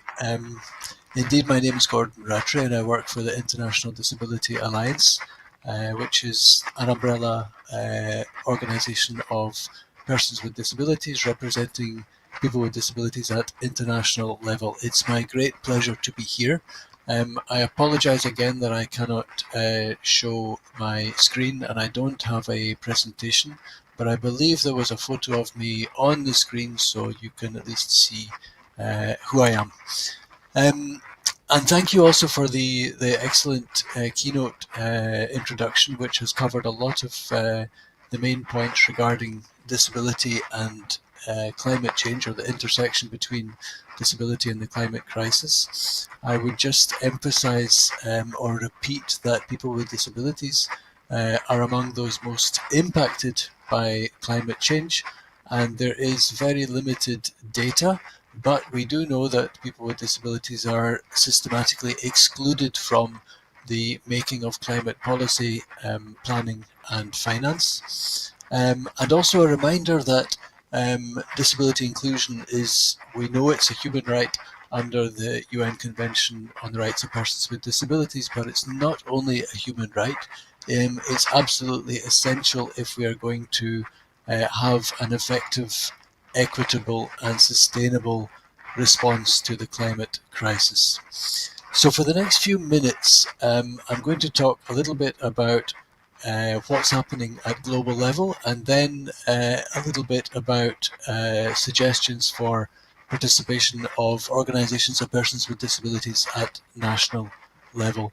So first of all, at global level, the process for responding to the climate crisis, so the process of governments working together to respond to the climate crisis is coordinated under the UN Framework Convention on Climate Change, UNFCCC, or sometimes known as the UNFCCC. And there are many, many work streams under this convention. I'm going to talk very briefly or give a snapshot very briefly about the situation regarding 3 of those work streams, which are particularly relevant to disability inclusion. The first of those is the global goal on adaptation, so how we adapt to climate crisis. The second one is the Just Transition Work Programme, which talks mainly about how we make sure that people are employed effectively in the new situation that will be developed in responding to the climate crisis. And the third one is on the Gender Action Plan, which, as it sounds, is a plan to make sure that women and girls are included effectively in climate action. So where are we with these 3 work streams? Remember what I said, there are many, many work streams, and I'm only picking these 3 because they're specifically relevant to disability inclusion, or rather they have quite easy entry points for disability inclusion. So at the most recent international climate meeting, which was COP30 in Brazil just last month, there have been 2 references to disability under the global goal on adaptation. The first one is recognizing the contributions of persons with disabilities, and the second one is a recommendation for disaggregation of indicators by disability. This sounds great, but to be really honest, these are the only 2 references to disability in the whole work stream at this point. And the second one, which is very important, about having indicators that measure disability inclusion, is currently somehow optional. So although it sounds good that we have these 2 references, they are relatively weak and not even sure that they're going to be there for good. So we really need to keep fighting on this front. The second one is the Just Transition Work Programme. As I said, the intention of this work programme is to make sure that that green jobs, workforce planning and skills training is effective as we respond to climate action. And of course, people with disabilities are routinely excluded from the employment, from the field of employment on a day-to-day basis. So this is an area that we need to focus on strongly. And at this point, the negotiations that finished in Brazil have again 2 references to disability inclusion. One is the need for meaningful participation of people with disabilities in the Just Transition Work Programme. And the second one is quite a broad quite a broad reference which talks about the need to respect human rights and labour rights, including those of persons with disabilities. So those are quite fundamental inclusion points. Meaningful participation, we know how important this is, and the need to respect human rights and labour rights, including people with disabilities, is also crucial. And I would say that the general feeling among human rights organisations or human rights groups working on climate action is that the Just Transition Work Programme this year was probably the most effective that we've had so far. So there is progress on that front, but again, I would say it's nowhere near what it should be. And the third one that I mentioned was the Gender Action Plan. Again, as it sounds, making sure that women and girls who are facing multiple risks during disasters caused by climate action are fully included in the planning for climate change. And at this point, there is only one reference to women and girls with disabilities, and that is in the preamble of the Gender Action Plan, where it does reference the need for recognising intersectionality, so including not just disability, but all different ways of that people identify when it comes to developing the Gender Action Plan. But the actual plan itself, which has got many, many components, doesn't reference disability further. So once again, huge amount of work to be done here on the Gender Action Plan. I said that I would only reference to three of the work streams. Those were the three that I picked as being perhaps the most relevant. I should also say that in all of the work streams regarding climate finance at international level, there is no significant reference to ensuring disability inclusion. And then the last point that I would say at global level, which is really important to know, is that there is a mechanism within this UNFCCC, so there is a mechanism to ensure participation of civil society, and this is giving different groups constituency status. So for example, there is a constituency for on women and gender, there is a constituency on youth, and there is a constituency for indigenous peoples, but there's not yet a constituency for persons with disabilities. We have a network, a caucus, a disability caucus we call it, which has a very clear now terms of reference, which has been endorsed by around 100 organisations worldwide, from grassroots level to international level, and we're waiting for the UN to make a decision on recognising us as an official constituency along with the rest of civil society. Okay, then I think I'm short of time, so let me briefly talk then about national level. And I would say here that the most key framework that people want to be thinking about at national level are the nationally determined contributions, NDCs. If you're working on climate action, you would repeatedly hear the acronym NDCs, meaning nationally determined contributions. And these are basically government commitments to respond to the climate crisis, to mitigation and adaptation. And I can tell you there was released maybe 3 weeks ago a report from IDA, International Disability Alliance, and McGill University in Canada, which showed that there is progress regarding government commitments worldwide, but it is very slow.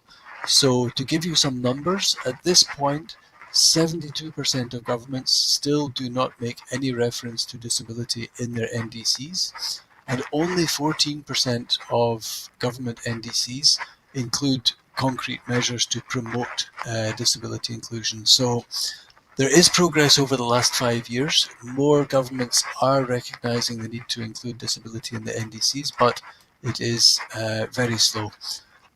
And then lastly, a few points maybe just to national and local level OPDs, organisations of persons with disabilities, to become involved in the whole conversation. The first one would be to request your government to make OPD participation mandatory when they're having consultations with civil society. and also to request your government to support at international level the request for a disability constituency. Of course, to provide accessibility and the funding, the budget required to ensure accessibility and reasonable accommodation where it's needed. That's the second point. The third point is to request the government to collect data disaggregated by disability on all of the climate action work that the government is doing.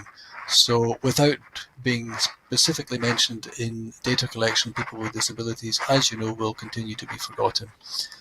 And then another couple of points. One is to consider that when designing and rebuilding infrastructure and mass transportation systems, which is ongoing and is going to increase, this needs to be done with accessibility included. It's a huge opportunity to improve these services, not only for people with disabilities, but for everyone in the community, and makes the whole of society more inclusive and resilient if these systems are accessible. And then maybe the final point is, which I always say at the end of these sort of interventions, the final point is that it's great to have policy, it's great to have all of these plans, but the very, very first step is that when budgets are being planned, when budgets are being decided, there should always be a line to ensure accessibility and reasonable accommodation, to ensure participation of persons with disabilities. Because what we do see, what we have seen, is that good policy, when it comes to implementation, the answer that is often given is that we don't have money for it, even though it's not a cost, it's an invention, it's an investment. We still see that governments would say that there is no money for it. So we would always say at the very beginning, please budget for accessibility and inclusion. I'll stop there. I hope I didn't take too much time. Apologies again that you don't see me, but I hope you were able to hear me, and I remain here if there are any specific questions. Thank you again for the opportunity to participate.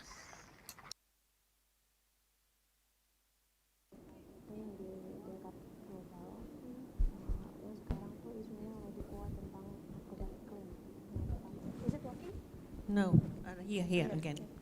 Thank you, Mr. Gordon. And yeah, as we have listened to you, we can see that you have been working internationally, and you have been working in European countries, and you have a network. And in your experience in working on climate change, we would like you to share something more about these things. Yeah, first one, working worldwide, can you update the climate change and disability issues in the global level? That's the first one. And the second one is a priority agenda or advocacy on climate change and disability issues in the global level. And the three things, the third one, we want you to give important message on messages on your current works to the OPDs in the regional and national level, because you have said that we have to work with the of the government organization and the OPDs. Please, Mr. Gordon. Thank you for this. I think maybe you can cut the feedback again, if it's possible. These were the points that I tried to address in the intervention, but if I maybe reiterate a few of the points that I made. So at the international level, there are work streams which are ongoing, which have great opportunities for disability inclusion around, for example, making the just transition, so making employment opportunities for people with disabilities, around adapting society, so infrastructure and mass transportation as examples, and around gender-specific work. There are great opportunities to ensure disability inclusion in these work streams, but as so far we have only seen 3 or 4 references to disability inclusion in all of these work streams, and there needs to be more reference to them. And how this can happen is for national and even local organisations of persons with disabilities to, in a coordinated way, ask their governments when these negotiations are happening at the coordinated by the UN. So when governments are negotiating with each other on climate action, to make sure that these points are raised. And as an example, in November this year, just last month, we participated, many organizations from around the world participated in Brazil in the climate summit COP30, and we had a policy brief developed in advance which gave us talking points on these measures, but still we don't yet have a seat at the top table, let's say, because there is not yet a disability constituency. So although we have all the messages that we want to give, we're not really able to bring them to the ears of the people making the decisions, because the fact that we don't yet have a constituency. So at the same time as fighting for these very specific improvements, we are requesting that there is recognition of a constituency of persons with disabilities alongside the other constituencies like women and gender, youth and indigenous peoples. And then to help all of this to happen at national and local level, organisations of people with disabilities need to be included when governments, for example, consult with civil society about their plans on climate change. And those plans can be national adaptation plans or NDCs, nationally determined contributions.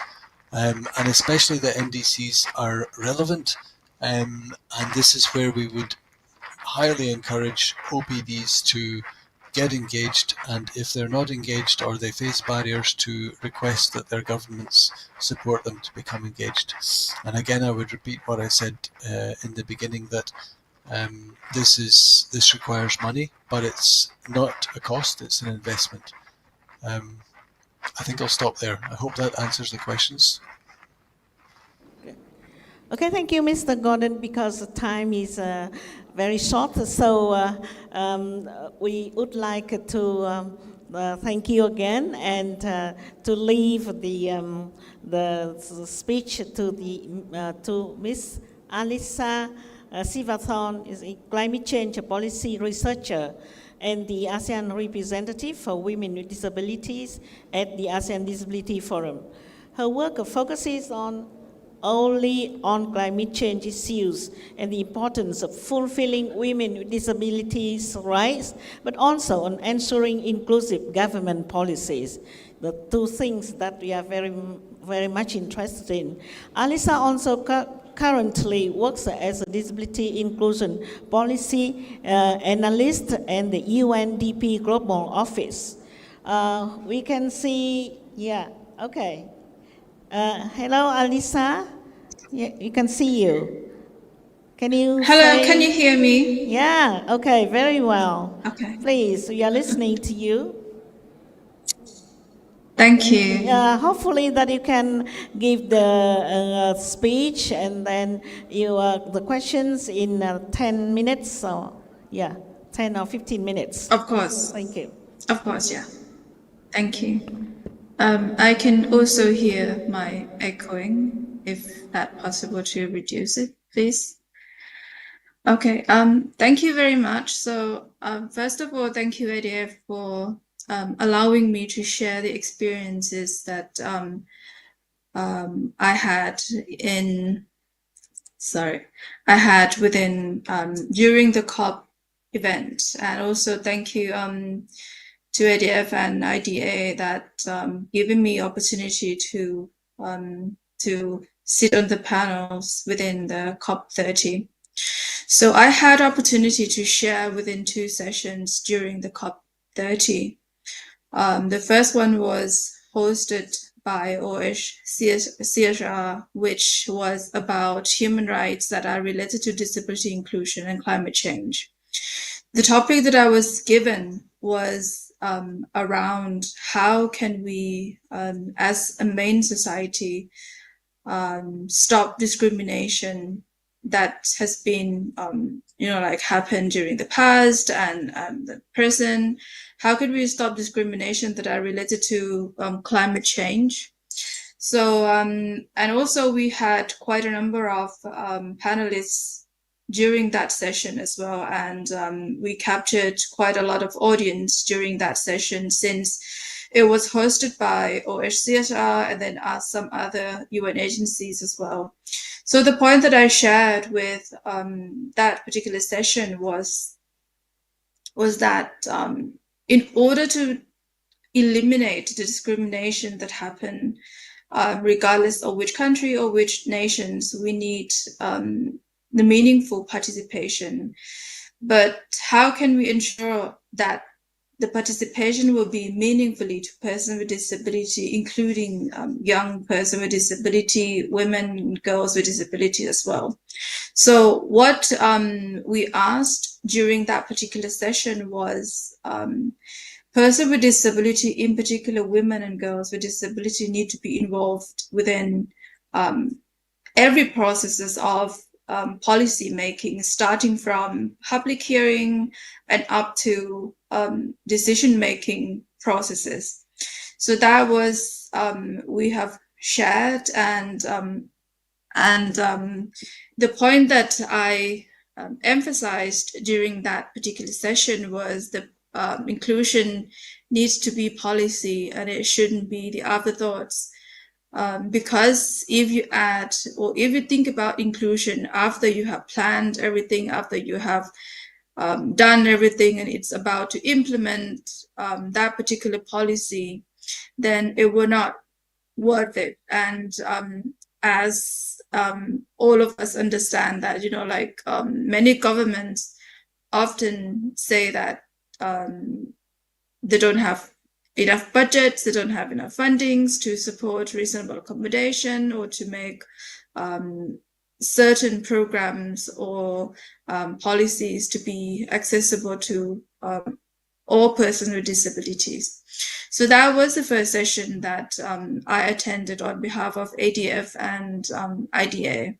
The second session was our own side event, which was hosted and organized together with European Disability Forum and CBM Global and IDA. My position at that particular side event session was to share the experiences on climate change within our sub-regional or ASEAN, so to say.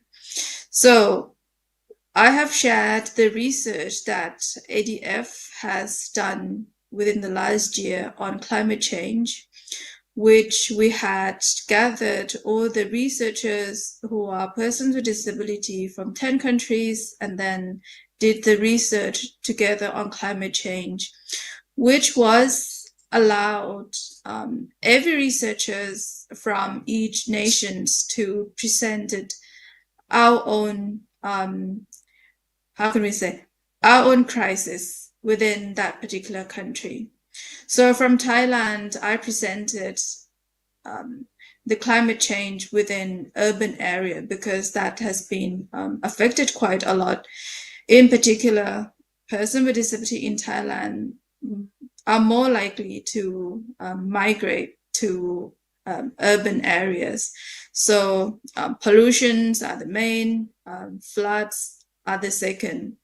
And you probably have seen in the news that our sub-regional now are affected by monsoons and storms, and that has created a big flood almost everywhere now. And that is one of the disaster that all of us know that it would coming, but then yet we haven't had any certain plans to really prepare person with disability to be encounter with or to live with that disaster. And then I also shared with the side event session that women with disability in Thailand, and also couple of examples from Vietnam as well, that the first example that I shared was the green job or the just transition. One startup company in Thailand, they utilize the AI and also technology to hire persons with disabilities to work remotely, and that also considered to be green job because it's reducing carbon footprint, and it's reduced many other waste if you go outside, and that also encourage person with disability to be able to stay home and then work effectively from their households. And the second example that I presented during that session was from Vietnam, which was a group of women with disability. I'm sorry that I can't remember where exactly. I think it's from the middle of Vietnam, and that's supported by UNDP Vietnam, to encourage women with disability who live in rural areas to be able to plant their own crops, their own herbs within their home. So they can stay home, and then they learn how to plant organically.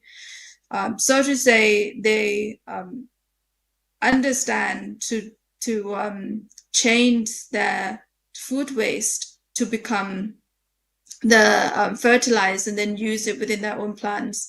So that was a couple of initiatives that started by, how can we say, CSOs, and then supported by international organizations rather than the government themselves. However, once it established, the government see that it's changed a lot of perspectives within disability community ourselves, so they started to support. So two examples are the examples of anything could actually happen, anything could actually be done for us to aware, for person with disability to aware and to realize that climate change is also affecting us, as long as we have enough information, as long as we can access to the information on the climate change, the same way as mainstream society can. In particular, those information need to be shared among women and girls with disability within our ASEAN countries as well. Thank you for thank you for allowing me to share, and then I'll be here to answer any questions if you may have afterwards. Thank you. Thank you, Ms. Alisa Sivathon. I do appreciate the way you share the experiences you had in Vietnam, in Thailand, and the highlights of your presentation or your speech today. I think that you want to remove the discrimination in the programs of the actions, to deal with the climate change. Yes, and you focus on the action and the implementation of the policies. Yeah, so thank you for saying that. We would like you to give some recommendations for the governments and OPDs on the issues of climate change and women with disabilities. It's very important to work together in collaboration, with the government, among the government, all the stakeholders, including OPDs as well. So we are waiting for your recommendations to the government and the OPDs. Thank you, Madam Chair. So my from my personal perspective to the government, and this will be the recommendation from the experience from my work and from myself, I think I'll start with OPDs first. It's very confusing sometimes when we talk about climate change, but often we think about disaster, which I must say that these two topics are actually related topics. But however, the climate change, I can probably say that is the majority of the cause of the disaster. So if we don't understand the climate change, then we will not be able to prevent the disaster happening. So to say, person with disability and OPDs, in particular OPDs, we need to empower our own people to understand how can we as individual can prevent and protect the climate from changing rapidly. We can't stop it from changing, of course, but how can we be part of the society that stop it changing rapidly? For example, if we understand to do the waste management, or if we do understand how can we as individual can reduce carbon that we produce every day, that would be extremely helpful to the climate itself. And by reducing the climate change, it would also, hopefully, that it will reduce the disaster that would happen.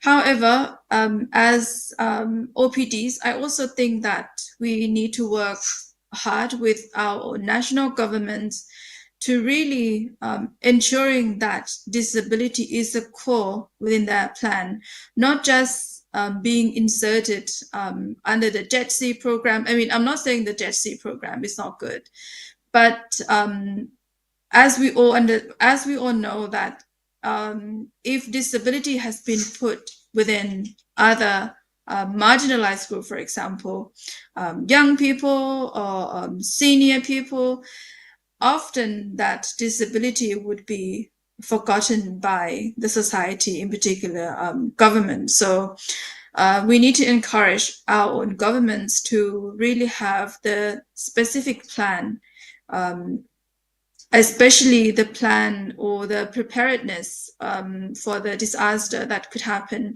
that tackle only for person with disability. How can they ensure that, like how evacuation process, how could that be happen? And the evacuation center, how would that be look like? It needs to be involved us since the very beginning of the planning process up to the implementation process. I think that would be my recommendation to both OPDs and governments. Thank you. Thank you, Ms. Alisa Sivathon. That means your recommendations is that we should have the effort from the individuals and working with the national government and the networking with the OPDs. And as OPD's organization ADF will promote the collaboration between all the other. Thank you. And now we are leaving the panel to Ms. Hadija, and as you have listened to the introduction about her, and now I would like to introduce again, and she's indigenous women with disabilities in South Sulawesi, Indonesia, and she's sharing her experience on the issues of climate change. Please, Ms. Hadija. Cek ya. Bismillahirrahmanirrahim. Assalamualaikum warahmatullahi wabarakatuh. Selamat sore dan salam sejahtera untuk kita semua. Sebelumnya saya mengucapkan banyak terima kasih kepada ADF yang sudah mengundang saya dalam kegiatan ini. Okay. Assalamualaikum warahmatullahi wabarakatuh. My name is Hadija. Thank you very much for ASEAN Disability Forum to invite me. It's an honor for me to attend this conference. Perkenalkan, nama saya Hadijah. Saya perempuan adat disabilitas dari komunitas adat Batu Basi, Pamase, Kabupaten Maros, Sulawesi Selatan, Indonesia. Hari ini saya diminta berbagi pengalaman atau sharing terkait tentang konteks perempuan adat penyandang disabilitas. I am the woman of indigenous people with disabilities from Batu Basi Pamase community in Maros Regency, South Sulawesi, Indonesia. And today I would like to share about my experience regarding the women indigenous with disabilities in my area. Ya, terkait itu situasi dan partisipasi perempuan disabilitas dalam masyarakat adat ya. Itu lanjut ya Kak? Lanjut, oke. Situasi pembangunan perempuan adat disabilitas dalam masyarakat adat itu poin 1, penyandang disabilitas rata-rata masih tertinggal dalam akses pendidikan, kesehatan, dan ekonomi. Terus poin kedua, dalam aturan adat, suara perempuan penyandang disabilitas sering belum sepenuhnya didengar karena pengaruh patriarki yang masih sangat kuat. She talks about the situation of indigenous women with disabilities in her hometown in South Sulawesi. So the average condition is women indigenous with disabilities is lack of education, health, and economic in all access. So in the indigenous regulation or customs, the voices of women indigenous with disabilities is not really heard because of the patriarchy system is really strong at the moment. Ya, lanjut. Perempuan disabilitas dalam masyarakat adat itu belum dilibatkan dalam proses-proses pengambilan keputusan dalam pembangunan, bahkan sebagian besar belum dilibatkan dalam proses pengambilan keputusan dalam keluarga maupun keluarga pun masih sangat banyak yang belum dilibatkan. So Hadijah gave an example that the women indigenous with disabilities are being left behind because in her hometown, the women indigenous with disabilities are not involved in the decision-making process, both in the development of the cities and the policy, even more in the decision-making within the family member itself. Terus bagaimana partisipasi perempuan disabilitas masyarakat adat di desa pada gerakan perempuan pada umumnya? Yang pertama itu sebelum HWDI atau Himpunan Wanita Disabilitas Indonesia menjangkau komunitas adat, perempuan disabilitas itu belum aktif berpartisipasi dalam kegiatan pertanian.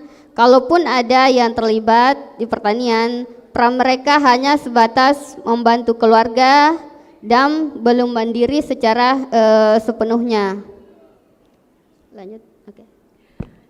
Now we're going to talk about the participation of women indigenous with disabilities and how they organize the movement within themselves. So precisely Hadijah mentioned that the precondition of the women with disabilities, indigenous disabilities, they didn't have the capacity and didn't have the chance to participate in the farming, especially in the area. So they just be able to help in the family and didn't have independent economically at the time. But when the Association of Women with Disabilities came in as the Indonesian person with disabilities national level, then they do the empowerment to the indigenous women with disabilities community in Hadijah area. Terus poin kedua itu sebelum HWDI itu masuk, mereka juga belum pernah diikutkan sertakan dalam kegiatan seperti musremban, mulai dari tingkat dusun, desa, kecamatan, dan lebih-lebih di tingkat kabupaten. Lanjut ya Kak.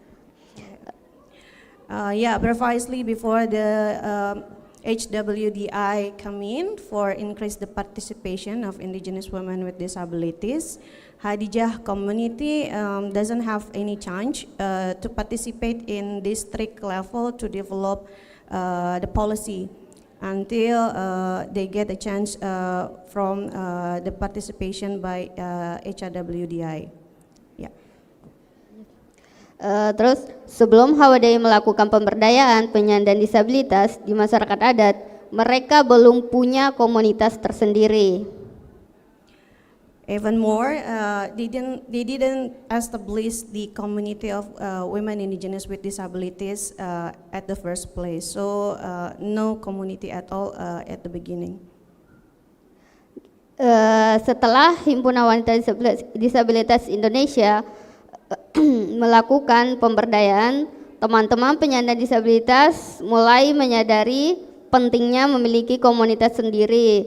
Dari kesadaran itu kemudian terbentuk beberapa kelompok dengan nama berbeda, yaitu satu, kelompok penyandang disabilitas desa, terus kedua, kelompok bantu diri, terus ketiga, kelompok bantu diri Panrita, terus dan kelompok disabilitas desa Compong.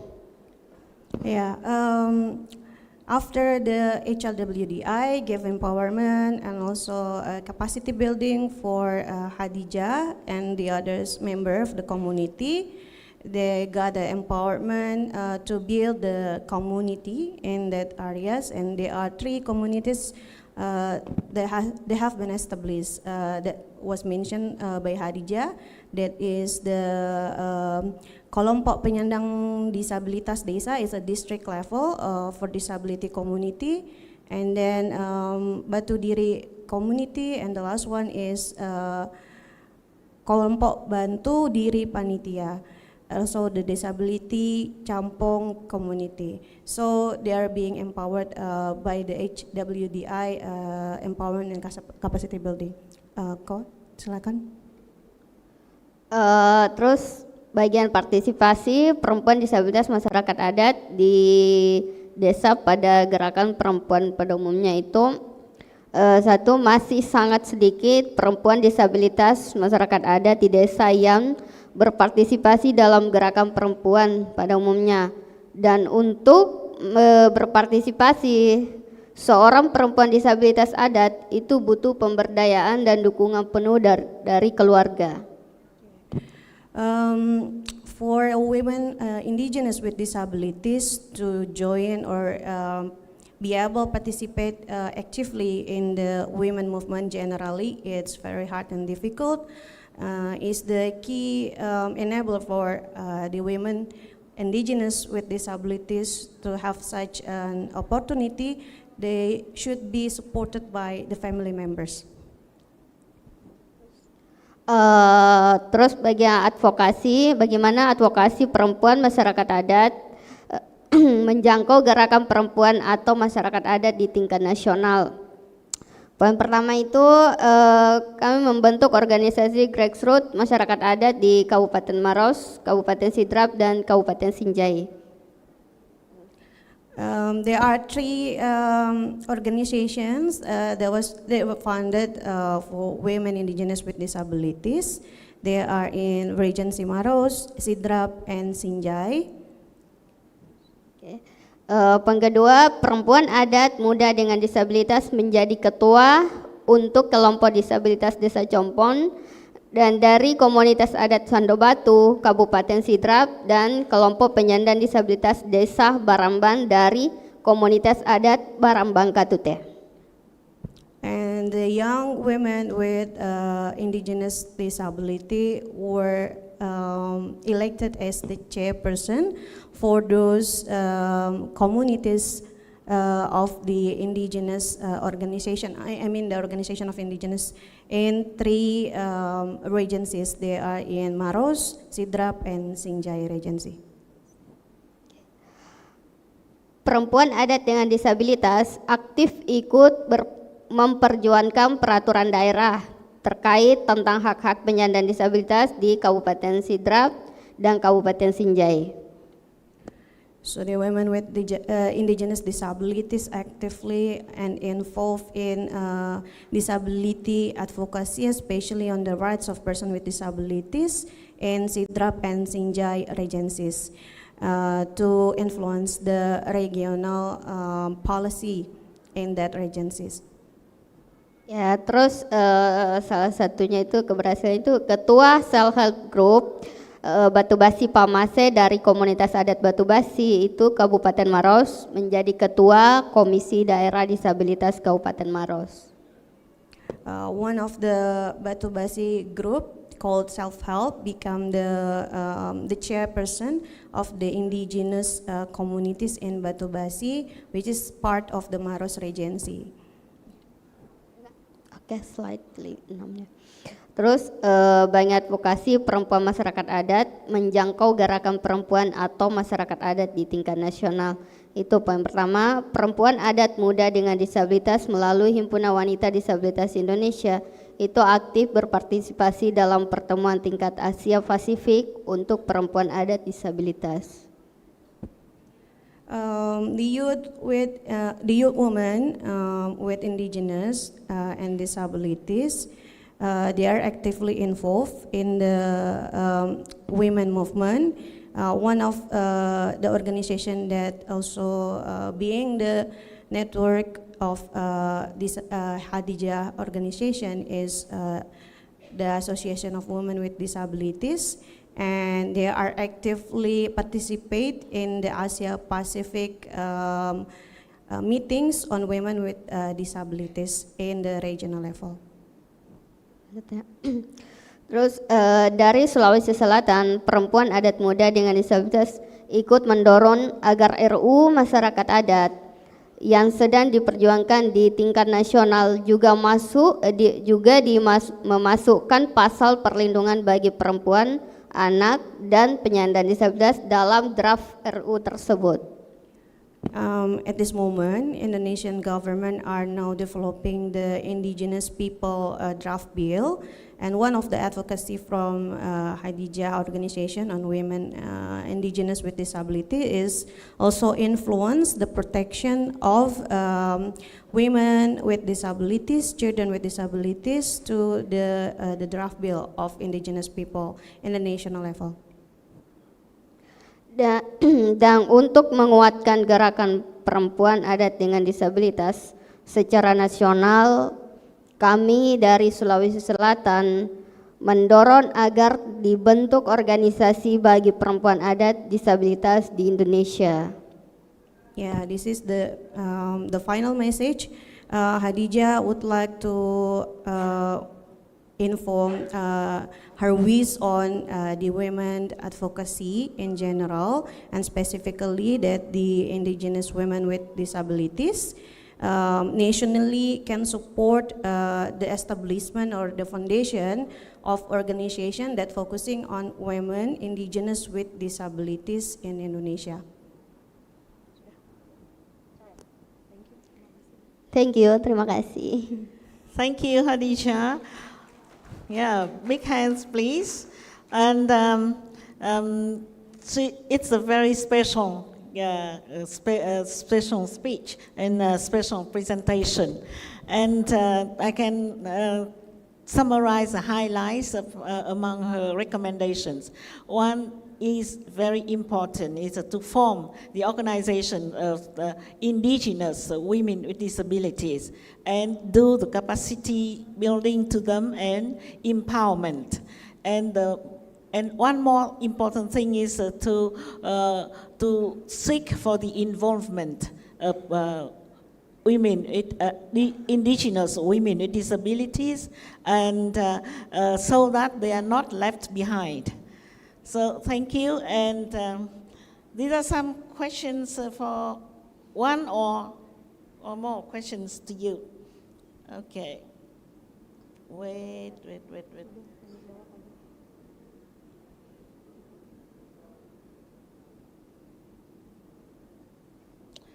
Yeah.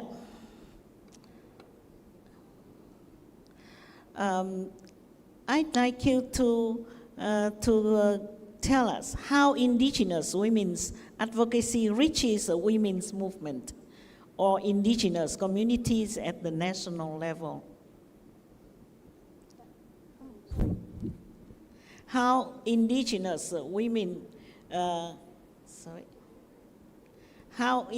women's advocacy reaches women's movements or indigenous committees at the national level.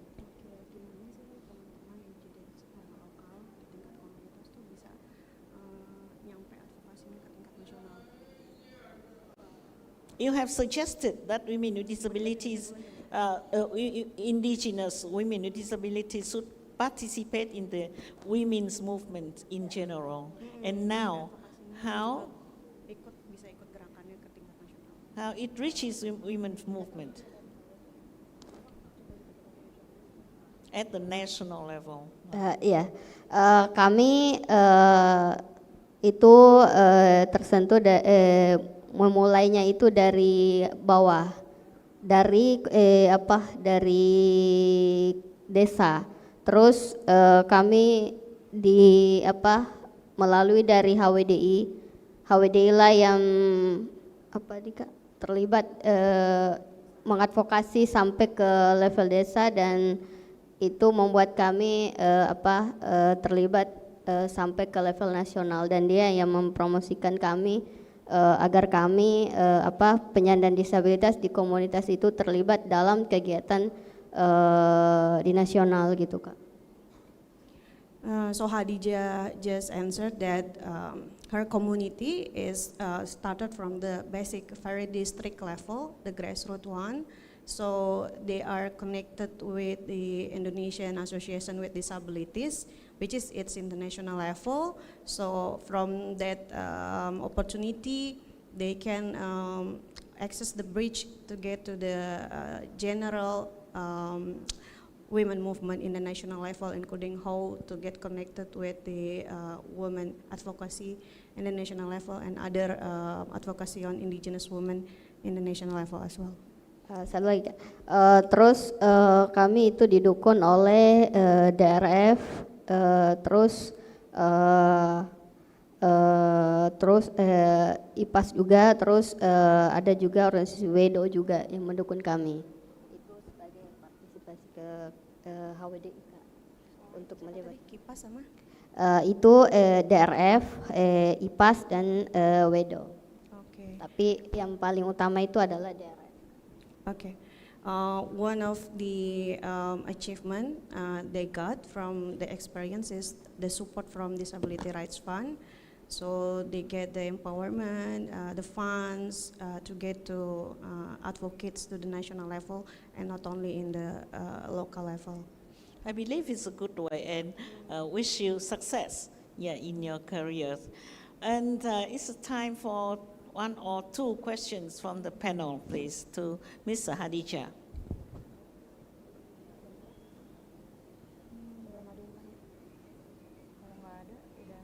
Do you have any questions or comments to Ms. Hadijah? So if not, we can stop our session today here. And I hope that you can see climate change is a very big issue, and we need to get together, and collaboration and working with the government is very important. Thank you for your attention to our session.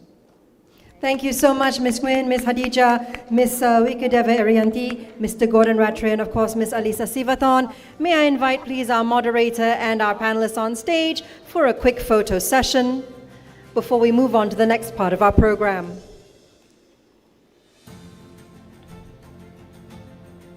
And while we do that, ladies and gentlemen,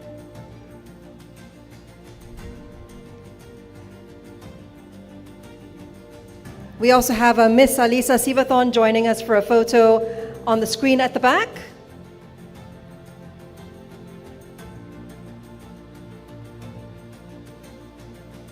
All right, Miss Alisa, 1, 2, 3, smile. Excellent, thank you so much. Ladies and gentlemen, moderator and panelists, please give them a big round of applause for our final panel session on disability inclusion in climate change. Ladies and gentlemen, a quick summary of that session. Ladies and gentlemen, people with disabilities are among the most impacted by climate change and are systematically excluded from climate policies and planning. Children themselves are already impacted greatly by climate change, but when the intersection of disability is included, they are disproportionately affected. As it is, they're already left behind in other areas at risk of higher mortality, lacking access to social safety nets, and this makes them an extremely vulnerable group indeed. Many are not in school, they lack accessible formats, and so therefore they also miss out on climate awareness and education. The other area, women with disabilities, are another intersectionality that is doubly impacted by climate change and also excluded in disability advocacy in this area. People with disabilities are an overlooked priority generally in climate action, disaster planning, early warning systems, evacuations, and essential support. Our panel agreed that loss and damage cannot be just unless disability inclusion is central. Priority areas outlined at COP30 are a start, but governments need to play their part. First, by making OPD contributions mandatory. Second, getting involved at the international level to mainstream disability. And third, to collect disaggregated data on PWDs. Ultimately, ladies and gentlemen, prioritizing inclusive design and investing in inclusion of PWDs is necessary to reduce their climate risk and support these vulnerable groups' long-term resilience.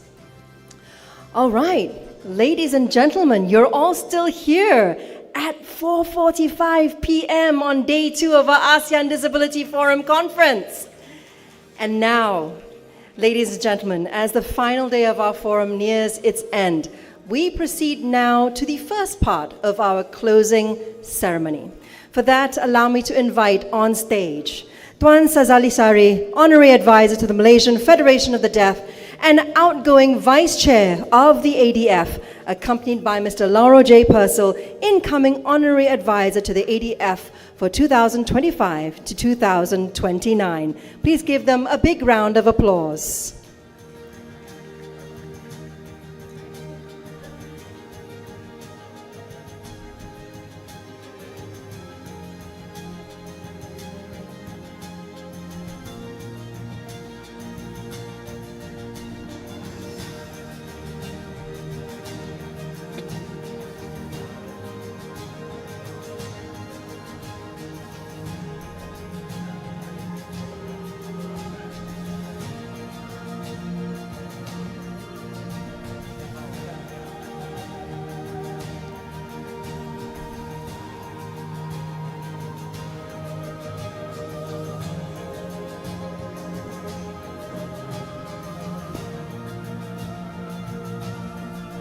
What a day we've had, ladies and gentlemen, from talking about climate change and disability inclusion in that discussion to Voices of the Future, our youth with disabilities, to, of course, also discussing the double barriers of being a woman with a disability, as well as financing a future without barriers, financial inclusion for people with disabilities. It's definitely been a power-packed day of discussion, ladies and gentlemen. Now, as we have our two gentlemen, Tuan Sazali and Mr. Lauro, join us on stage, ladies and gentlemen, we will be proceeding to this most important part of our closing ceremony. The handover of not just the ASEAN Chairmanship from Malaysia to the Philippines, but also the handover of our ADF Conference 2026 to the Philippines.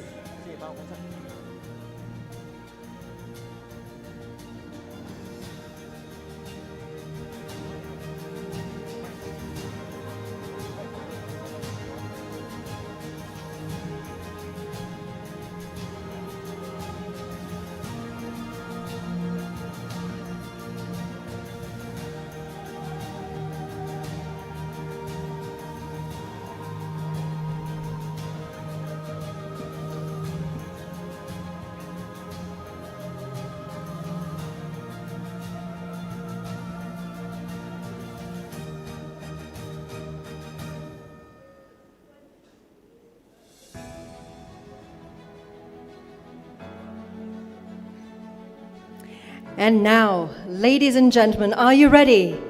This is it, to symbolize the handover of the ASEAN Chairmanship from Malaysia to the Philippines and to acknowledge the Philippines as host of next year's ADF Conference 2026.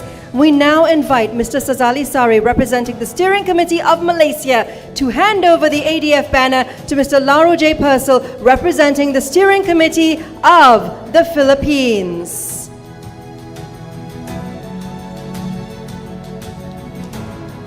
And they will exchange handshakes, ladies and gentlemen, as a symbol of this handover.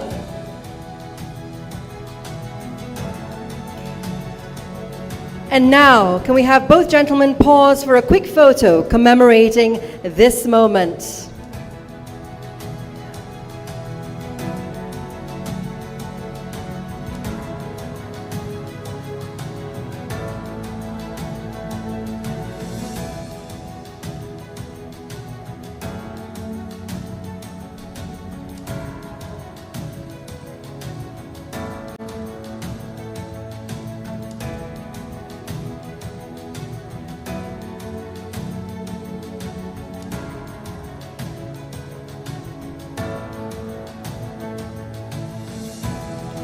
There you have it, ladies and gentlemen. We thank the Steering Committee of Malaysia for their able leadership of the ASEAN Disability Forum for this term, and we look forward to greater developments for ASEAN persons with disabilities in the coming term.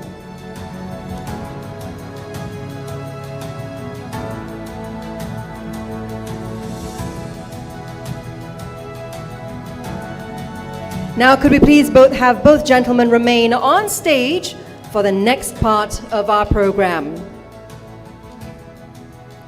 Now, ladies and gentlemen, throughout the day, our stakeholders from the ADF and related parties have been hard at work developing the ASEAN Disability Forum Statement.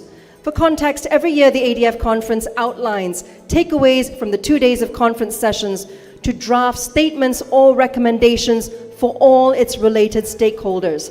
The goal: to raise awareness of important or emerging disability issues across ASEAN sectors, issues that can then be addressed moving forward. And now, ladies and gentlemen, it's time to launch this year's ASEAN Disability Forum Statement. To read out the statement, it is my honor to welcome on stage our incoming ADF chairperson, Ms. Sawalak Thongkwe. Please give her a big round of applause.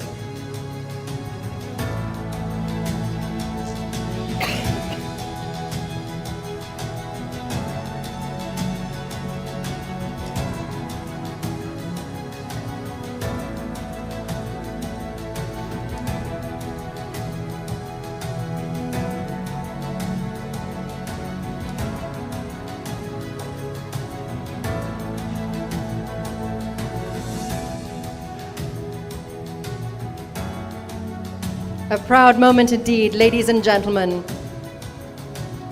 This is the team that will be bringing to you the ADF Conference 2026.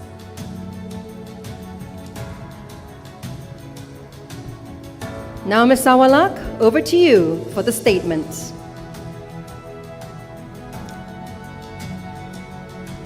The microphone is on the way. Thank you very much. Thank you, Madam Moderator, for your hard work during the sessions. And thank you, all participants, distinguished delegates, ladies and gentlemen. Today, we are not closing the movement. It is, however, it is our significant step forward.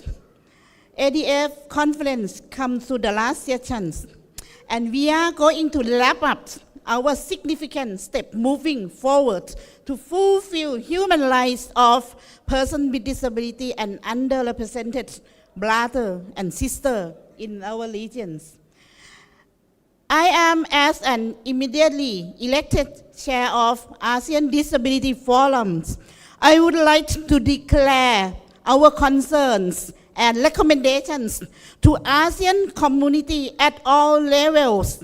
Firstly, The critical first concern, the critical issues of human rights in ASEAN and its implementation that impact persons with disability and those underrepresented groups that ASEAN Enabling Master Plan as the benchmark of disability inclusive blueprints for the whole ASEAN communities.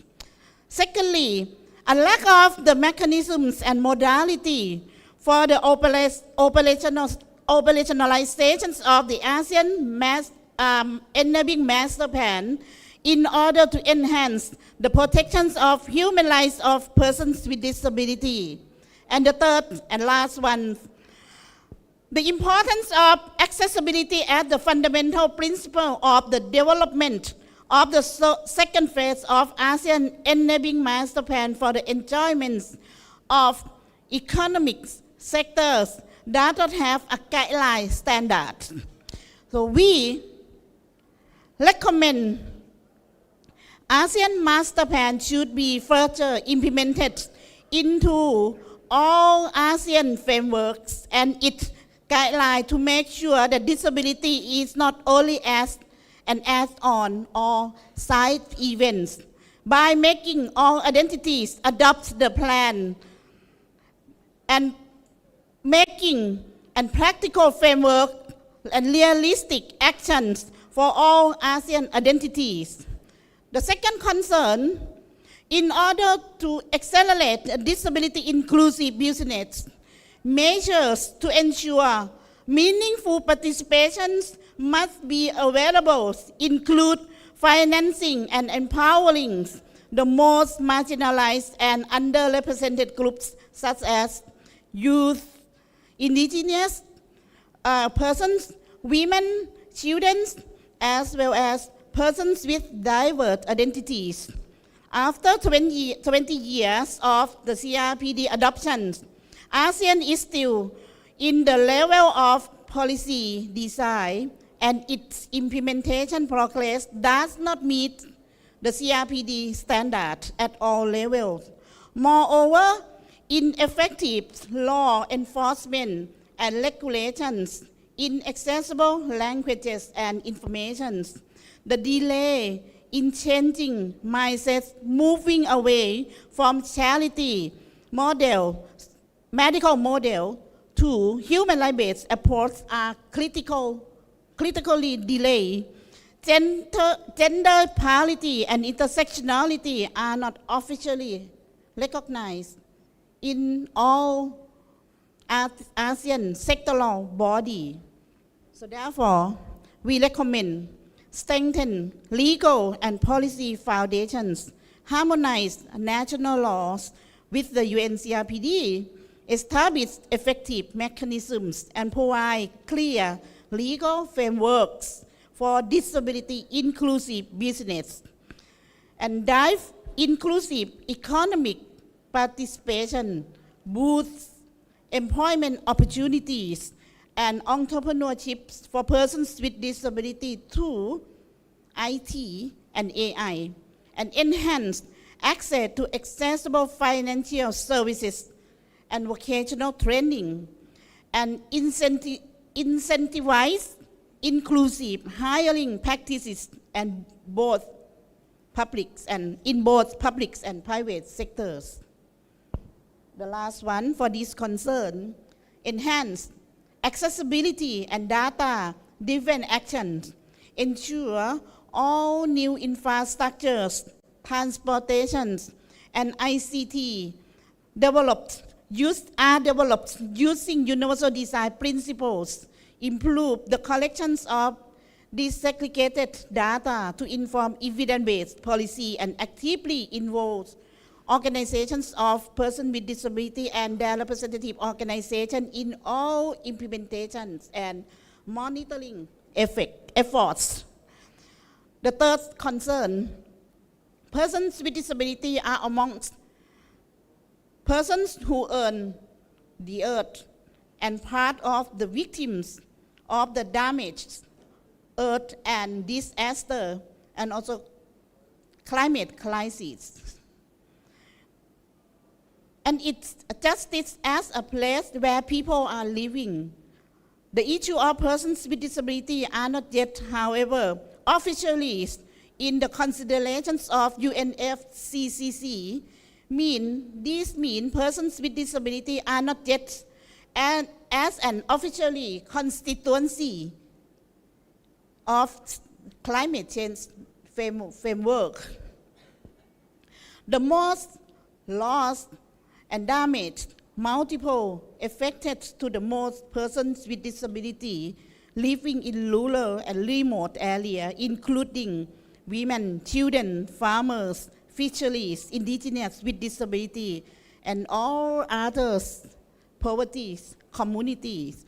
So therefore, we recommend active recognitions in UNFCCC and all climate crisis frameworks. Officially recognize persons with disability as a formal constituency within those frameworks to ensure that issues regarding climate change, climate crisis, any kind of loss and risk and damage are properly considered and addressed. So therefore, specific measures to ensure meaningful participation and involvement of organizations of persons with disability and individuals with disability are necessary to be established and adopted. The last recommendation to this concern, adopt specific measures to ensure the active involvement and meaningful participation, as I mentioned earlier. But it needs to have another substantive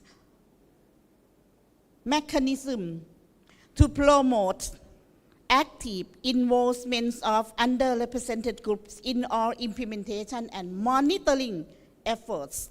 Thank you for your attention, and we hope to move forward together to bring human rights of persons with disability to be in the forefront of every sectoral body and identities of ASEAN. Please join us in these efforts forever. Thank you. Thank you, Ms. Sawalak, for that impactful statement. Recommendations we can certainly aspire to in the coming year of the ADF. And now may we invite Tuan Zazali and Mr. Laura to join Ms. Sawalak for a photo on stage.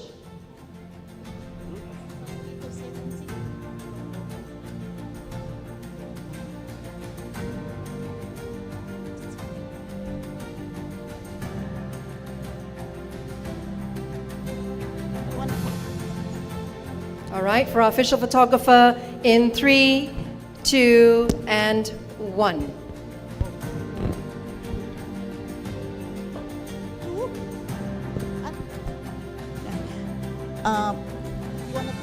Yes, shall we have one more photo without the laptop? Once again, in 3, 2, 1.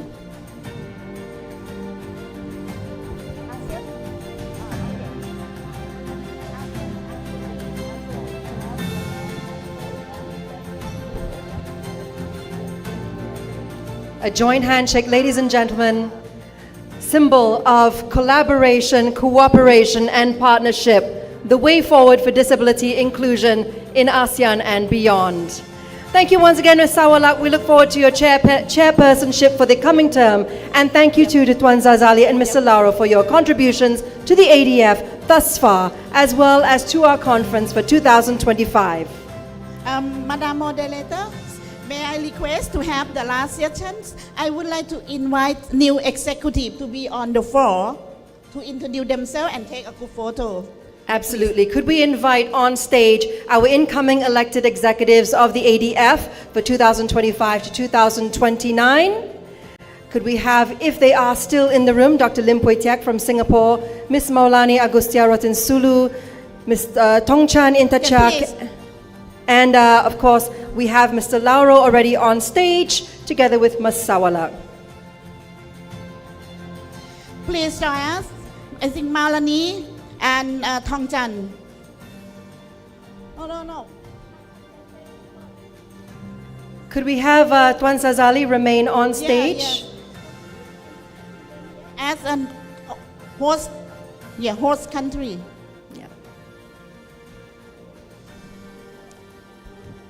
So once again, ladies and gentlemen, we'd like to have the incoming elected executives for the next term of the ADF to join Tuan Sazali on stage.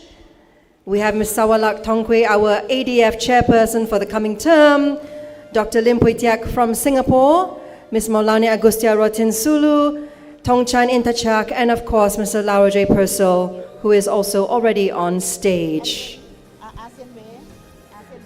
And we commemorate this moment with the formal photo first, ladies and gentlemen. But ASEAN Way is a formal one. Yeah. And then perhaps we can try to do the ASEAN Way handshake. Again. ASEAN Way again. The modified version, of course.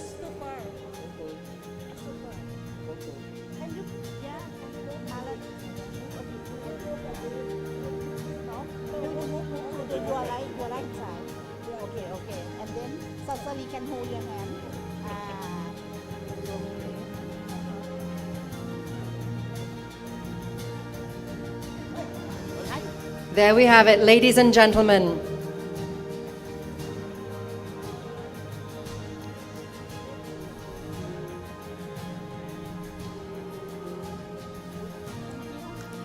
Thank you so much, ladies and gentlemen, for your contributions to the ADF and for your incoming term 2025 to 2029. A special appreciation to Ms. Sawalak, Tuan Sazali, and Mr. Lauro.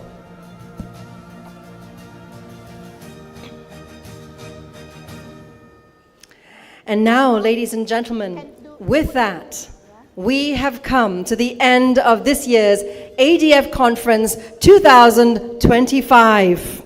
As we conclude these 2 days together, let us be reminded that disability inclusion is not just a policy goal. It's a shared responsibility across governments, OPDs, the private sector, and every community represented here.